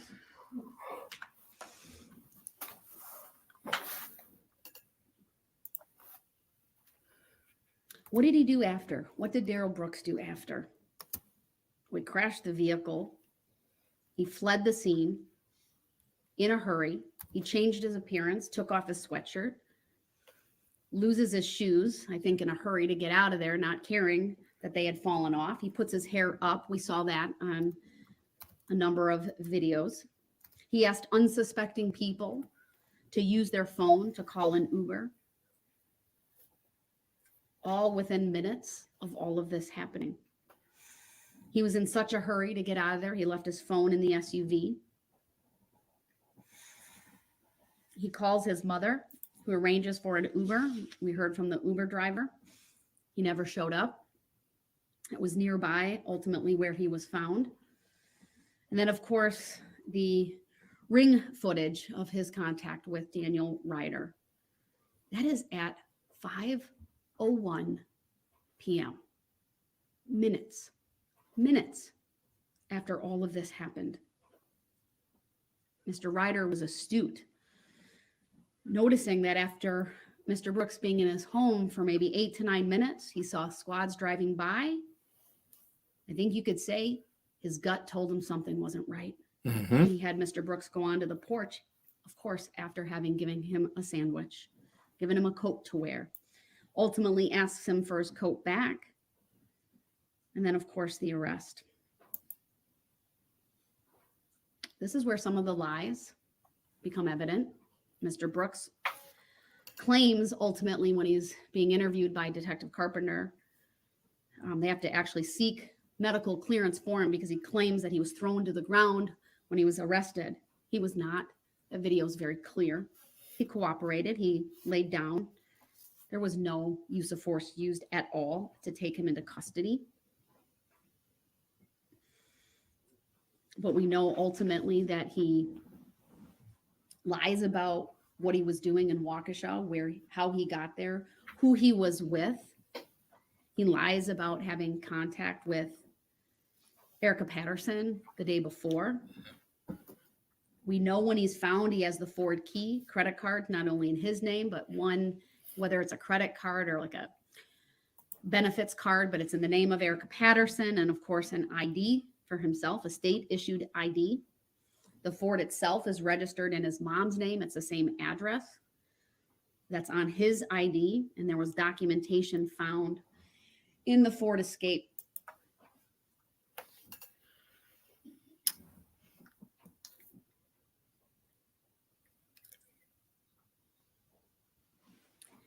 He's now in custody. He's taken to the substation, ultimately taken to Waukesha Memorial Hospital.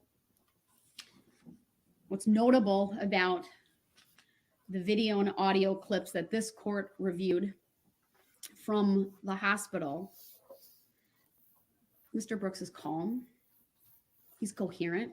There's no obvious signs of impairment, no obvious signs or really any signs of mental distress. He makes statements that he's not from the area. He doesn't appear disoriented or confused. At some point, there's kind of a jovial atmosphere between him and one of the detectives. The next day, he lies to Detective Carpenter, denies driving to Waukesha. I got a ride. He makes up the story about a tan Kia. He's very nondescript and vague with the information that he provides. And over the course of those 5 hours, he never once references the parade. He never once says there was another driver.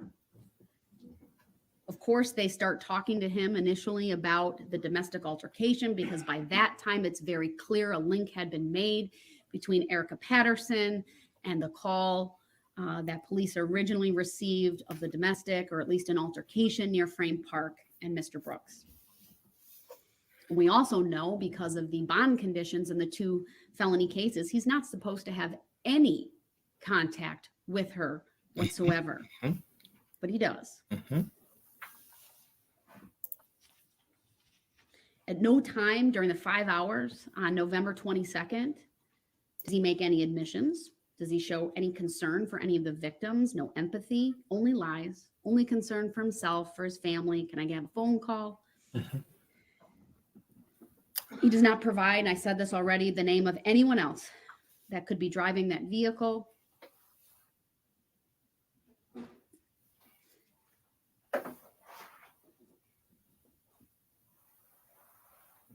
At one point, Detective Carpenter says, one of 2 people drove through the Waukesha Christmas parade. Either a God-fearing person who screwed up or the malicious guy. Darrell Brooks's response is, don't spin it.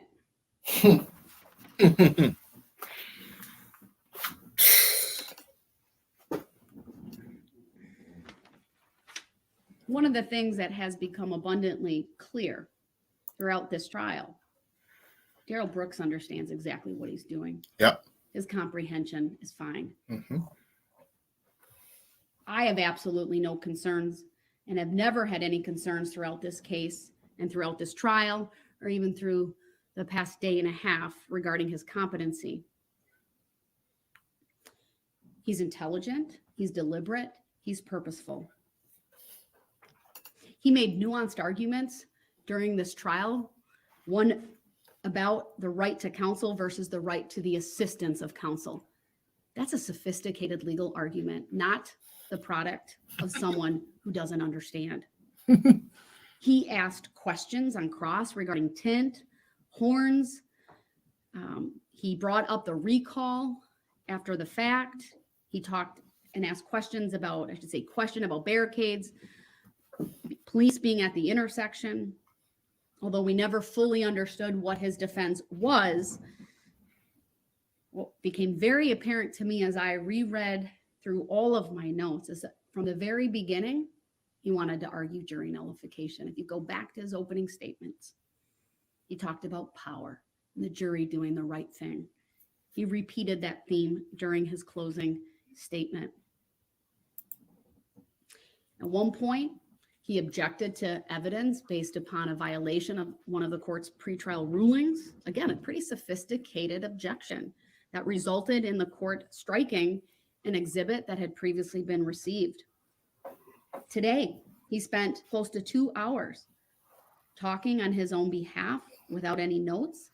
He covered a variety of topics. He wore us out.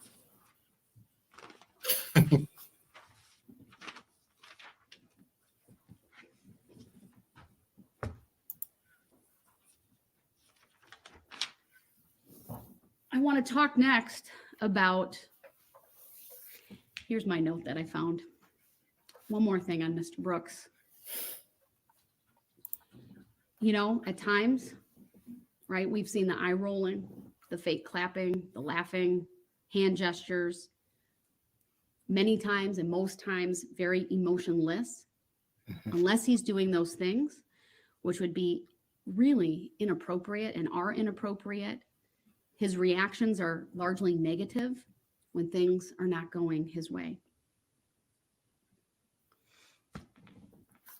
What did this community suffer as a result of this tragedy, this malicious conduct by Mr. Brooks? I think many of the victims who spoke said it best. Lori Locken described it as this: a sense of personal safety you robbed from us.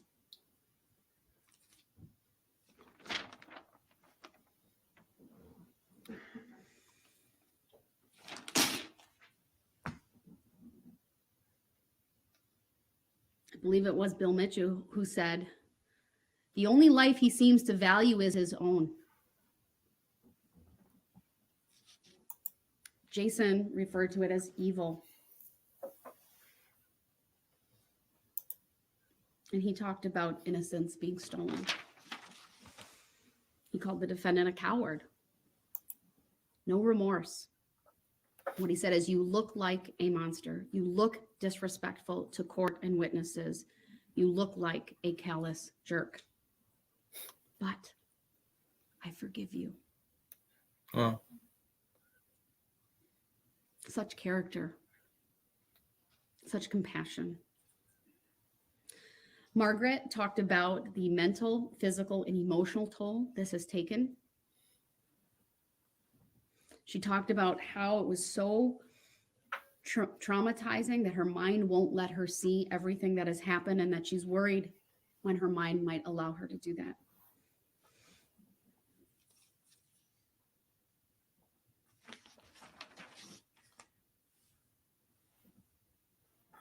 I'm thankful that she's 95% back to normal.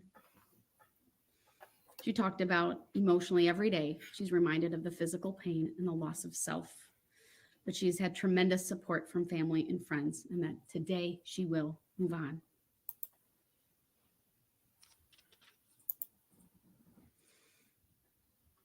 Jeff Rogers also commented on the lack of remorse and sympathy for the victims, how he has had to relive just the immenseness of this, the confusion, the anxiety, depression as a father, and irritation. He talked about how his son, Caden, was so concerned for his younger sister. I'm really glad Riley is okay. I believe that was from the day of the parade. and how he recognized he was inches away from losing 3 of his 4 kids just because of where they were located. He had flashbacks of grabbing his daughter's jacket, missing the first time, but that Riley gets up sometimes 6, 7, 8 times a night. How this was supposed to be a happy kickoff event for him as their new president, and how after it happened and in the aftermath, the weight of the moment, and 35 people there trying to find everyone, weighed on him. He talked about the media showing up at his door and the emotional toll things have taken. It was intense, and speaking at Jackson's funeral. He talked about how his faith is stronger. Again, very gracious, very inspiring. We heard next from Jessica and Juan, and how this impacted them, the loss of their son's friend, Jackson. Their kids were involved in 2 different groups that day. One, a dance group, not the extreme dance group, but a different one. And then, of course, the Blazers. And how, I believe it was Jessica who said, I yelled, stop. I put my hands out as if I had the power. How she saw Jackson. Oh, Jackson. And how she will forever have that image burned in her memory. And that she was so grateful when she found her son. How she covered his eyes to shield him from what was around. Not once, but twice. They had to run because at first it was what happened through the parade, and then the active shooter situation, because of obviously people didn't know who had fired the shots in that moment. And she talked about pain and terror.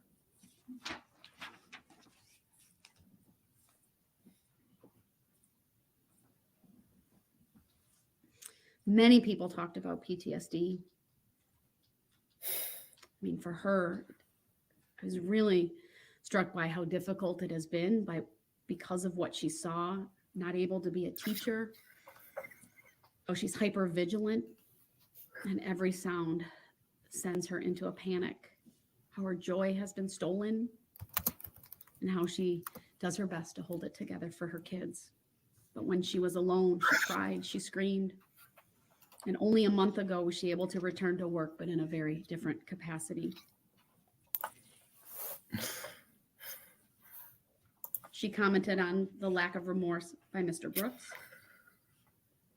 and that he seems to search only for sympathy for himself. She said he will always be a danger to society. We heard from more individuals. From the Blazers, again, a lot of discussion of PTSD.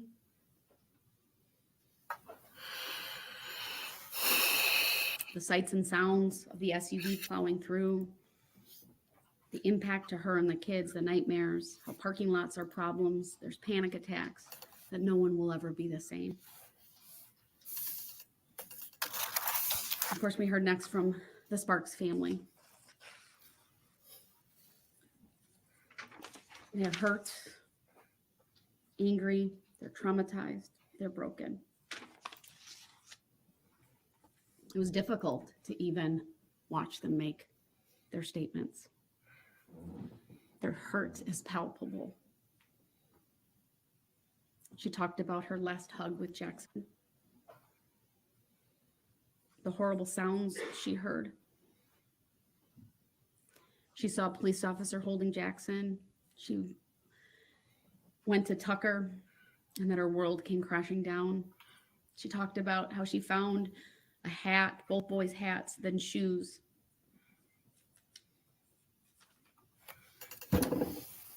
And I didn't realize how significantly Tucker had been injured until she described that for us yesterday.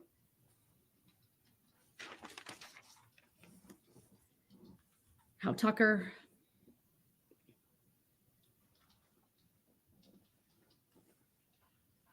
somehow blames himself for his brother's death. It's not your fault, Tucker.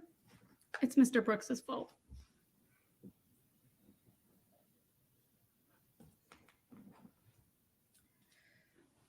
one of the things when there is a fatality with all of these victims is the future that is robbed from them, right? No future weddings, no future graduations, no future grandchildren or children, no plans. It's just gone. It's all memories. And the contrast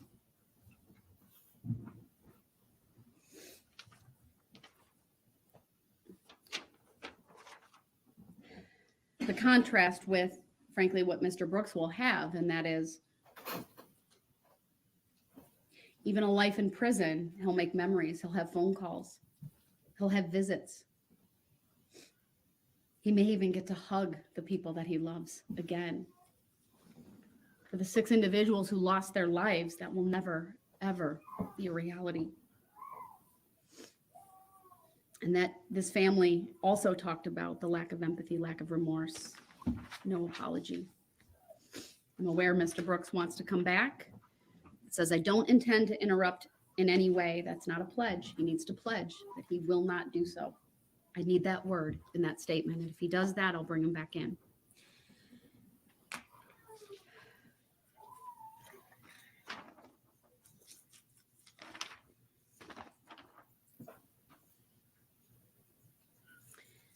I'm going to try to go a little bit faster. Some of the comments. The yells and screams from that night will haunt me for the rest of my life. I'm asking the court to give the max for each conviction because he has given the community a life sentence of these memories. Yep.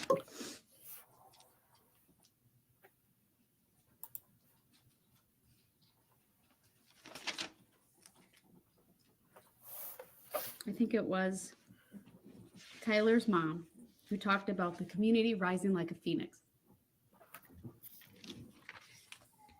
You clearly have a phoenix for a son. He's strong. He got me a little bit with his comments. Wasn't expecting that. You're an amazing young man.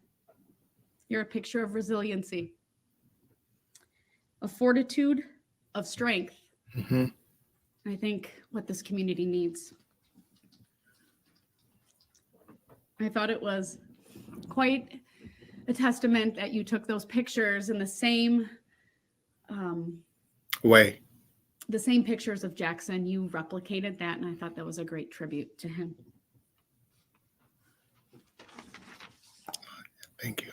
You talked about, of course, rising up with Eric, who had significant injuries as well, both of you, and how you fought back and each were able to play baseball, even if not up to the full capacity that you had done previously. And then we next heard from Sasha, who's haunted by survivor guilt. My heart breaks for her. She talked about feeling empty. Oh, she couldn't play soccer because her kicking leg would hurt from the injuries she sustained. She has difficulty sleeping, struggles with nightmares. Physically and emotionally, she feels stuck. She talked about maybe law school being in her future. And to her, I say, yes, don't give him the satisfaction of holding you back. In your family and be the phoenix that Tyler's mom spoke about.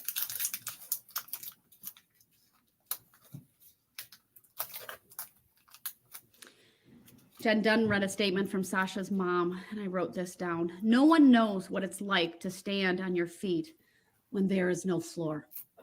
Ooh. That's a powerful image. Mm-hmm. I think that's very apt for what this community has gone through. Mm-hmm. We heard from others, including the Teagues. We saw photographs.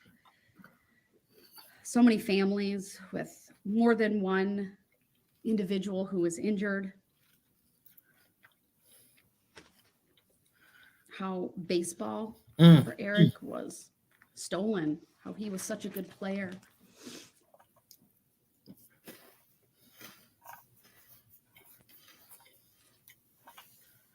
We heard a lot about night terrors and, again, PTSD and trauma. One of the individuals talked about humor is good medicine, and I would echo that. Yes, humor is medicine. We heard about one band member whose instrument may have very well saved his life. Someone described it as a mental massacre, though, the aftermath of this. It's difficult to go downtown. It's difficult to get restful slumber. Panic attacks are common. Describe Mr. Brooks as sheer evil in its vilest form.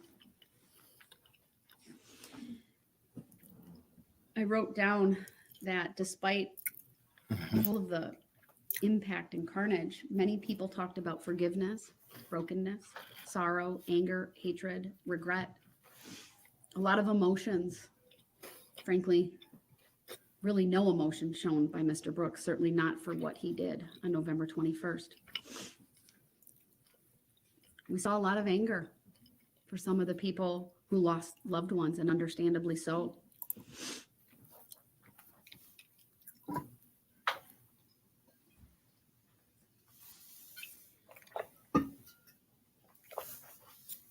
Many families were devastated.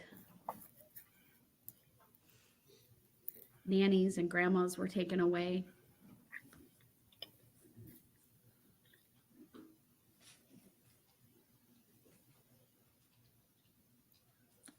Yes, there were very specific terms used to describe Mr. Brooks, that in their opinion, he's a monster, he's a demon. Pure, unrepentant evil was one of the phrases that were used. Talked about the system failing us. Saw you in your SUV hanging out with a smile of satisfaction on your face. For one of Leanna Owen's sons, I lost my mom. I wasn't always a good son.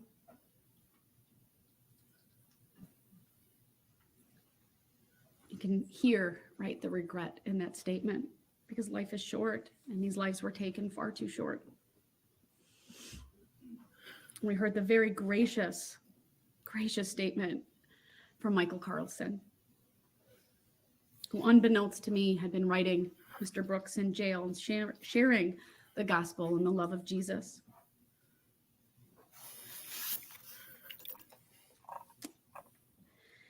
He read a poem, which I thought was beautiful, from the standpoint of his sister. And he said this, in that poem, it says, "We both died that day. I, Tamara, died to life. You died to the world." Oh. And then, of course, the Sorensen family talked next. They talked about never seeing their Grammy again. You murdered my mom.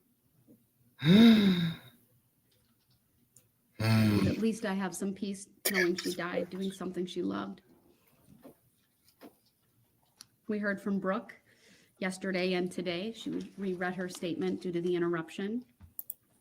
Proud of her for getting up here and sharing that. We talked about how compassionate each one of these individuals who died were. We heard about the compassion from Detective Casey that we learned about. He said Detective Casey came to our home to verify what we knew, and he greeted us every day of this trial.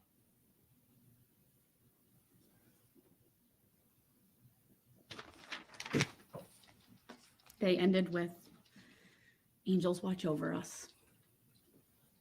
6 angels watching over us today.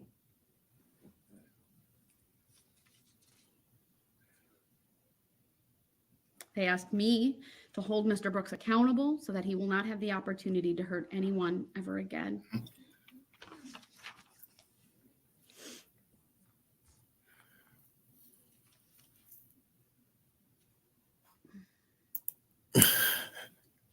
We heard from the Kulik family about the empty space that they have and the brokenness, their lives being shattered by mom and grandma being taken away.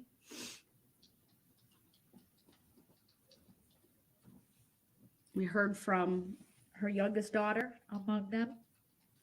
The grief was so palpable, being 17 and in high school as a senior, now a first year in college. She talked about all of the things she will never have with her mom. Just the last year alone, an 18th birthday for her and her brother, graduation, and beginning college. She lamented that her mom would never see her do her wedding vows, never see any kids that she would have, be a grandmother. She wouldn't be able to call her mom for parenting advice. And how excruciating it was for that family to wait 3 hours because of the chaos at the hospital. Talked about triggers of their PTSD, sirens, things of that nature. And how she waited. She waited hoping that Darrell Brooks would have a reason. Stop. She also said this: no verdicts don't bring my mom back. Mhm. No more hugs, no more dinners, no more talks. My mom was the glue that kept our family together, and we are falling apart.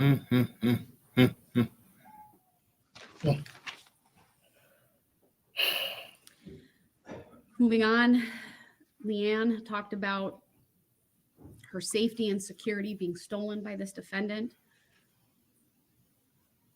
She asked Mr. Brooks to picture his own daughter, unresponsive, lying on the ground with a leg injury, a head injury, and blood coming out of her mouth. Oh my God. She talked about the excruciating 2 weeks in the hospital, wondering if her daughter would ever live, in a wheelchair and then a walker for months. She said this: all you had to do was hit the brakes.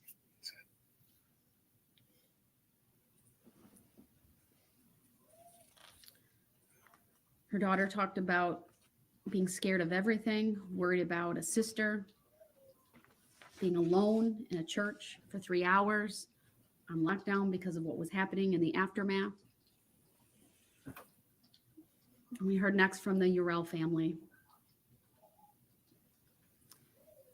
A family that, of course, was impacted significantly with 4 of their children, all of their children being struck by the SUV, with the mom, of course, having to testify, in this case being called by Mr. Brooks, which, of course, was his right to call witnesses. But it's the manner in which, I think, the indifference, not caring that this was someone who had 4 children impacted significantly.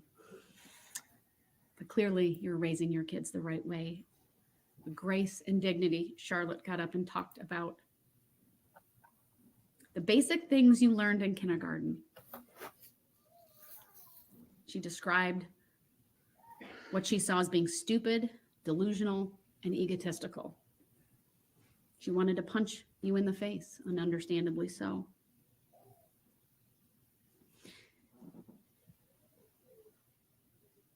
I think her words were, "Your arrogance is pathetic." And her mom echoed those words. And then the gut-wrenching survivor guilt that you heard from her mom. She goes, "I say this with a heavy heart. I have my kids here. I had to fight for my children. They will strive." And then, of course, we heard from Alyssa, her heart-wrenching statement. She, of course, testified bravely. But you could tell the impact that this had on her and what she saw in the aftermath to the extreme dance team. How one of the girls, who at 10 years old, even lying on the ground, being injured, had the wherewithal to ask, why would someone do this? If a 10-year-old knew this, and the defendant knew this. And how she left the hospital not knowing if she would see some of her girls again. She was completely and utterly broken, forever changed by this event. She waited. She talked about how she waited for remorse, for empathy. It didn't happen.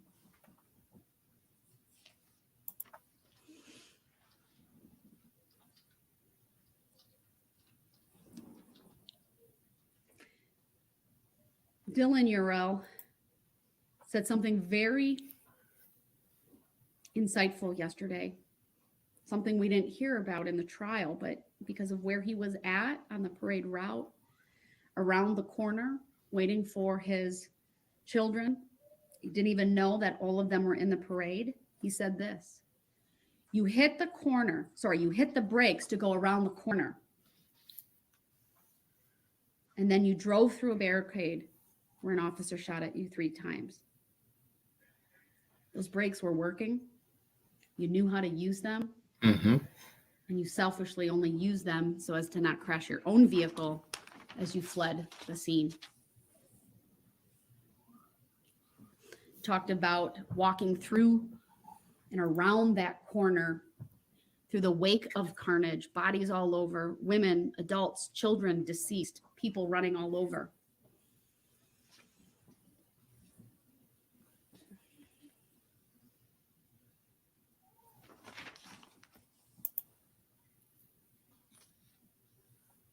We heard from more of the members of the extreme dance team, either directly or parents and loved ones, how they had to walk through the carnage to find their children.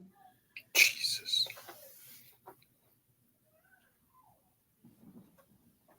Such a gracious statement of love, talking to Mr. Brooks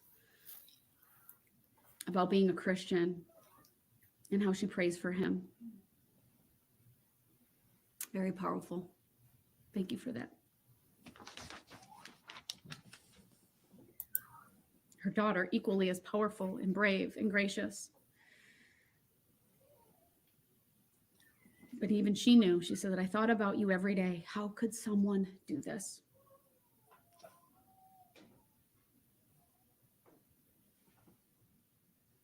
More victims talking about PTSD. Mm-hmm. How even the song that was playing during the extreme dance team performance is a trigger for her PTSD.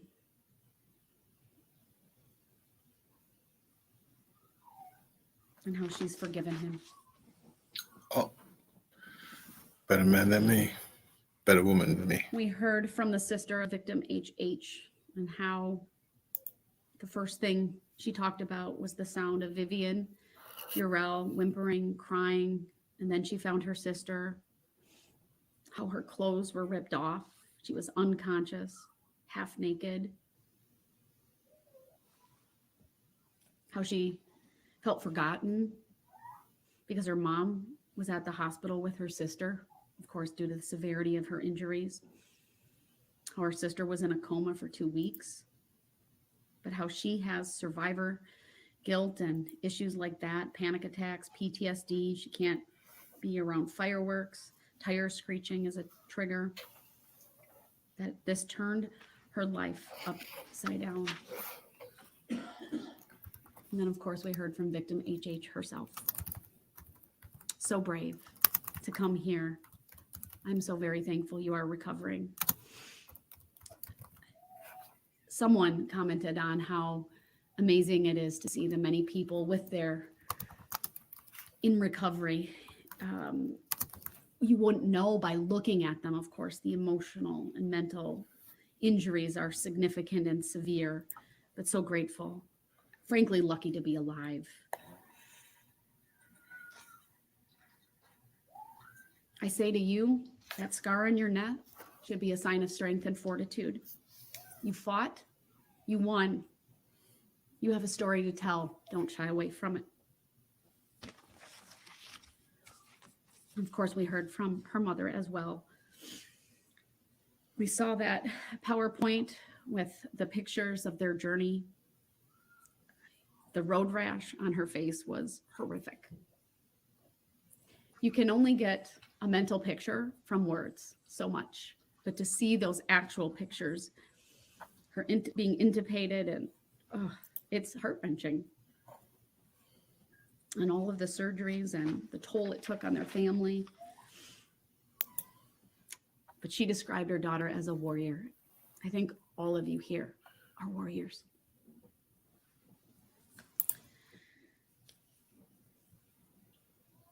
We heard from Sam and her family and what she went through and how significant her injuries were. And her mom talked about the haunting vision she has of just what she saw because of her perspective. Sitting in the back of the pickup truck, she had a front row seat to horror.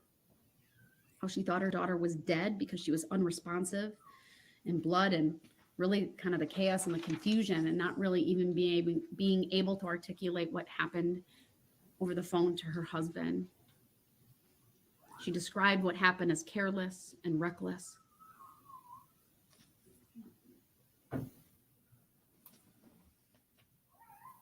Asking Mr. Brooks, how could you do this? What kind of father does that?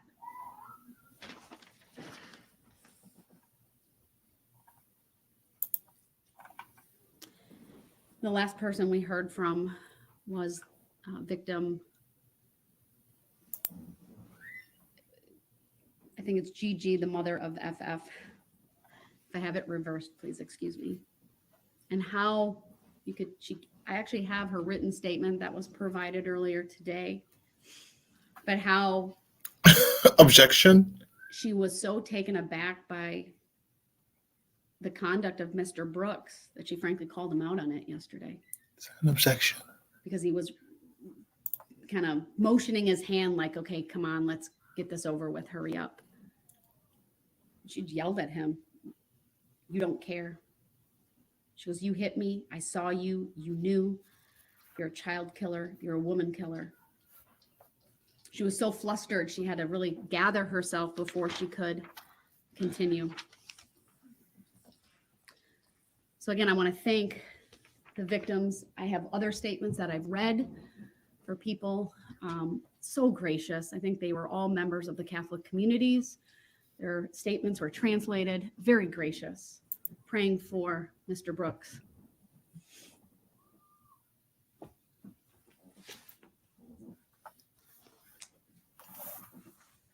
So I just wanted you all to know that I've taken all of these statements into consideration today. I can't read your sign, Mr. Brooks. Can you hold it up closer? Oh, so nice. I would have just pledged that you will not interrupt me. I will bring you in for what will be the final section of my remarks today in the sentencing portion. I think you should give them that opportunity before you go through I'll do that. sentencing factors. And I can only read the top word says objection, but objection. I can't tell what it is, what it says. They're I'll bring the laughing. sign with. We'll clear the courtroom. We'll take a short break. And I No. will bring him back in, but I will warn you, Mr. Brooks, that there is one interruption. You will go back to that room because you will forfeit your right to be present for the sentencing portion. We'll be in recess until we can get him back in. Thank you. Okay. Oh my God. I am falling apart. Look. Yesterday was emotionally hard. And then I did not expect to hear more about the kids. So I was afraid. I was like, please don't go there. Don't go there. She didn't go there all the way. Thank God. And but Brooke ate a lot of our mental bandwidth, didn't he? Those 2 hours he took from us, it was hard to pay attention sometimes. And this is dinner break. I'm sorry, this is not a snack. This is dinner. It's 6 p.m. Everybody pee break. Help. All right. No, we'd be done if we stopped talking. No, yesterday was too much. I know I left early, but I left early, and then I was like, man, so mentally exhausted. Oh, yeah, Melamo, yeah. Thank you, 812. Can I just call you we? Because I saw my name wants to say we. Yeah, like that's what. Yeah, that's why. Like it should now. That's why today I was like, I didn't recover from yesterday, Judge. Please. I didn't recover fully. I'm still scarred. Please. Oh, I can't believe he wrote objection. Like, sir, the trial is over. Sir, hello. Hello, you're found guilty. Like, objection. Yes, yes. Everyone hug your loved ones. Nadira, I think we're all friends. I look at everybody here as friends. It's gonna sound ridiculous, but yeah. Let's move to forever. She's gonna give him 1,000 years.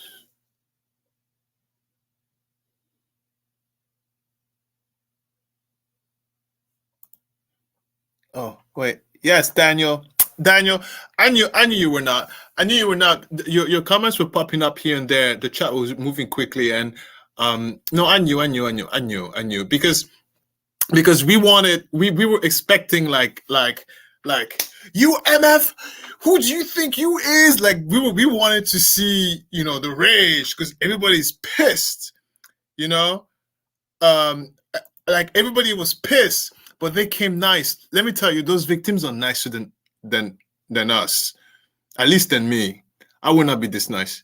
I was telling Christopher yesterday because of how emotional it was yesterday, and I went upstairs.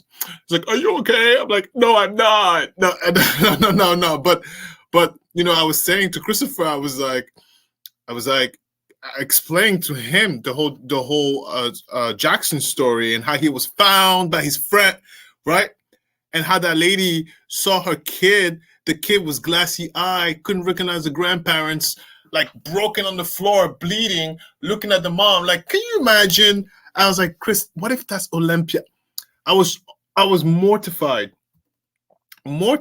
So, and I said to Christopher, I said, there is no way, if that happened to me, no, forget the lawyers. We're going to secret mission and someone is not coming back with life. No, forget the law. At that moment, I'll be so mad. Forget the law. I will break into the jail just to take someone's air out. yeah, man. It was a piece of work. These people, so Daniel, I understood what you were coming from because people were being nice, and I wouldn't be so nice, and I wouldn't be so quiet. I'll be super loud, like, Judge Darrell, shut up. Let me tell you something, Darrell. They'd be like this. Order, sir. Order. No. I need a gavel. Yes, yeah. I'll be too heated to be. They're too well composed. Yes, Tracy. It's hard. Tracy, bye. See you on the next one. I'll make a post. I like this live stuff. I'll make a post when I'm gonna go live after this. But next on the menu, I'm gonna do a recap of all this as a commentary, and then this weekend I release a trailer of the next criminal we're gonna talk about, and then next week will be the first video of the new criminal, the lady with a suitcase, the lady with a suitcase. Thank you, Daniel. Thank you. Please be seated. Oh, thank God. Okay. Boom. The record should reflect that it's 4:53. Mr. Brooks is back in this courtroom. Mr. Brooks, the only way I will honor that request is if you specifically waive your right to do so. Without that, that's not a convenience for you over there. It's you go over there when you frankly demand removal under Illinois versus Allen. I didn't demand anything. Oh God. So you conduct it. So you My can conduct sit. didn't demand anything either. God. Right, Mr. Brooks, You please keep sit changing- down. You keep changing. And I'm the going to continue jurisdiction. with my sentencing remarks. You keep changing the jurisdiction. Jurisdiction is a subject matter jurisdiction that has yet to be proven on the record. In Mr. that court Brooks? and in this one. Please sit down. I would like to go back to the other court. It's not a courtesy to you. If you'd like to specifically waive your right to be physically present, then I will entertain that. Otherwise, you need to sit I down. never waived the right to not be present. That's I because had you to- forfeited your right I to be didn't present forfeit by anything, Your conduct. Honor. You're I now wrote- back in this courtroom. Your Honor, I wrote 3. I did what you asked me to do. You said, never once pledged to me, sir, that No. you would not interrupt. And You- you're demonstrating by being here that you continue to interrupt. Man, I ain't trying to hear all that because at the end of the day, I did what you asked me to do. And You told the bailiff to tell me. Mr. Brooks, this is not a debate. You told the bailiff to It's tell me not that a I had debate. to You write. asked to come over here and I honored that. Well, and I I brought you exercised my back. right 3 times. I shouldn't have had to do it 3 times. None of those opportunities that you wrote to me said, I pledge to not interrupt. I never Judge had to do Darrell." that before. You've never required that before. That is actually not true, sir. You've never required that before. Every single time that I've been brought over there, after some time, sometimes very short, sometimes an extended Brooks, period of time. You are just simply trying to delay the I'm- inevitable. Please sit I down. don't care about the inevitable. It was I need already to written get from day through one this what was going to hearing. happen. It doesn't make me lose any sleep about that. I know I'm okay. I'm okay with everything. Then please I just sit want to down. I just want to be treated fairly, which I have Please. not been. Please sit down. And then Your Honor, and then you Mr. always make it This seem is like not a you always debate. make it seem like it's some type of aim, and it's not. Please sit down. We're talking about constitutional rights. You just told me, or you told the bailiff to tell me that I had to exercise a right that I should already have. I did that. Bailiff. Not once, not twice, 3 times. And it still wasn't honored. And then I raised this sign. I'm waving this for like 20 minutes, saying I would want to come back. I'm doing this. You're here now. Can I come back? Can I come back? Can I come sit back? down. It wasn't honored. And then So I said, can okay, finish. I'll write this and I'll see if Your Honor can see it on the screen. The objection sign saying, Mr. I Brooks, exercise my right if to you be present. stop for a May I have minute, the order of the court? I'll explain it, but you have to stop so I can explain it. Your Honor, I did what you asked me to do. Actually not. Yes. Let me explain And if you would like. If I didn't, Your Honor, if I did not do what you asked me to do, then why was I allowed to come back if I did not do what you asked me to do? Because I'm frankly going to a very distinct portion of this hearing where I am going to impose sentence. Okay, that doesn't and answer that the question, though, Your Honor. matters. That doesn't answer the question. Please sit down and I will explain and Your Honor, remain quiet with all without due- interrupting me. With all due respect. That doesn't mean you're respecting me, so please sit down. With all due respect, you told the bailiff when I first said, because every time that I've been brought over there in the past, Mr. Brooks, you always stated I don't need a history always lesson of stated what I've done. that when I exercise my right to be present, Untrue. you Untrue. always said, Untrue. we have the record. We have the record. We can dig into the record. Mr. Brooks, I know what the requirement was of me going over there. You've always stated on the record that when I exercise my right to be present, you will bring me back if I will follow the rules of decorum. That's your exact words, which you said every time. which you're I've demonstrating never right now had- that you have Your absolutely Your no Honor, ability to do. With all due respect, I've never had to go through any type of certain words that needed to be said or stressed or anything like that before. I've always done it the way that you've asked me to do it. No different than today when I told the bailiff I would like to be present. You told the bailiff if he wants to be present, he has to put it in writing. And pledge to me that he will not interrupt me I put it in writing. without a pledge. So why am I here? Because I'm going to move on to another phase of this hearing, and I thought it important that you be here in person. So I was here. But you didn't reclaim your right to be back here. Then why am I here am then, Your Honor? allowing it to Okay, happen. and I respect that you're allowing it, but still, it doesn't answer the question, though, Your Honor. It does not answer the question. Mr. Brooks. Your Honor, as a Mr. public Brooks. servant, I have the right to ask questions Sir, of Your Honor. I'm going to ask you one more time, and if you refuse to sit down, then you are in direct disobedience of a court order. Sit down and be quiet so I can make the appropriate record. Can you tell me what the All court right, order he's is? not going to obey. He's now I forfeited didn't his say right I to be wasn't gonna present. obey. He will go into the I other didn't say I courtroom. wasn't going to obey. We'll I be in just recess asked what is the until he's order. there. I just asked what is the order. I didn't say. Isn't you knowing? Oh my God. Thank you. Hi. It's just the sheriff. What? It's exactly what we all expected. Oh crap! Oh crap! I can't. I can't. I can't. I can't. I can't. I don't even know what to say. Just eating my time up. God, the poor judge is like, I'm trying to drop the gavel. Oh! My God.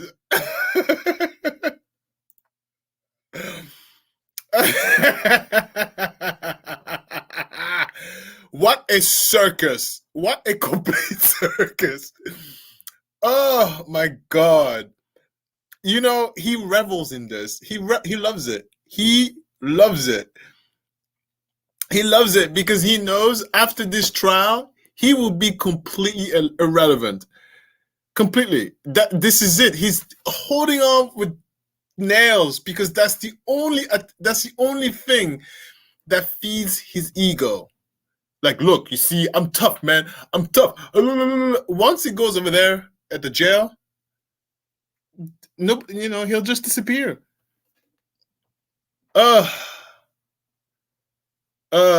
He is just grasping a relevancy. This is I can't believe we all saw that.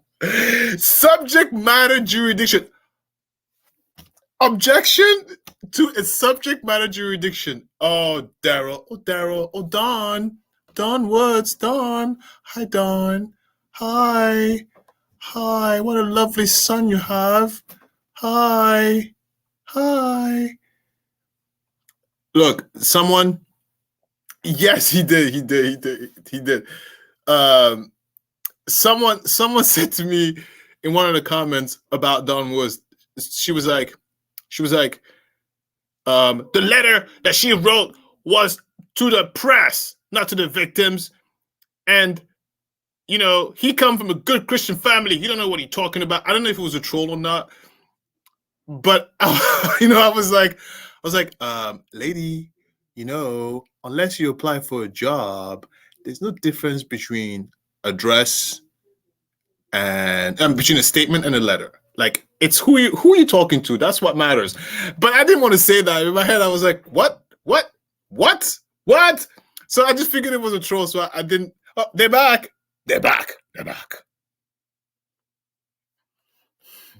I figured it was a troll, so I never answered. But it was just funny. I laughed by myself on the computer. And Chris was like, are you okay? And I said, yeah, just laughing at comments. Hi, Dawn. Hi, Dawn. Hi, Dawn. Hi, Dawn. Dawn.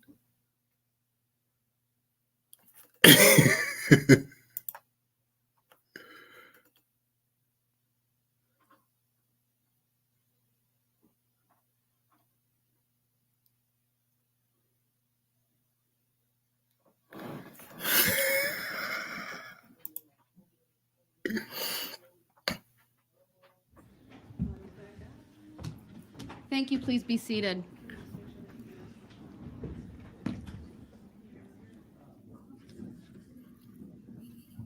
Of course, I do need to first verify that they can hear and see us. I'm getting the thumbs up. We are back on the record. The record to reflect that Mr. Brooks is no longer in the main courtroom. He is in the adjoining courtroom.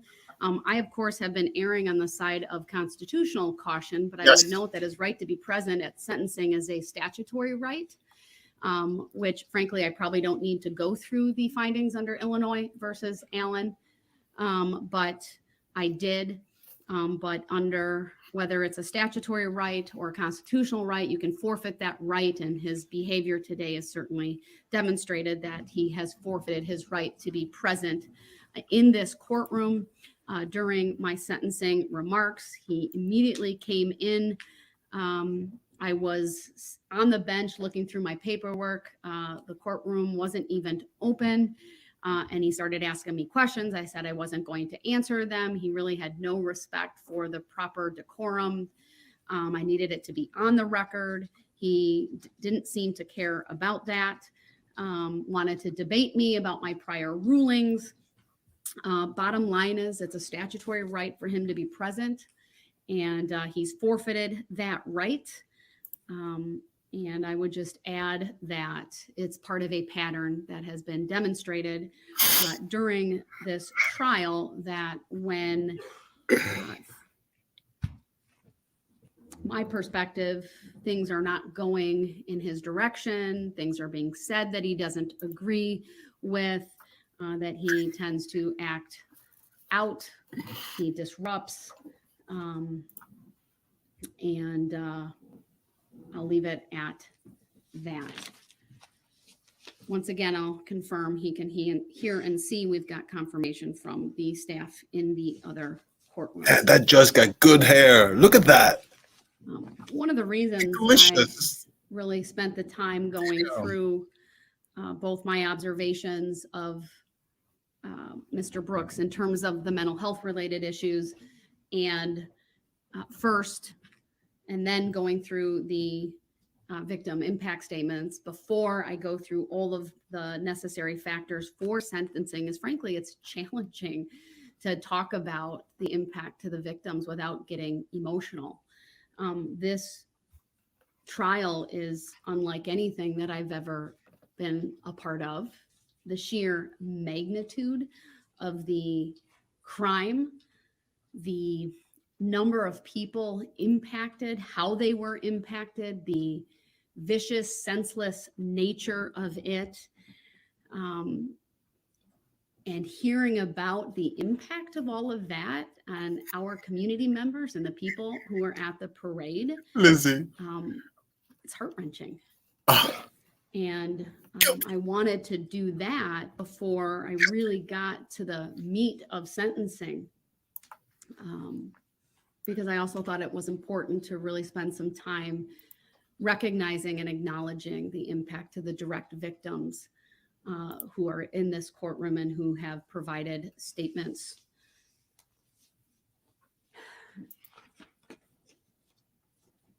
Today, my focus in sentencing will be about November 21 of 2021, the events shortly before that or leading up to it and after, and are not about Mr. Brooks's conduct during this trial, even though case law is very clear that his conduct at trial can and is a legitimate factor for the court to consider. I need to make the record very clear that in no way what I do here today is based on Mr. Brooks exercising his right to a trial.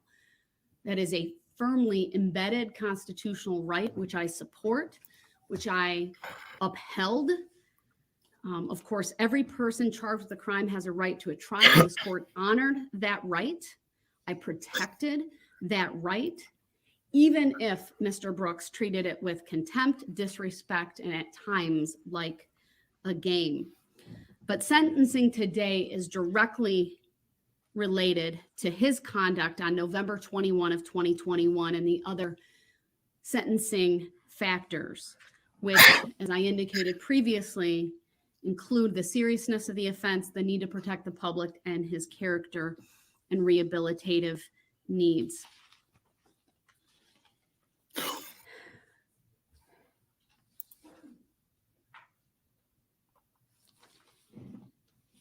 Today, I am tasked with sentencing Darrell Brooks for 76 counts related to a couple of moments in time.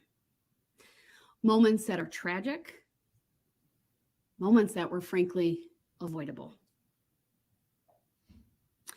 My sentence here today is, the purposes of it are twofold. Really threefold if we think about the community. One, it is punishment. Two, protection of the community. And three, what I hope is justice and closure for the families and the community at large. I, of course, want to recognize and give due respect to the guilty verdicts that were rendered by the jury in this case. Not just 76 guilty verdicts, but the special verdict questions that they answered, including for counts 1 through 6 and 7 through 67, that had the special verdict question related to the use of a dangerous weapon.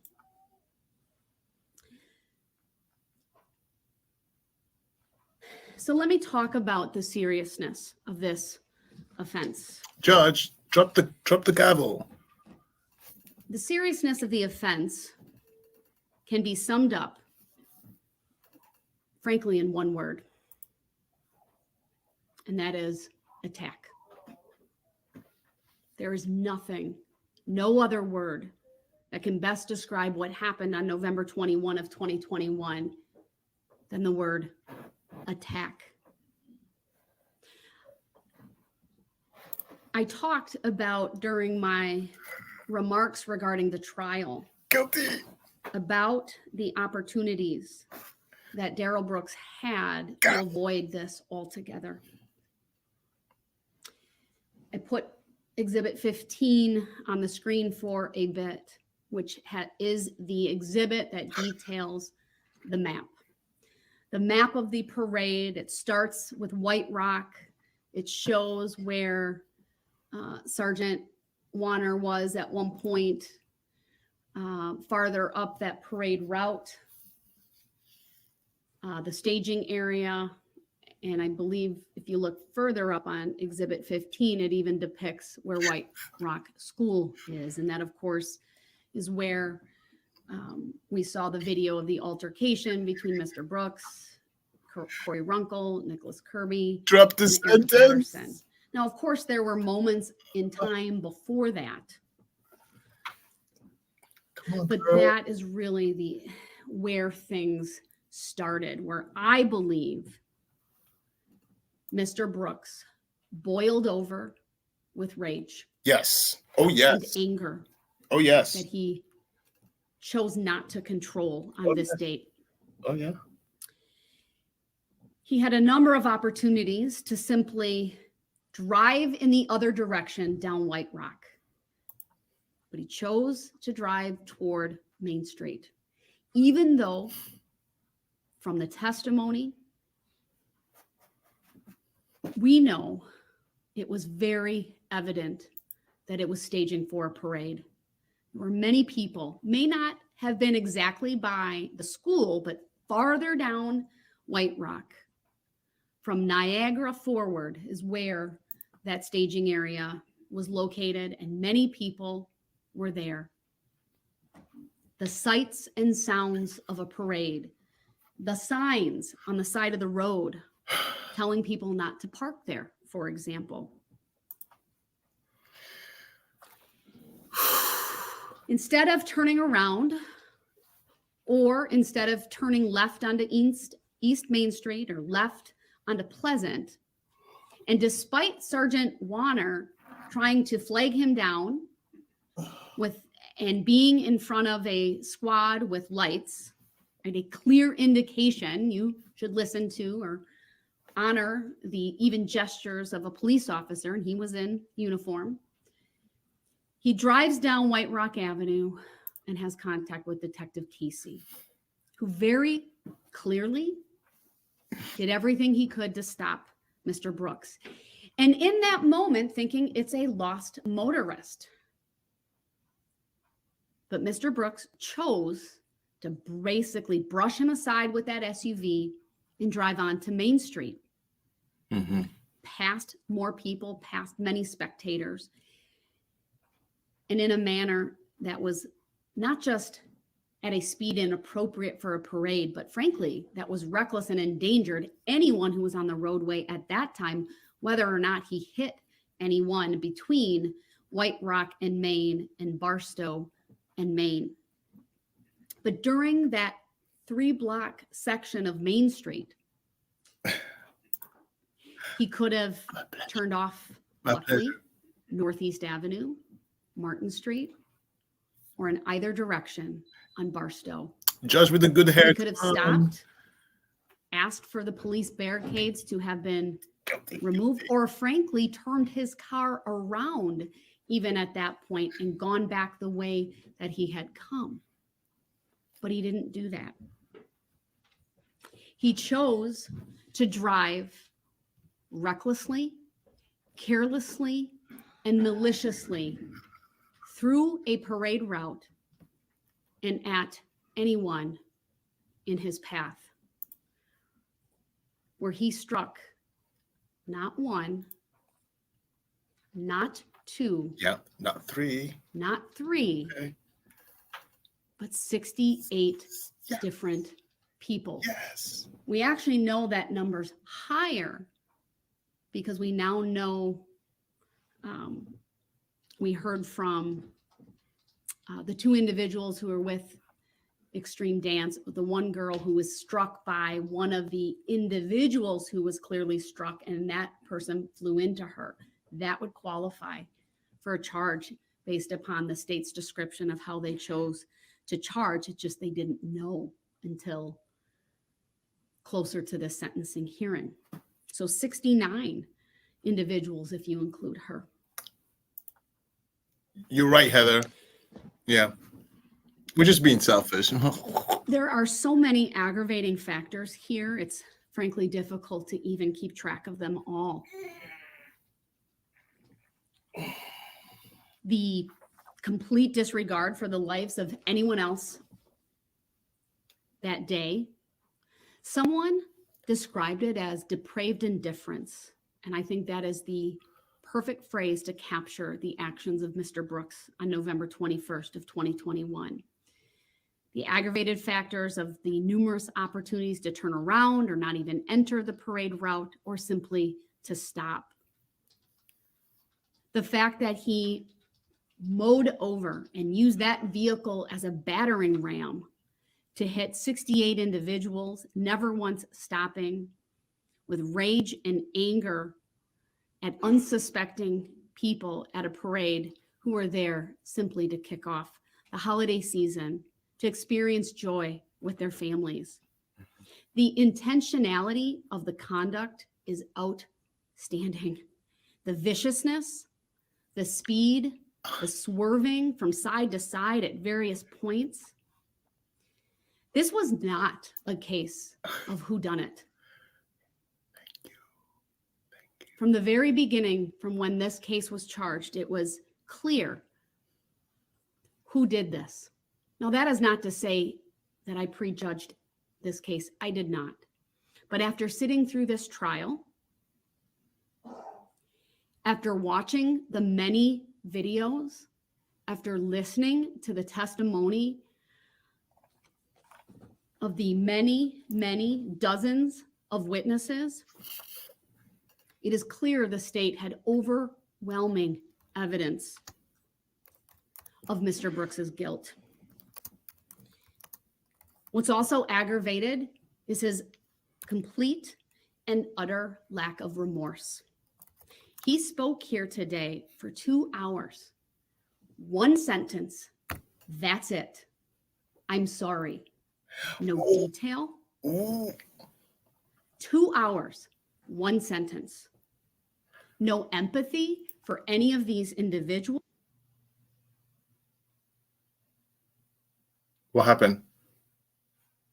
Oh my God. At times mocking them with hand gestures or rolling his eyes multiple times. That is not an indication or a sign of someone who has empathy, who is sorry for what he has done. We may never know the true why, but we were provided with nothing here today other than a feeble attempt to blame mental health, which frankly does a disservice to those who need it, really suffer from mental health issues. Don Woods. I understand why his family might cling to that because of the difficulty in coming to grips with a loved one doing such heinous things. But for Mr. Brooks, it's nothing more than indifference, deflection, an outright denial of what he did and the impact that he has caused as a result of his heinous actions. I searched for a mitigating factor in this case. I waited patiently for an apology, a true apology. I didn't get it. And not for my benefit, but for the victims.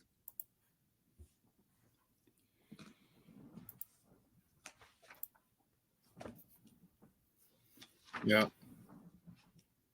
The law allows me to look at things such as Mr. Brooks's prior criminal history, including the history of criminal offenses and pending charges, the history of undesirable behavior patterns, which can include dismissed, uncharged, or unproven offenses or facts, even including expunged offenses, not really relevant here.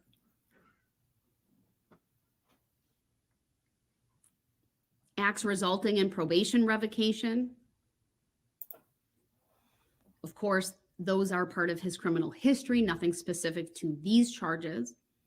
I can look at his personality, character, and social traits, the vicious or aggravated nature of the crimes, the degree of his culpability, his demeanor at trial and truthfulness, his age, his educational background and employment record, his remorse, repentance, and cooperativeness, his need for close rehabilitative control, the rights of the public, the recommendations of the interested parties, including victims and family members of homicide victims. I can consider statements made by his own family.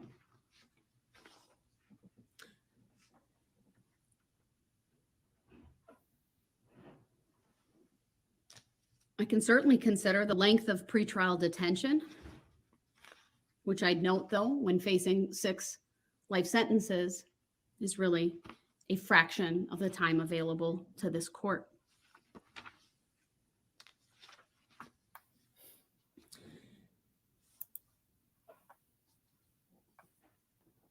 The loss of life in this case is certainly one of the aggravating factors here today. The number of people injured, also an aggravating factor. The reach into the community, certainly palpable, because this was a Christmas parade. Oh, that's right, Christmas I think parade. it was a comment earlier, either today or yesterday, that this was not like one act where Mr. Brooks drove into a crowd of people. This was sustained driving from block to block to block to block, picking off people that were unsuspecting. 68, 69 times. Driving over people as if they were nothing more than speed bumps.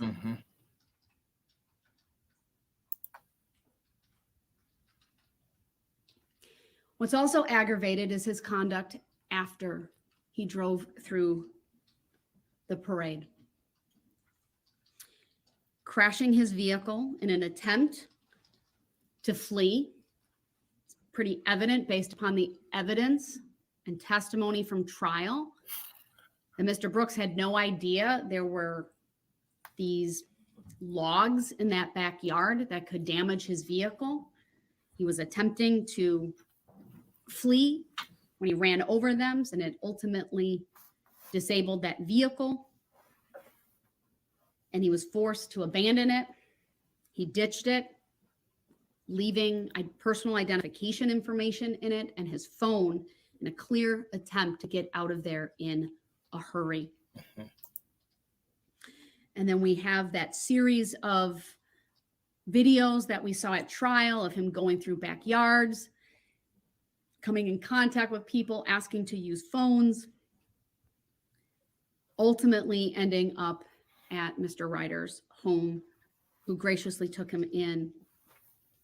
Never once, Mr. Brooks, showing any signs of distress, Hungry. of any emotion of what he had just done. Cool, calm, collected. Certainly not a sign of someone who had any remorse for what he had just done. Someone who's involved in an accident, even a tragic accident, one where they flee the scene and are later caught, oftentimes show incredible remorse, tears, not tears for themselves, but tears for what they've caused, a recognition of the loss of life, for example, from their conduct. Nothing. Let's get some water. An individual who simply wanted to flee. That is the epitome of consciousness of guilt evidence. Fleeing, changing your appearance, taking off the sweatshirt, not even caring that your shoes are off your feet because you're so intent on fleeing the area, putting your hair up from it being down.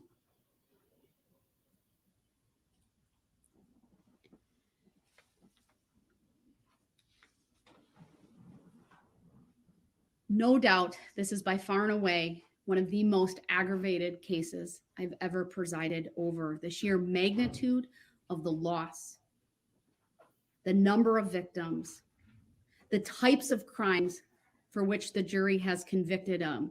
6 counts of intentional homicide, 61 counts of first-degree recklessly endangering safety, 6 counts of hit and run, 2 counts of felony bail jumping, 1 count of misdemeanor battery. What's further aggravated is the fact that he was out on bond. He should have had no contact with Erica Patterson. But the rules mean nothing to Mr. Brooks. Nothing. He didn't care. This was someone who on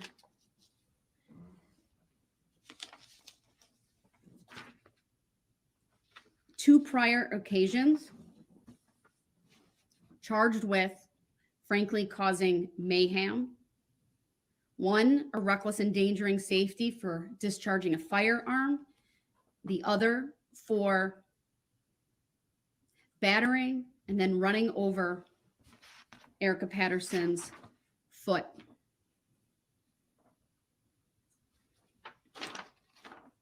This court does get to consider the other act's evidence that the state sought to introduce at trial. That other act's evidence includes that on November 2 of 2021, Milwaukee police took a complaint from Erica Patterson that Mr. Brooks had run over her with his vehicle and tried to kill her. She had tire marks on her right pant leg. She could not move her leg and had blood coming from her mouth. On that date, Mr. Brooks was driving the same vehicle that he drove through the parade. Erica Patterson was conveyed to Frederick Memorial Hospital. Her injuries received medical attention. She even had that boot on her leg on November 21 of 2021. She described Mr. Brooks to police as yelling at her, using profanity, as she tried walking past him when she was at a gas station. I think initially before that, at another location, but ultimately where he allegedly ran over her was at a gas station and caused the injury to her leg. Struck her in the face once with a closed fist, causing pain and bleeding without her consent. And then it was after she walked away that he followed her.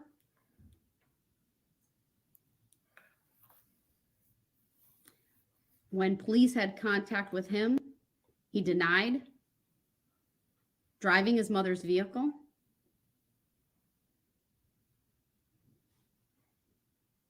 When police had contact with him at his house, he ignored their commands because he was found in the vehicle, claiming that he was having an anxiety attack upon the sight of the squad car and needed to get into the home to get his inhaler. What?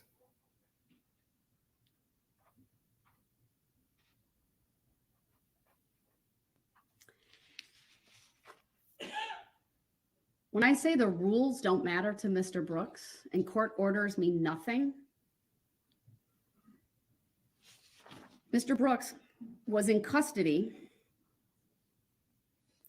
and there are jail phone calls where he's berating Erica Patterson, encouraging her to recant, blaming her for what had happened. Hey. Saying things on that phone call like, you trying to make it seem like everything is always everyone else's fault but yours. Like you don't never do anything to cause shit. And the whole cause of this shit was something that you fucking did. Oh, she can curse? He ended the call by telling Erica Patterson, you did this shit and you couldn't even keep your mouth shut after numerous people told you that shit. This ain't the place for you to be doing this shit. And you still ran your mouth. And I'm the one sitting in here facing all this time.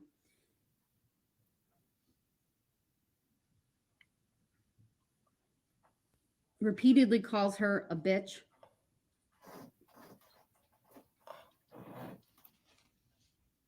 During a phone call on November 11th, Darrell Brooks is overheard or captured saying, why in the hell would I just try to mow her down knowing I could kill her like that? Like, okay, I probably got a few screws loose, but I ain't hardly no goddamn fool. He's complaining that she won't help post his bail. You didn't put a cent on my bail. Why should someone else have to pay for some shit you caused?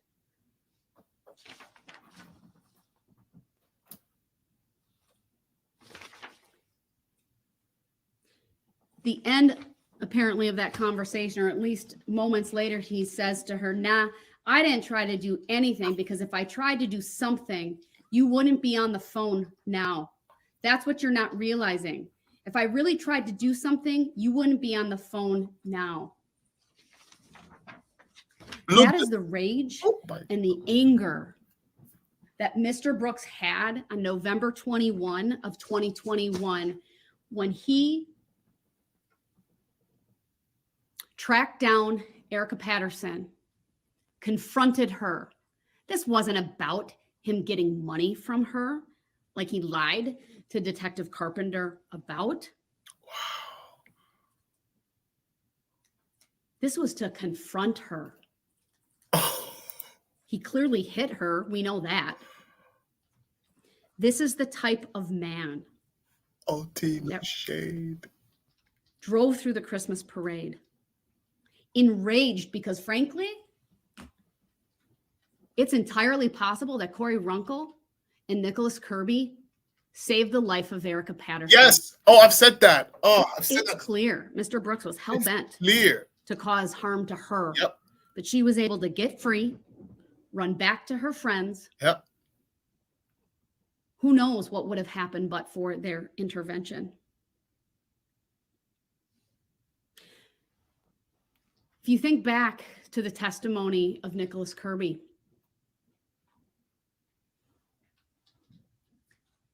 he felt bad for threatening Mr. Brooks, like somehow this was his fault. He was just trying to be there for his friend, someone he recently met. So, Mr. Brooks, that other act's evidence is a very clear indication of your poor moral character.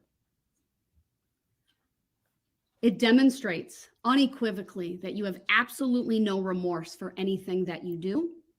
You have no empathy for anyone. and that you are justified in the actions that you take.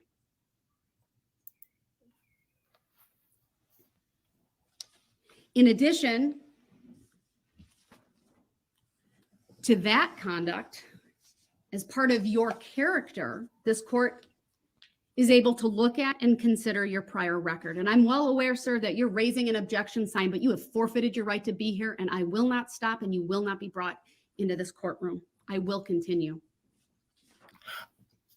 Bam. This is his prior record, going back to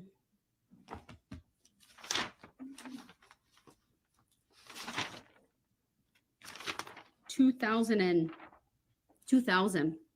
Hey, I was Spanning what? Nevada, Georgia, at least police contact in Georgia. We have an unknown disposition in Wisconsin. You're welcome. Thank you. Substantial battery in 2000, party to a crime.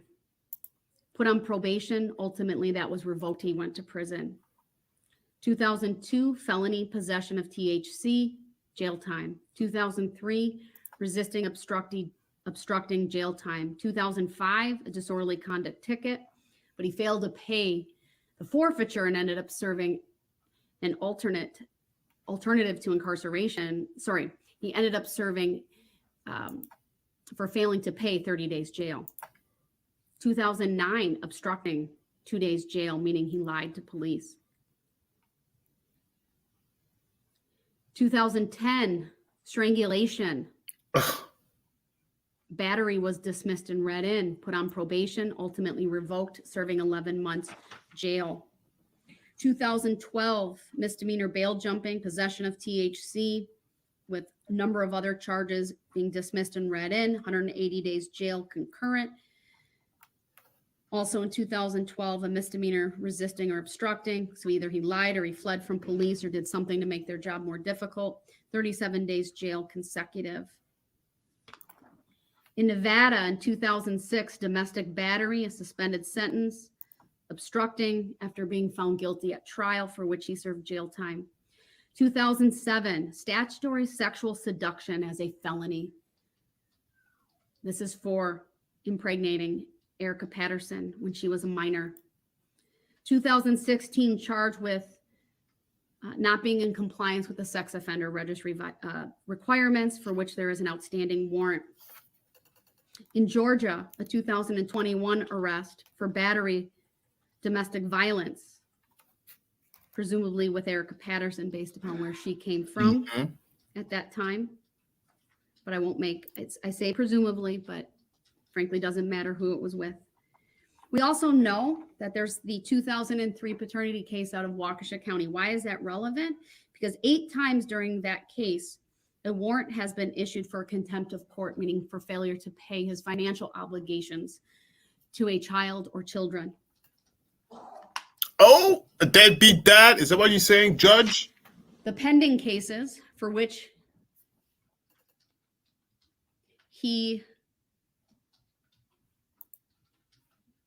one pending case, I should say, he was, I don't believe, charged with bail jumping for that one. The 20 CF 2550, 2 counts of recklessly using a weapon, felon in possession of a firearm, released ultimately in March of 2021. He's accused in that case of firing a shot.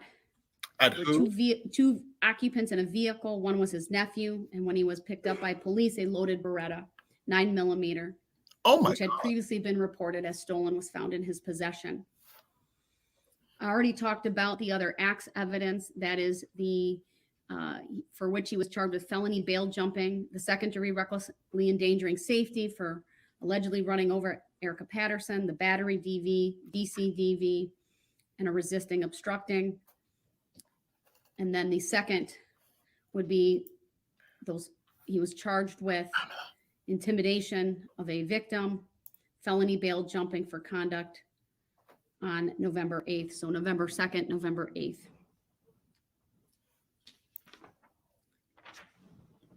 This is clearly someone with a demonstrated violent history and past, someone who has absolutely no regard for anyone but himself.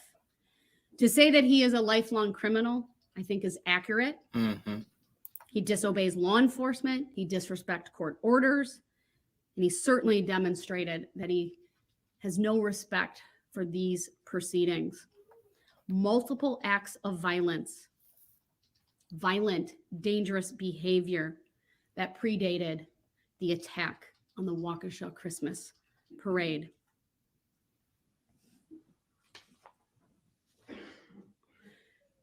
His character, or lack thereof, is also demonstrated by his complete and utter denial of culpability in this case. His blaming of his mental health or alleged mental health. There's no evidence that he was suffering from a manic episode. I went through all of that earlier today, going through the 4 reports related to the special plea. None of those doctors found support for his special plea.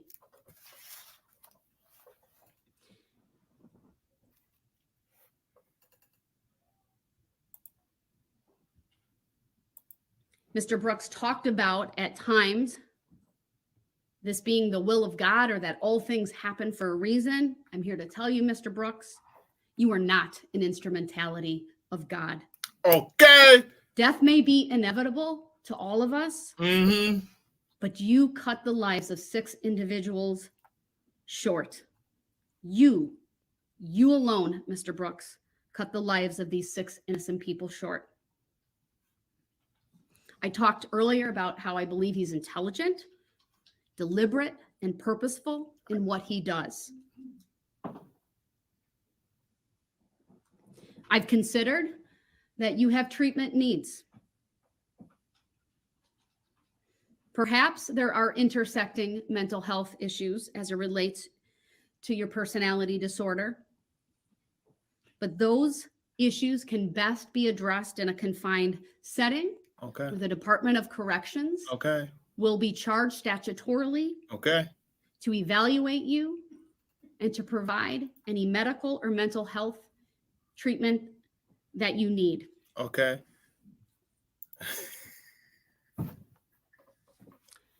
This is a case that falls squarely on the need to protect the community. I referenced this earlier. There's really 3 primary reasons for the sentences I will impose here today.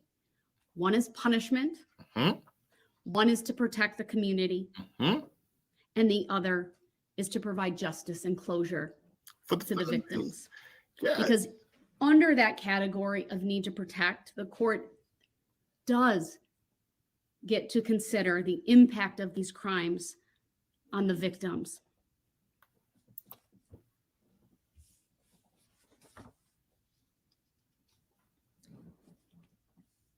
I went through at length in reviewing all of those victim impact statements. I certainly didn't go through every single one, just highlighting some of them. Okay, Judge. But doing so with purpose. Go. Because it is very clear to this court that Mr. Brooks has caused carnage.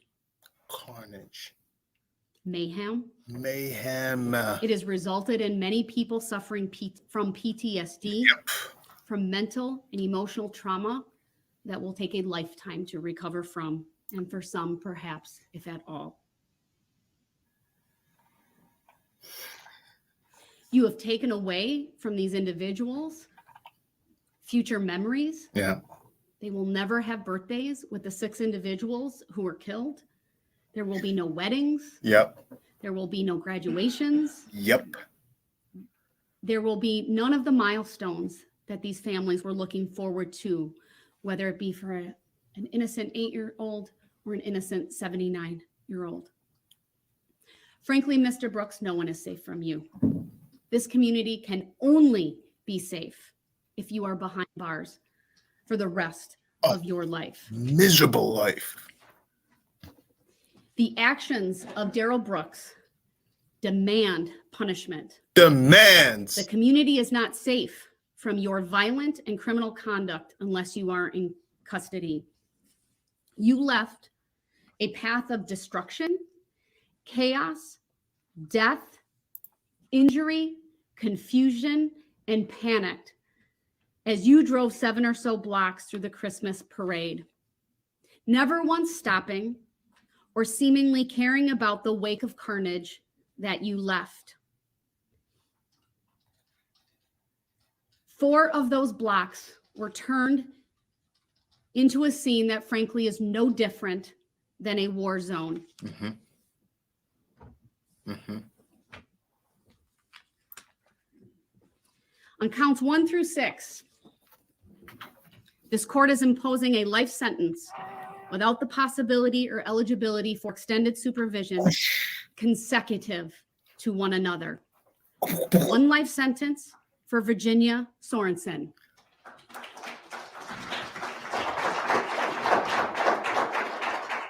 1 life sentence for Leanna Owen. Brooks. 1 life sentence for Tamara Durand. 1 life sentence for Jane Kulik. 1 life sentence for Bill Hospital. And 1 life sentence for Jackson Sparks.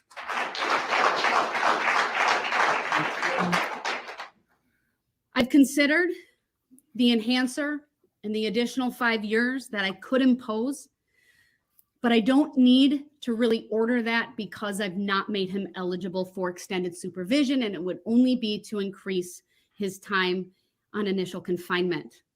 But make no mistake, Mr. Brooks, you use that vehicle as a battering ram, no different than, frankly, a firearm. Mm-hmm. On counts 7 through 67, these are 61 counts of first-degree recklessly endangering safety. These charges alone and these convictions without the enhancer carry a maximum of 12.5 years. Because of the enhancer, a total of 17.5 years. And under Wisconsin law, the 5 years is added to the initial term of confinement.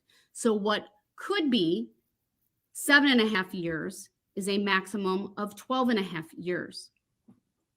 And I'd ask that everyone no longer show any reaction to the sentence so I can get through this. On counts 7 through 67, on each count, I will impose a total sentence of 17.5 years. 12.5 years of initial confinement, plus 5 years of extended supervision, consecutive to any other sentence that I've imposed here today. That is 762.5 years of initial confinement and 305 years of extended supervision on top of the life sentences that I've imposed. That is 17.5 years, sir, for Nicole White. 17.5 years for Eleanor Anders, 17.5 years for Sasha Catalan Castillo. 17.5 years for Maura Gilchrist. 17.5 years for Justin Gullickson. 17.5 years for Harry Guilfoy. 17.5 years for Aiden Lofgren. 17.5 years for Theo Maza. 17.5 years for Tyler Pudliner. 17.5 years for Connor Tank. 17.5 years for Eric Teagues. 17.5 years for Adelia Mathioli. 17.5 years for Kelly Graybow. 17.5 years for Josh Craner. 17.5 years for Riley Rogers. 17.5 years for Caden Rogers. 17.5 years for Tucker Sparks. 17.5 years for Isabella Bartlett. 17.5 years for Yaritzi What is, okay. 17 and a half years for Mitchell Lampine. 17 and a half years for Kathleen Pielmeyer. 17 and a half years for Julia Schleichow. 17 and a half years for Olivia Stover. 17 and a half years for Jennifer Stover. 17 and a half years for Jesselyn Torres. 17 and a half years for Alice Urell. 17 and a half years for Charlotte Urell. 17 and a half years for Vivian Urell. 17 and a half years for Grayson Urell. 17 and a half years for Lola Hospital. 17 and a half years for Tamara Rosentreter. 17 and a half years for Betty Strang. 17 and a half years for Maria Alvarez Dominguez. 17 and a half years for Gregoria Romelia Perez. 17 and a half years for Elliot Hallmark. 17 and a half years for Benjamin Hallmark. 17 and a half years for Patrick Heppy. 17 and a half years for Lori Locken. 17 and a half years for Marisol Lopez Gutierrez. 17 and a half years for Adair Lopez Rubelar. 17 and a half years for Juan Marquez. 17 and a half years for David Marquez. 17 and a half years for William Mitchell. 17 and a half years for Jason Petchloff. 17 and a half years for Margaret Pachulis. 17 and a half years for Yamilet Perales Alvarez. 17 and a half years for Island Perales Alvarez. 17 and a half years for Ashley Perales Alvarez. 17 and a half years for Jose Perales Alvarez. 17 and a half years for Maria Perez. 17 and a half years for Camila Perez Gonzalez. 17 and a half years for Isaac Foglia. 17 and a half years for Deborah Ramirez. 17 and a half years for Charles Green. 17 and a half years for Lily Green. 17 and a half years for Brinley Harris. 17 and a half years for Kelsey Knapp. 17 and a half years for Owen Ricciati. On counts 68 through 73, which are the 6 counts of hit and run resulting in death. These are 25-year felonies each. The court will do the following. On count 68, a 25-year total sentence, 15 years of initial confinement, 10 years of extended supervision. This will be concurrent to count 1. Count 69, the same sentence, 25 years total, 15 years of initial confinement, 10 years of extended supervision, concurrent to count 2. Did I say that the right way, the first one? Okay. Count 68 is concurrent to count 1. Count 69 is concurrent to count 2. Count 70, 25 years total, 15 years of initial confinement, 10 years of extended supervision, concurrent to count 3. Count 71, 25 years total, 15 years of initial confinement, 10 years of extended supervision, concurrent to count 4. Count 72, 25-year total, 15 years of initial confinement, 10 years of extended supervision, concurrent to count 5. And on count 73, a 25-year total sentence, 15 years of initial confinement, 10 years of extended supervision, concurrent to count 6. On count 74 and 75, the 2 felony counts of bail jumping, the court is ordering a 6-year sentence total on each count, 3 years of initial confinement, 3 years of extended supervision, consecutive to all other counts, but concurrent with one another.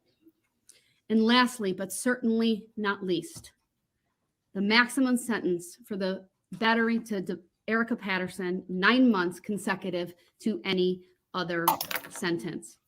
That makes him To mad. order anything other than what I have done, sir, would be to unduly depreciate the seriousness of these offenses, would It is needed, although largely symbolic, given the number of years that I have imposed here today, because frankly, you deserve it. I know it's symbolic, but it needs to hold you accountable in a very real and tangible way.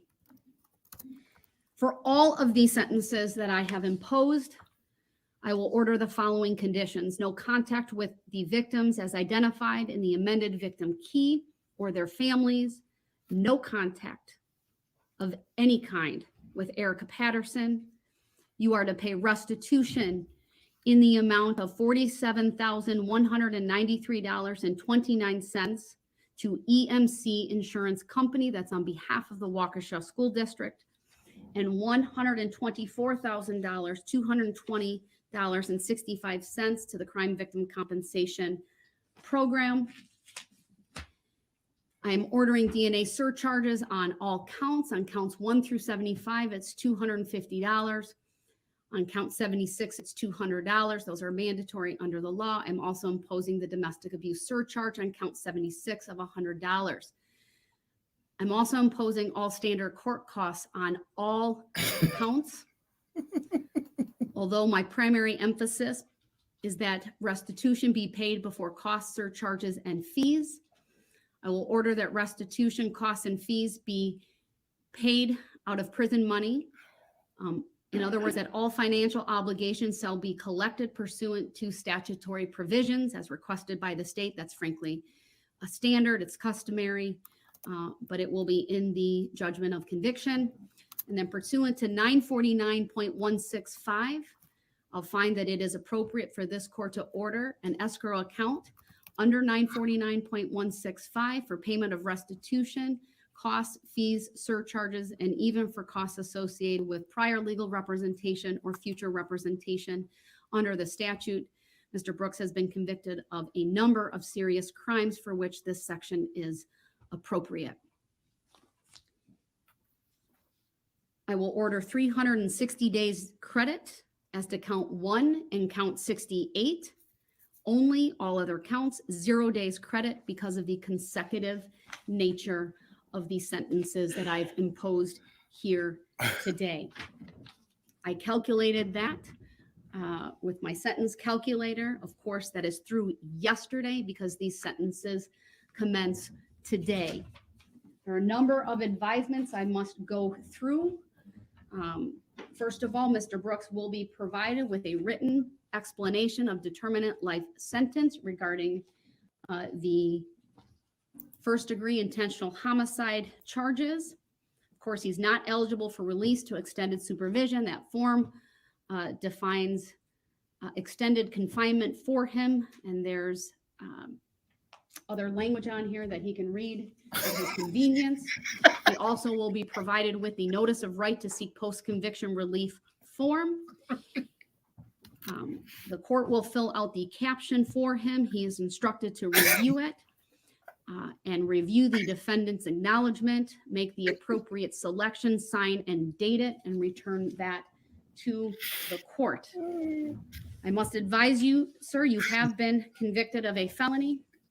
That means you may not vote in any election until your civil rights are restored. You may not possess a firearm. You may not possess body armor. Both of those are punishable as felonies. You also have 20 days from today's date to appeal the decision of this court. Does the state believe I've overlooked anything here today? Nope. No, thank you, Your Honor. All right, those documents will be provided to Mr. Brooks. I will note for the record at many times during my final sentencing remarks, he was holding up an objection sign. That objection is noted for the record. This now concludes this hearing and this case. We're now off the record. Yay! Judge with the good hair. Judge with the good hair. We could do it another I want to day. wait till I sign the judgment of conviction. I'm not making any determinations regarding where he is to be held. That certainly is within once the judgment of conviction is signed, I'll address the motion for stay pending appeal. But my understanding is he needs to be transported to Milwaukee, and I will not stand in the way of that. All right, I'll schedule that once the judgment of conviction is signed. We Understood. are in Thank recess. you. Thank you, everyone. Lewis Lane has spoken. Lewis Lane, the judge. Ah, Sir, this was exhausting. Hi. no, look. Look. We did it, y'all. This was tough. I need a week off. I need a week off. What a day. What a freaking day. Wait, there's still going on here. Let's nothing. It's just him being hauled away. Oh, what a day. I'm exhausted. Look, Christopher texted me being like, hello, are you almost done? And I'm like, it's not my fault, it's the judge with the good hair.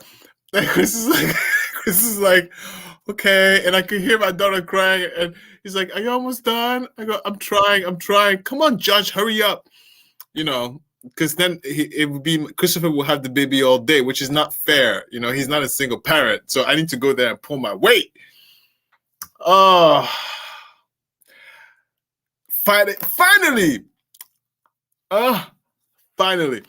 Let me tell you something. It's the chocolate and the water. Because at some point, like, I was like, okay. This was good. You guys, the comments, stellar. So funny. And I was trying so hard to control my laughter, but some of you guys were on the money, especially New York City Songman, with his court knowledge. And then I wrote it down. I guess I did not write this one. I wrote down people's names. Melted Copper. Couldn't stop laughing. Some of you guys are funny. So funny. You guys are so funny. Okay, so before you go, if you haven't done so, press like. And for the people who watch this later on when the stream is not, when the stream is after, because some people watch it after the stream is over and they still comment. Nobody's watching. I mean, nobody's there. It's replay, live replay. So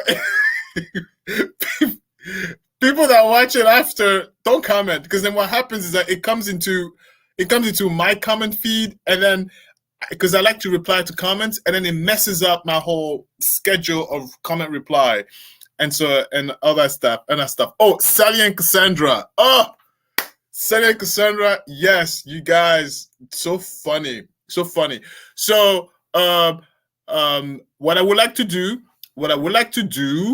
for those who are still here, is that so I'm going to go through this week. I'm going to give a summary. I'm going to give a commercial for the next criminal we're going to talk about. Next week, we're going to have the first video of the new criminal. But maybe at the end of this month, somewhere like, I know it's November. I know we have the holidays. I know. But maybe at the end of November, we can spend like only 1 hour, where I'm going to make a live stream, and we can just all come in and bring your own drinks, and we do nothing but chat. I would love that. I would love that. Just 1 hour, we sit down, we have good conversation, and then we disappear. But only 1 hour, right? I would love that. So if you guys are good with that, I will schedule that. Sarah Boone is a very interesting woman. With a suitcase. With a suitcase. Yeah, so at the end of the month, we'll just have like, you bring your own drinks and have a conversation. Maybe we can spend that time so you can teach me how to bring people on here, like how to invite people so we can see multiple people. I don't know how many people we can invite. Maybe we can all be out here and stuff like that. You know what I mean? Let's have fun. Just take it off the criminals and just laugh a little bit outside the criminals, right? And maybe get to know one another more, within boundaries, of course. Of course. Hi, Downwards. Hi. Because clearly they watch this stuff. Hi, Downwards. Your son is so lovely. I'm so glad you'll never see him again. Okay, goodbye. Goodbye. Christopher is texting me like, get over here. Bye, guys. This was amazing. You guys are amazing. You got, oh, wait. New York City, I have to put this. New York City Summit, thank you. Thank you. God, you guys are amazing. Like I said before, you know, I don't know who are we? Who are we? Who are we? I'll turn it over to you Oh. then. This is your opportunity No. to address Judge, the we're court. done. I can't anymore. We're done. Oh, wait. Oh, okay, guys, come back. Come back. He has something to say. I'm gonna like to stand up if I may. Wait. Is that the replay? That's the replay, right? No, goodbye. That's the replay. There.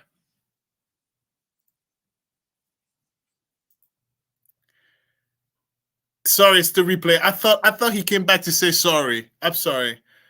Oh man, I talk so. When I have a good time, I get very scatterbrained.